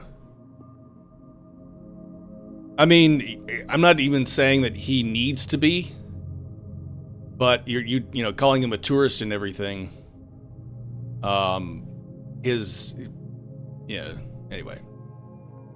Point with no memory of it. That's why only we can activate it. The reason we were then chosen as the holy enemy of the aliens is because their leaders were actually the descendants of Israeli Jews and wanted humanity gone to ensure their lie would never be exposed. I mean, humanity are literally referred to as reclaimers by the monitors, because we are reclaiming our stuff, as in taking back something that was ours to begin with. 343 then took all this easily understandable... Let me hear that again. So what point is he making? Because their leaders were actually the descendants of Israeli Jews and wanted humanity gone to ensure their lie would never be exposed. I mean, humanity are literally referred to as reclaimers. Wait, so are the Jews the good guys in this sense? What is he implying? I don't understand. By the monitors, because we are reclaiming our stuff, as in taking back something that was ours to begin with. 343 then took all this easily understandable self-explanatory lore and decided to make it completely incoherent by retconning random parts of it while just continuing the story like it still makes sense, and assuming the fans are just going to magically know what stuff is retconned prior to playing the next game. Also, why didn't he go on to that point though? He's still talking about the game. That's like he could have opened up that point. Like he noticed something there and he moved past it. Why did he move past it? Is he going to talk about it again? 343 decided that Forerunner was the actual name of this species and not just a title given to them because they were a mysterious ancient civilization that went extinct. The Forerunners have returned. It'd be like if I had a son and I made Grandad his legal name. Who are they even the Forerunners of at this point? They're not even related to humanity anymore. They're literally just a random alien race that apparently hated us but also gave us the keys to their Honda Civic for some reason. The entirety of Halo 1 through 3 no longer makes sense unless you read multiple books to understand the new, much more messy and convoluted reason behind everything now. And you know what's worse? All the... These assume a lot of a priori knowledge. Do they? Because I don't think he actually understands what he's talking about. If he did, he probably would have elaborated on what he meant there. Hints and foreshadowing to the big reveal in Halo 3 are now literally just coincidences. Let's see, he's saying the prophets, which are long-neck aliens, are Jews, but that's lamp-shading Chud messaging. It's lamp-shading Chud messaging, yeah. See, he didn't go into any detail, which is like, okay, do you understand what you just said? What's the new explanation for why Guilty Spark called us foreigners? Brace yourselves. Because he was senile and confused. That's the canon reason for this, apparently. It's not because of the multiple hints and originally scrapped Halo 2 ending that was going to have the same reveal. No, he just randomly thought we were... It's just you two in here. I fucking passed out. I just woke up. I don't know how long it's been. Here, let me do this. I'm streaming talking about Master Cheeks. I don't know why I forgot his name. The aliens call you infidel, which is what Muslims say. In the original game? I don't remember that. Foreigners, and just coincidentally we also happen to have the ability to use Forerunner technology for some reason that still hasn't been explained in the games. Why does the Eldritch Zombie God refer to itself as a monument to all our sins? Why didn't turn a video into a discussion about the Jewish question? Probably because he doesn't know how to. The new law says because this is grift, which is what I've been saying, because he doesn't actually understand what he's talking about, because he doesn't take it seriously, according to this. He doesn't like being compared to people who actually take the topic seriously, which means he made a really good point and didn't elaborate on it, which he should have. Foreigners betrayed an even He's using that shit as talking points for his fucking video. Does this retard in chat not understand what we're saying? No, I guess he doesn't. I mean, I've made the point a number of times. Of aliens who then became we're comparing his previous fucking statements to what he's doing now. Right. That's what we're doing. So why does it hold humanity responsible for its creation if we aren't even the Foreigners? Is he also just senile and confused now? The retcon... I've had this this is the kind of thing where you're arguing whether or not it's like saying Epstein stuff. Like it's okay when this person who I like does this thing because they had good reasons for doing it, even though it's contradictory. Con takes multiple lines that were originally meant as foreshadowing to a later reveal The aliens don't speak English in Halo 1. Yeah, that's what I'm going by, is Halo 1. I don't know, I don't remember enough about Halo 2, so if they called you infidel, I don't remember that. And turns them into just vague villain one-liners or senile ramblings that, for some reason, are framed as being completely You're right. sincere and factual statements within the games they're setting. Why can we use their technology but nobody else can? I don't know, and I'm not spending my own money on a fucking trilogy of books just so I can understand a trilogy of games that already made perfect sense until a bunch of people who openly didn't like these games came along and twisted something that someone had already spent 6 years working on over the span of 3 games. I'm not kidding, right? I genuinely don't understand the current lore of Halo. I used to. But the lore I understand. So he admitted it now. He mentioned it here. He noticed what's going on here with the Jews, and he's like, I don't understand what's going on. Well, you just mentioned it. You have like, you could have elaborated on what they're doing with the story, but he didn't do. Whoa! Look at YouTube here. Look, there's a bump here. People replayed this section. What did people replay here? Stood no longer exists, and it costs. Hey, it's the Otis Whisperer. How you doing, man? Extra money now to understand the current lore, so I don't really care that much. Now, the dumbest thing I've seen some people say is, I don't care. Why you spent all this time talking about lore, and it's like I don't really care what I'm talking. That actually it's always been this way. In fact, Halo 3 never intended the Foreigners to actually be human, because if you find a hidden not according to Marty O'Donnell terminal made by a guy who had no major involvement in the actual story of Halo 3, it basically kind of implies that the Foreigners and humans were separate things. So according to these people, a few sentences written in what basically equates to a glorified Easter egg that the social media intern put in Halo 3 has more authority over Halo 3 than Halo 3. This isn't even worse cope than the one about Guilty Spark just having I thought they retconned everything though. Why is he like comparing it to the other games as if they need to hold true to him? Alzheimer's. So, in summary, we was Forerunners and shit.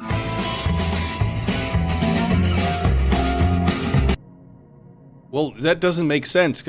I want to hear this point one more time that he makes here. And had to evolve back to this point with no memory of it. That's why only we can activate it.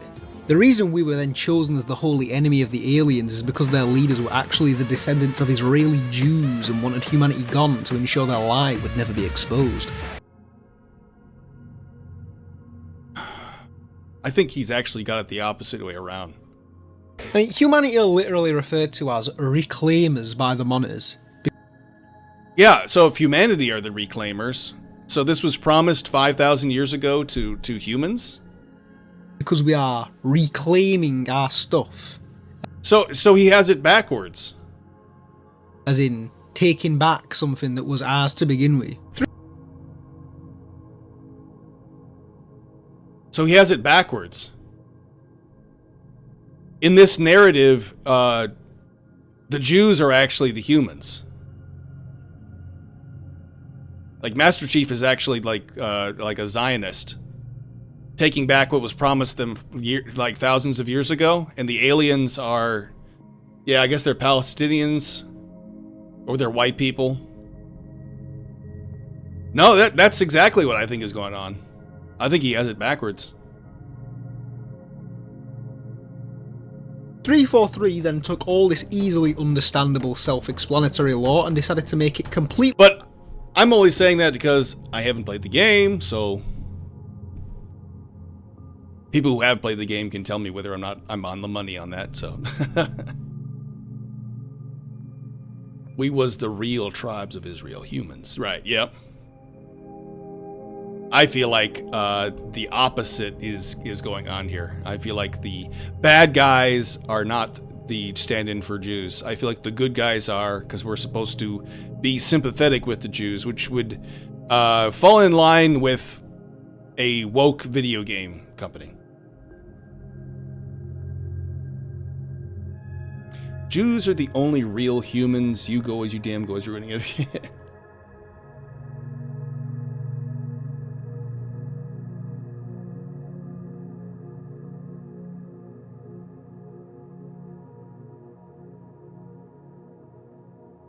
Freaky Fish movie.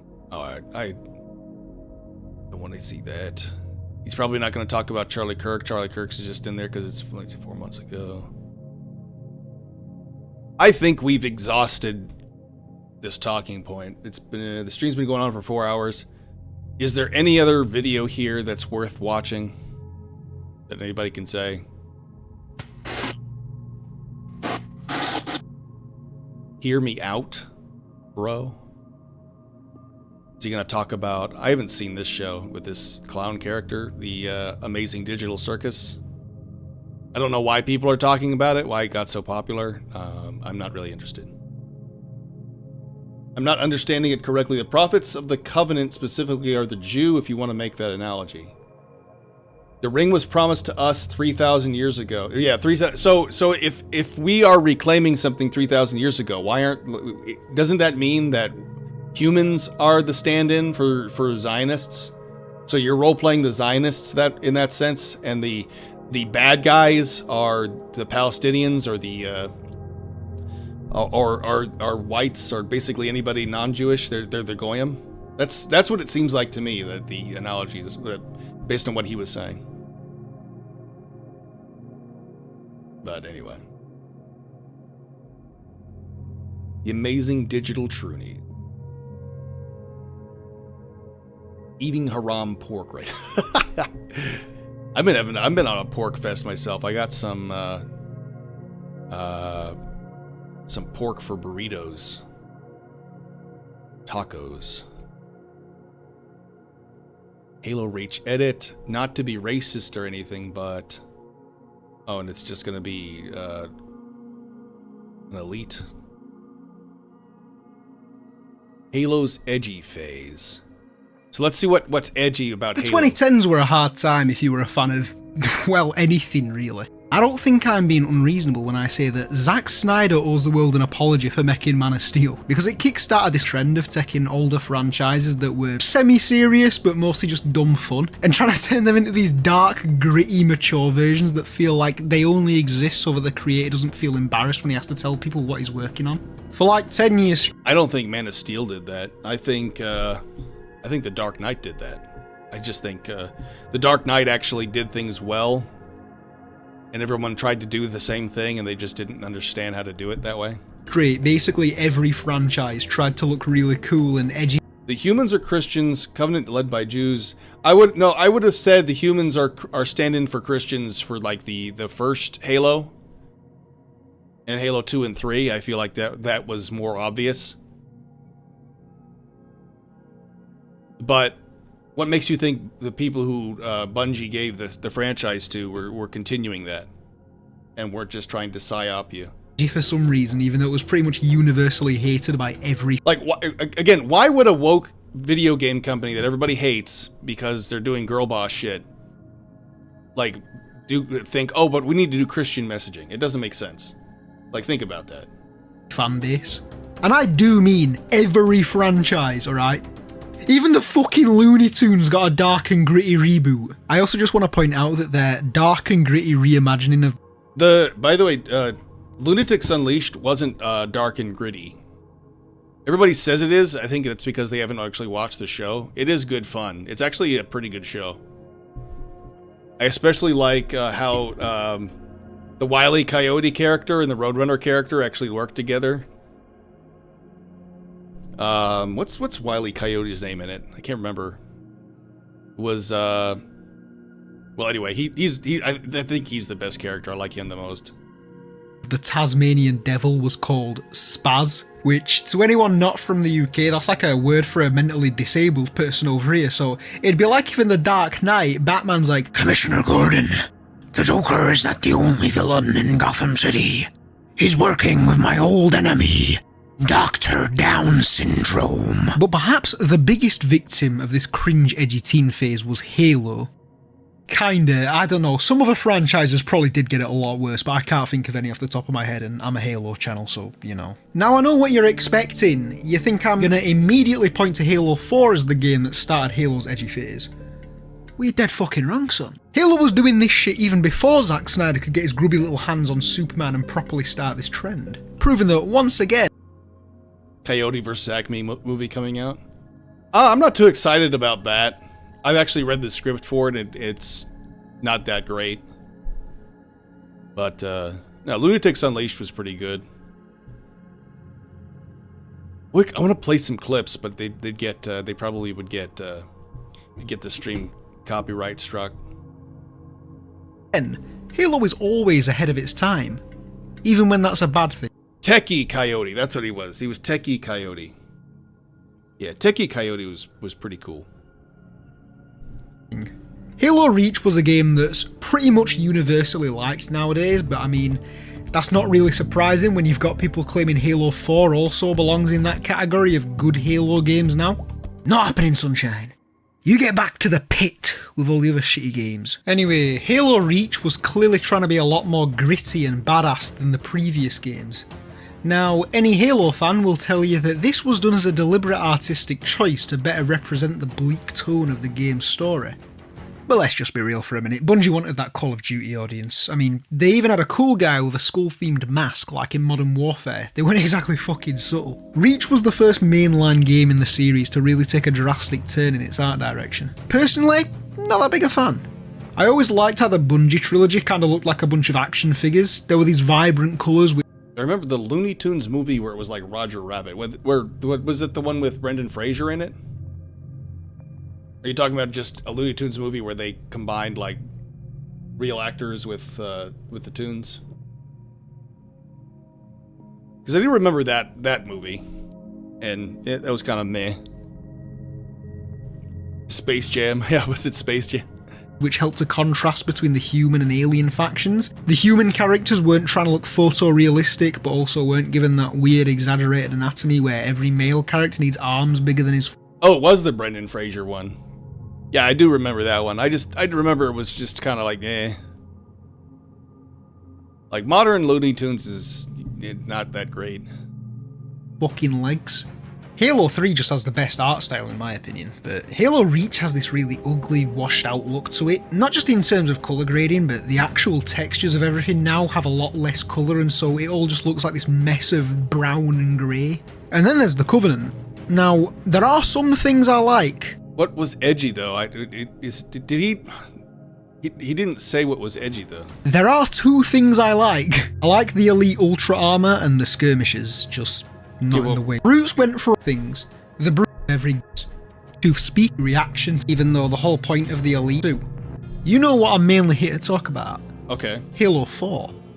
This was the game that really tried to make Halo appeal to COD fans, and instead it just pissed off the fans they already had to begin with, whilst not attracting many COD fans. They tried making everything super detailed and realistic, which means all the armor... Oh, wait, so when he said edgy, he means fake edgy, okay. Weapons now need to be made up of about 15 separate pieces that can be individually removed like they're a Barbie doll. You know, I look at character design like this. If a 10-year-old can roughly draw the character from memory, probably a good character design. Now, if a grown man has to look at a picture on Google of this character and constantly look back at said picture while he's drawing it because it's got so many moving pieces, probably not a great character design. Master Chief's armour in Halo 4 is something that I keep going back and forth between whether or not I like it. See, in some images it looks kinda cool. And then, in other images it looks like a dude wearing a paintball mask with a toilet seat around his neck.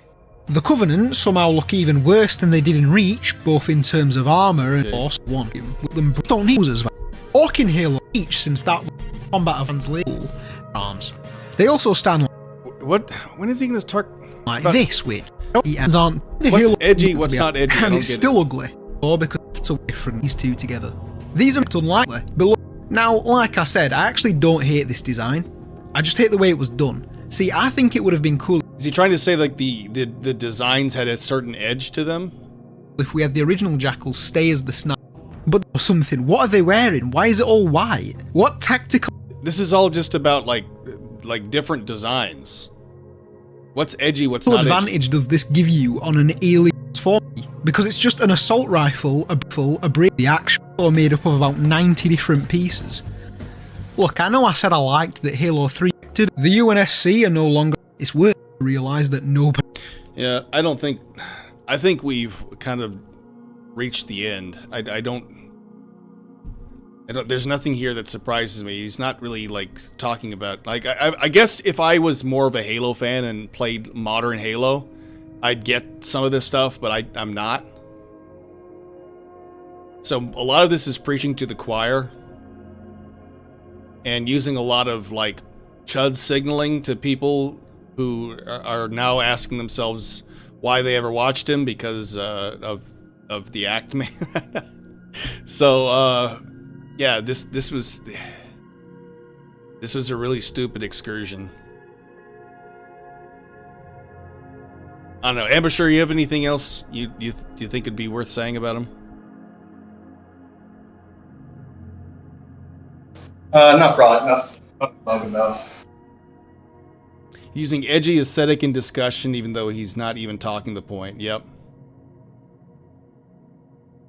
Edgy looking aesthetic with the character designs. Well, that one time where Bugs said, I'll fuck your mom with a razor dildo. That wasn't that tune. Probably somebody else's reboot tunes.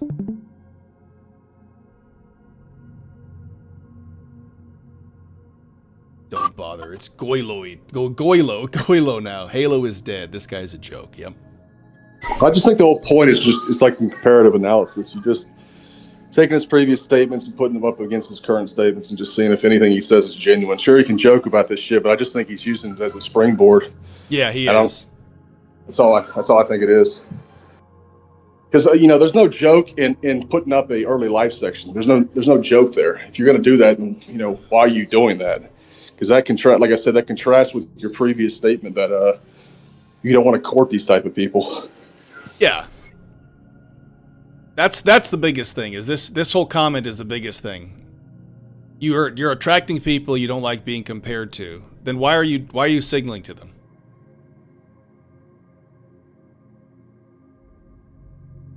How lame modern games are? Are they lame, or are you just joking about that too? You're gonna throw it, but you're not gonna throw a genuine rager.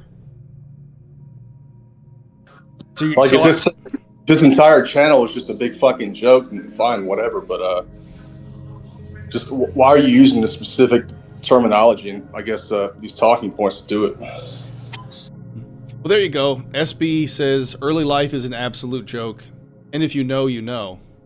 So yeah, it's just the people who make your media. Even if they're Jewish, that has no impact on the writing. So throwing up an early life section in a video that's a joke? Yeah, it's just a joke. It's just a joke. Yeah. Just our joke. Yeah. Yeah. Zionists aren't like we can have Zionists. We just have to teach them to be good writers. So there's nothing genuine about his videos. It's just the entirety of chud fucking videos are just jokes. That's all it is. It's just have some fucking laughs and use the right-wing talking points to do it. Yeah. This guy doesn't he probably genuinely doesn't understand that there are people in this world who have ideologies that are diametrically opposed to us, like to our values, and they're involved in our media industry producing this stuff. And instead of addressing it, they're like, it's just all good and fun, me talking about it. I don't really believe in anything I'm saying. And I don't like being associated with people who actually take anything seriously. In fact, they're mentally raped over it. It's not even a difference of opinion. They're mentally raped over it.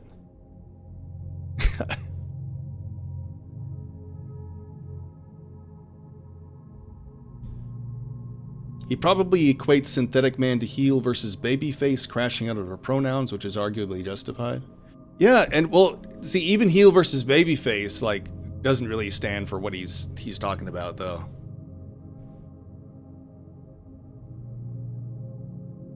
He's pretty smart sometimes, though. Heel versus babyface. I don't know what is his real name. I can't remember his real name.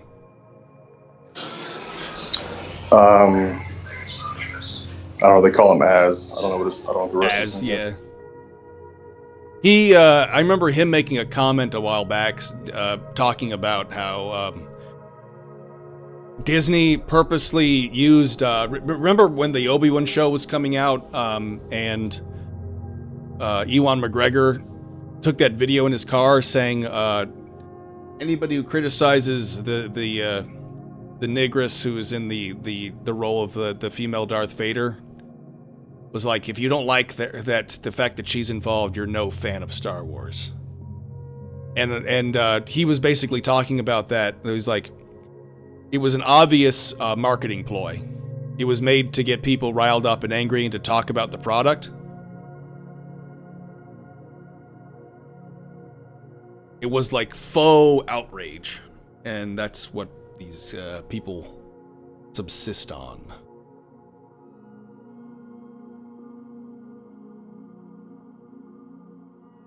Jaquivius Dontrell. Eels isn't a giga-based chud, but he does portray himself as he was, as Cheeks does. Well, yeah, he still has. I guess. I bet most people have seen this video I've made a while back, but let me find it.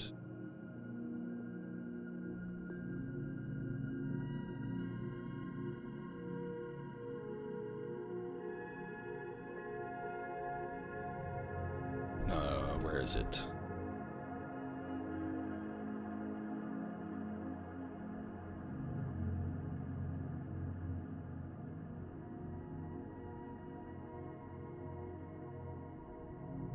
It was before that.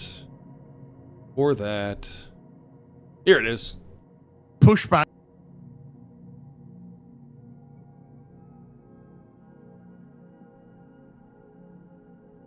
So never forget this, guys. People. Culture went so far left, and now that it's correcting itself back to the middle, the pushback on the left ideology is harder. So everyone is hypersensitive to anything perceived even remotely woke. Correct. What we don't need is an overcorrection to the fucking far right. They don't want the pendulum to shift too far to the right because they're not actually right wing. They're centrist libertarians. They don't want to be banned from YouTube. They know they can't say racist, sexist, whatever shit. Because do you know what the far left and the far right have in common? They're both very pro-censorship. They're like centrist libertarian types who are... See, aren't centrist libertarian types, though, if you're talking about how you don't want the pendulum to swing, why is that not censorship? You're not allowed to be too right or left to the middle, wherever the middle is. So, okay, how is that not censorship too? How are you not like trying to control speech in that sense? Or just parroting the common opinion back to people. We don't want a swing in the opposite direction. We want... Why don't you want to swing in the opposite direction? Why? Can you tell us why? We want like a nice little swing here, you know? That's what we want. A nice little swing here. We don't want it to go up here. You need to make a video on why I hate modern Fallout, but don't be serious about it. Yeah, exactly. But I do need to put everything in the thumbnail, courting people who do take that seriously, and then wonder why they all hate me when I reveal that I don't like them. Here, it's here. It's coming down. We don't want it to go. Oh no, we don't want it to go up here. Well, again, that's why the Overton window discussion keeps coming up, because if you compare Kingdom Come 2 to like Dragon Age Veilguard, of course Dragon Age Veilguard's way more woke, but that's again how a retard looks at things. How a smart person looks at things is they just analyze the media in front of them and try and see, okay, this is obviously trying to push this message. When he says analyze the media in front of them, what he's saying is like you take it at like, I guess like a blank slate. But yeah, you should have like a value system or a standard that you're working with, and centrist libertarians don't work with a standard. Etc., etc. You know, leftists have no problem doing that with anything vaguely right-wing. They will absolutely analyze any message, no matter how harmless it might seem, for, you know, normalizing such crazy things as like, you know, men being physically superior to women, or you know, any number of things like that. We just want a nice little balance, a nice little wibble wobble, yeah? Centrism in a homogenous country of your peers is good. And if someone comes and says it's not, and they are going to fight you, On what basis are you going to fight them back? A little bit of liberalism, you know, a little bit of conservatism, just a nice little fucking wibbly wobbly, nice little balance. They don't want the pendulum to shift too far to the right. They're centrist libertarians. They're like centrist libertarian types who are just parroting the common opinion back to people. I remember. The common or the consensus opinion back, yeah. Speaking of centrist, Short Fat Otaku video was how I discovered your channel. Oh, yeah. Yeah, that was I didn't do very well in the recording. I was still, like, trying to learn how to do the recording on that. But, yeah. By the way, I've talked about this in one of my more recent videos, but I think even calling them centrist libertarian is a little too much. I think they are statists. Their bottom line has actually been oriented according to what, like, most institutions have taught people, just modern education in general. But it's more you actually agree with whatever is the commonly, I guess, whatever the authority opinion is. I don't know what you'd call it, but it's since the state controls most educational facilities, public education, and a lot of colleges are from that too, and there's a lot of money poured into that too. It's going to reflect whatever is in the state, and the Fifth Republic, one of the governing ideologies of the Fifth Republic is the Civil Rights Act. So with the Civil Rights Act, I've talked about that too. I don't know, have you guys seen this video that I made a long time ago? I think I'll end with this. Just because we're on that talking point. It's one of the first videos I did. Well, not one of the first I did, but when I was doing, kind of when I changed the way my content was going.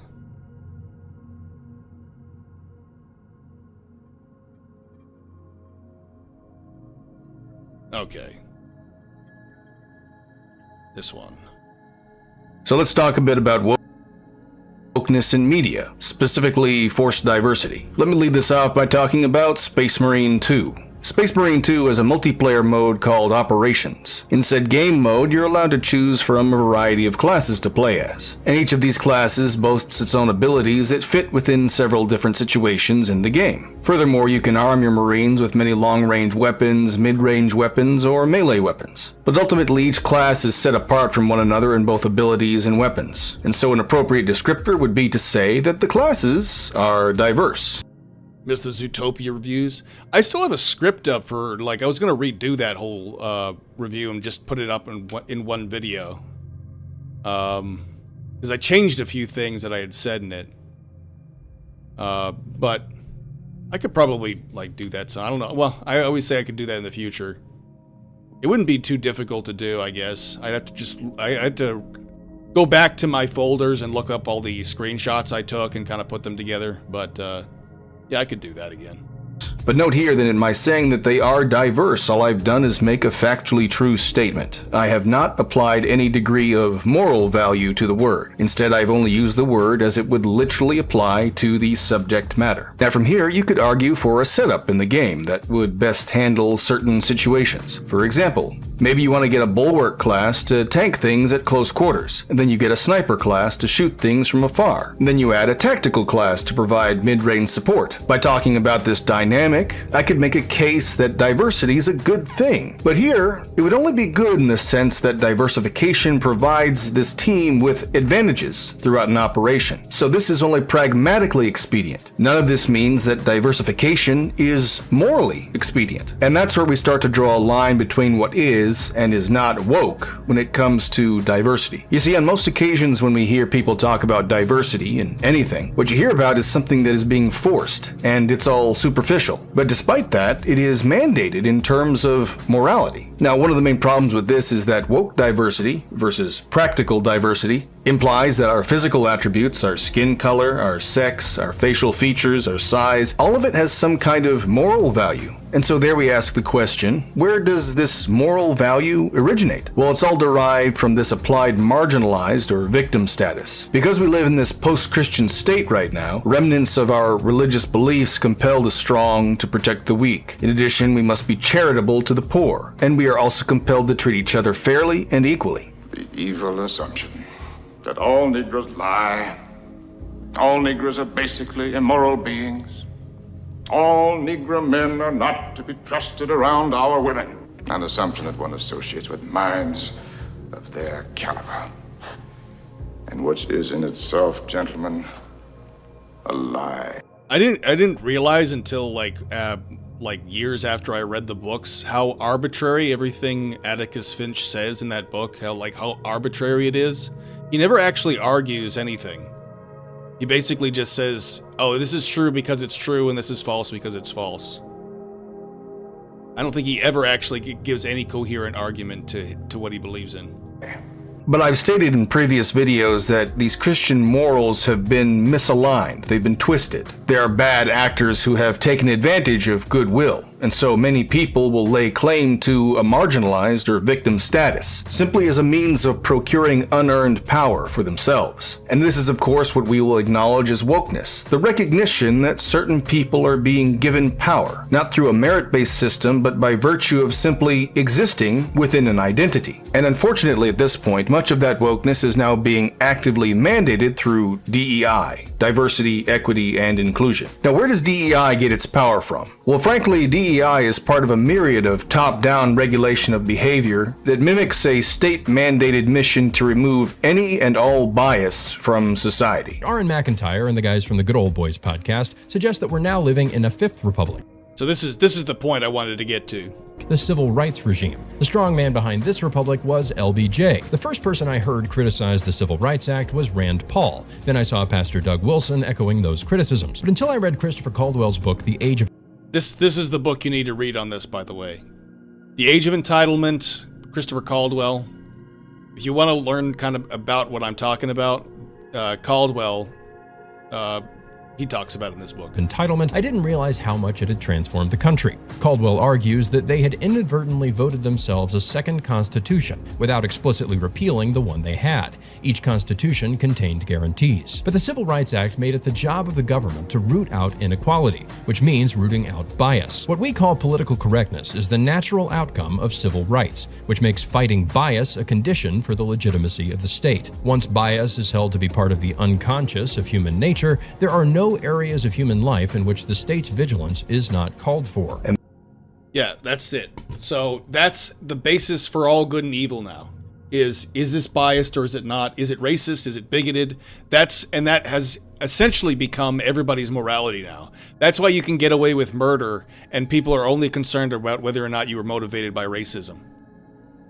You can do murder, you can do rape, you can do all these things, and people treat it like it's a lesser evil to being racist. Because the state determines what is good and evil, and the state has determined that racism is like the only thing. Basically, it's and the as an extension of that, almost every law that's put into the books, the only way you can actually project power at that point, like the anarcho-tyranny that's going on right now, the only way that's possible is if you make people like guilt-ridden over their racism. Now, once the worrisome thing is when people just don't care anymore, you can't control them. So whether it's Gen Z or Gen Alpha or whoever it is comes up and basically says I don't care, how are you going to control them? All right. Let me see if there's actually any quotes from that. Let's see. Christopher Caldwell. Age of Enlightenment. Oh, I was actually reading parts of it.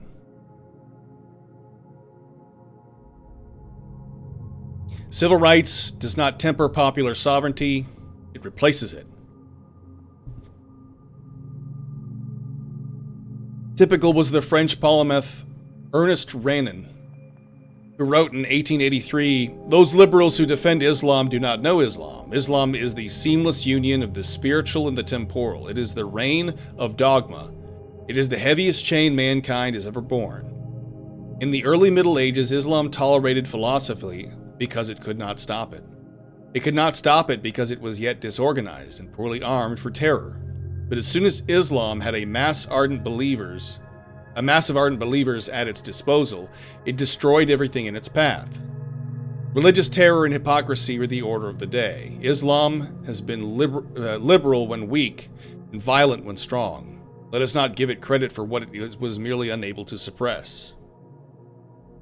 Other good points. Only with the entrenchment of political correctness did it become clear.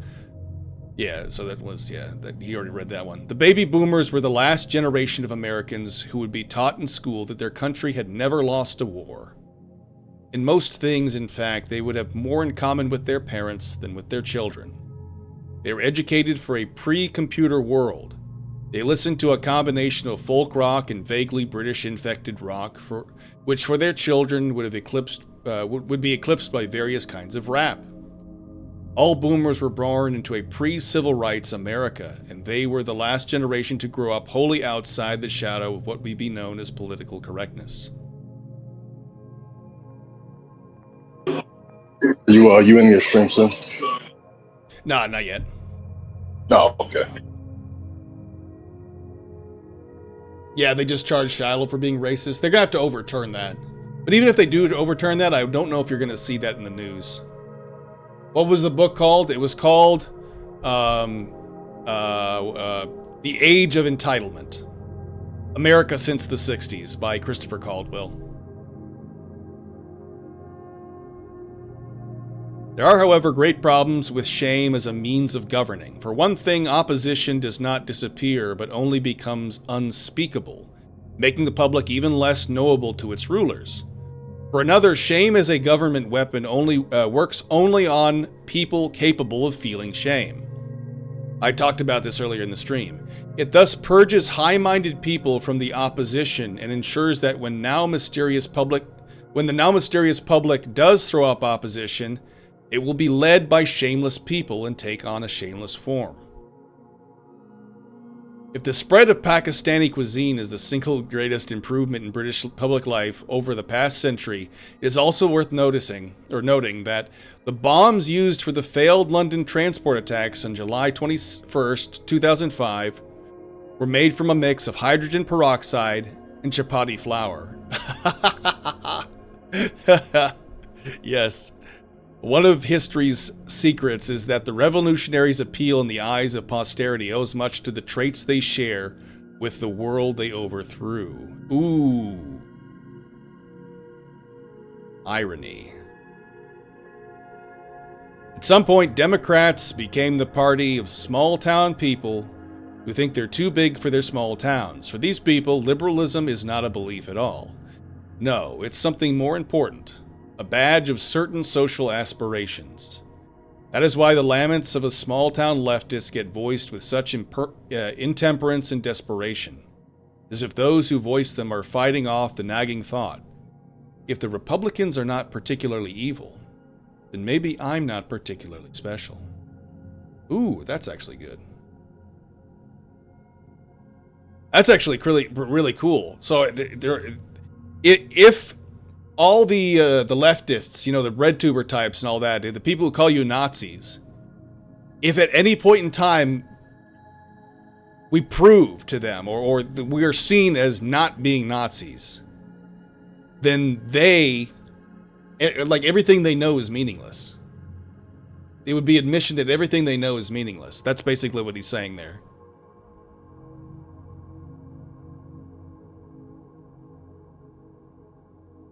That's why you can't convince, by the way. Part of the reason why you'll never convince a leftist you're not a Nazi. Because if they admit that, they'd have to admit that everything they know is wrong.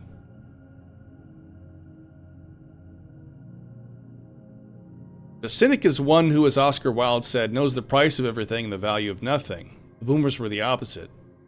They knew the value of everything and the price of nothing.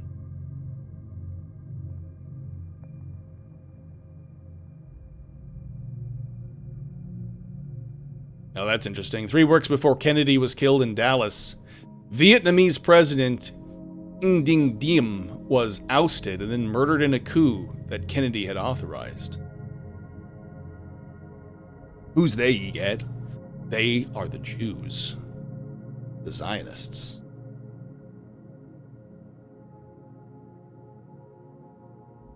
Actually, in this context, though, it would be the American people, though, if I was taken seriously. Only with the entrenchment of political correctness. So we already read that part. Yeah. So yeah, Christopher Caldwell, The Age of Entitlement, America since the '60s. Oh, I can't even look at that. Oh wait, here we go. This is basically what it looks like.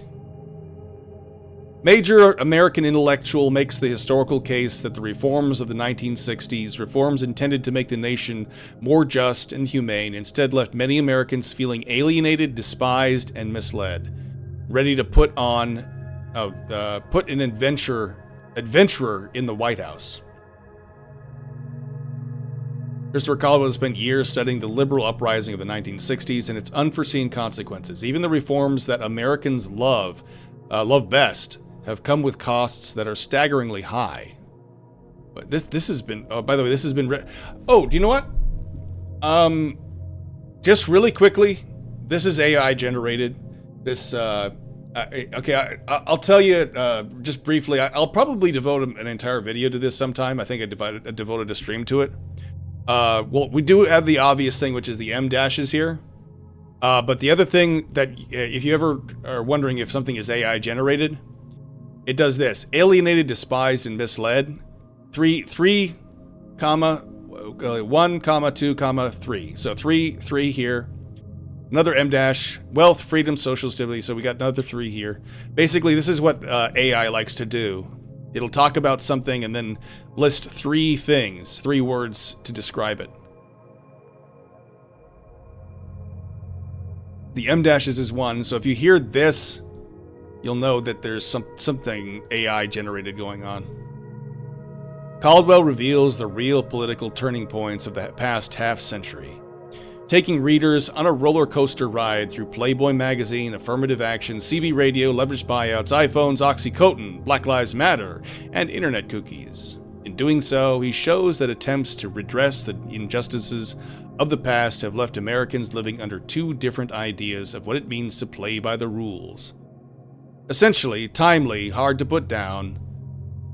There you go, another 3. The Age of Entitlement is a brilliant and ambitious argument about how the reforms of the past 50 years gave the country 2 incompatible political systems and drove it toward conflict. All right. I think that is going to be the end of the stream. So let's see here. I will end with, let's see, what's another good one?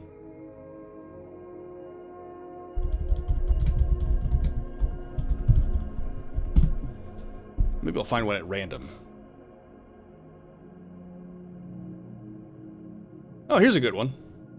It's probably an older one, but let's, I will end with, one more Prussian marching song and then end the stream.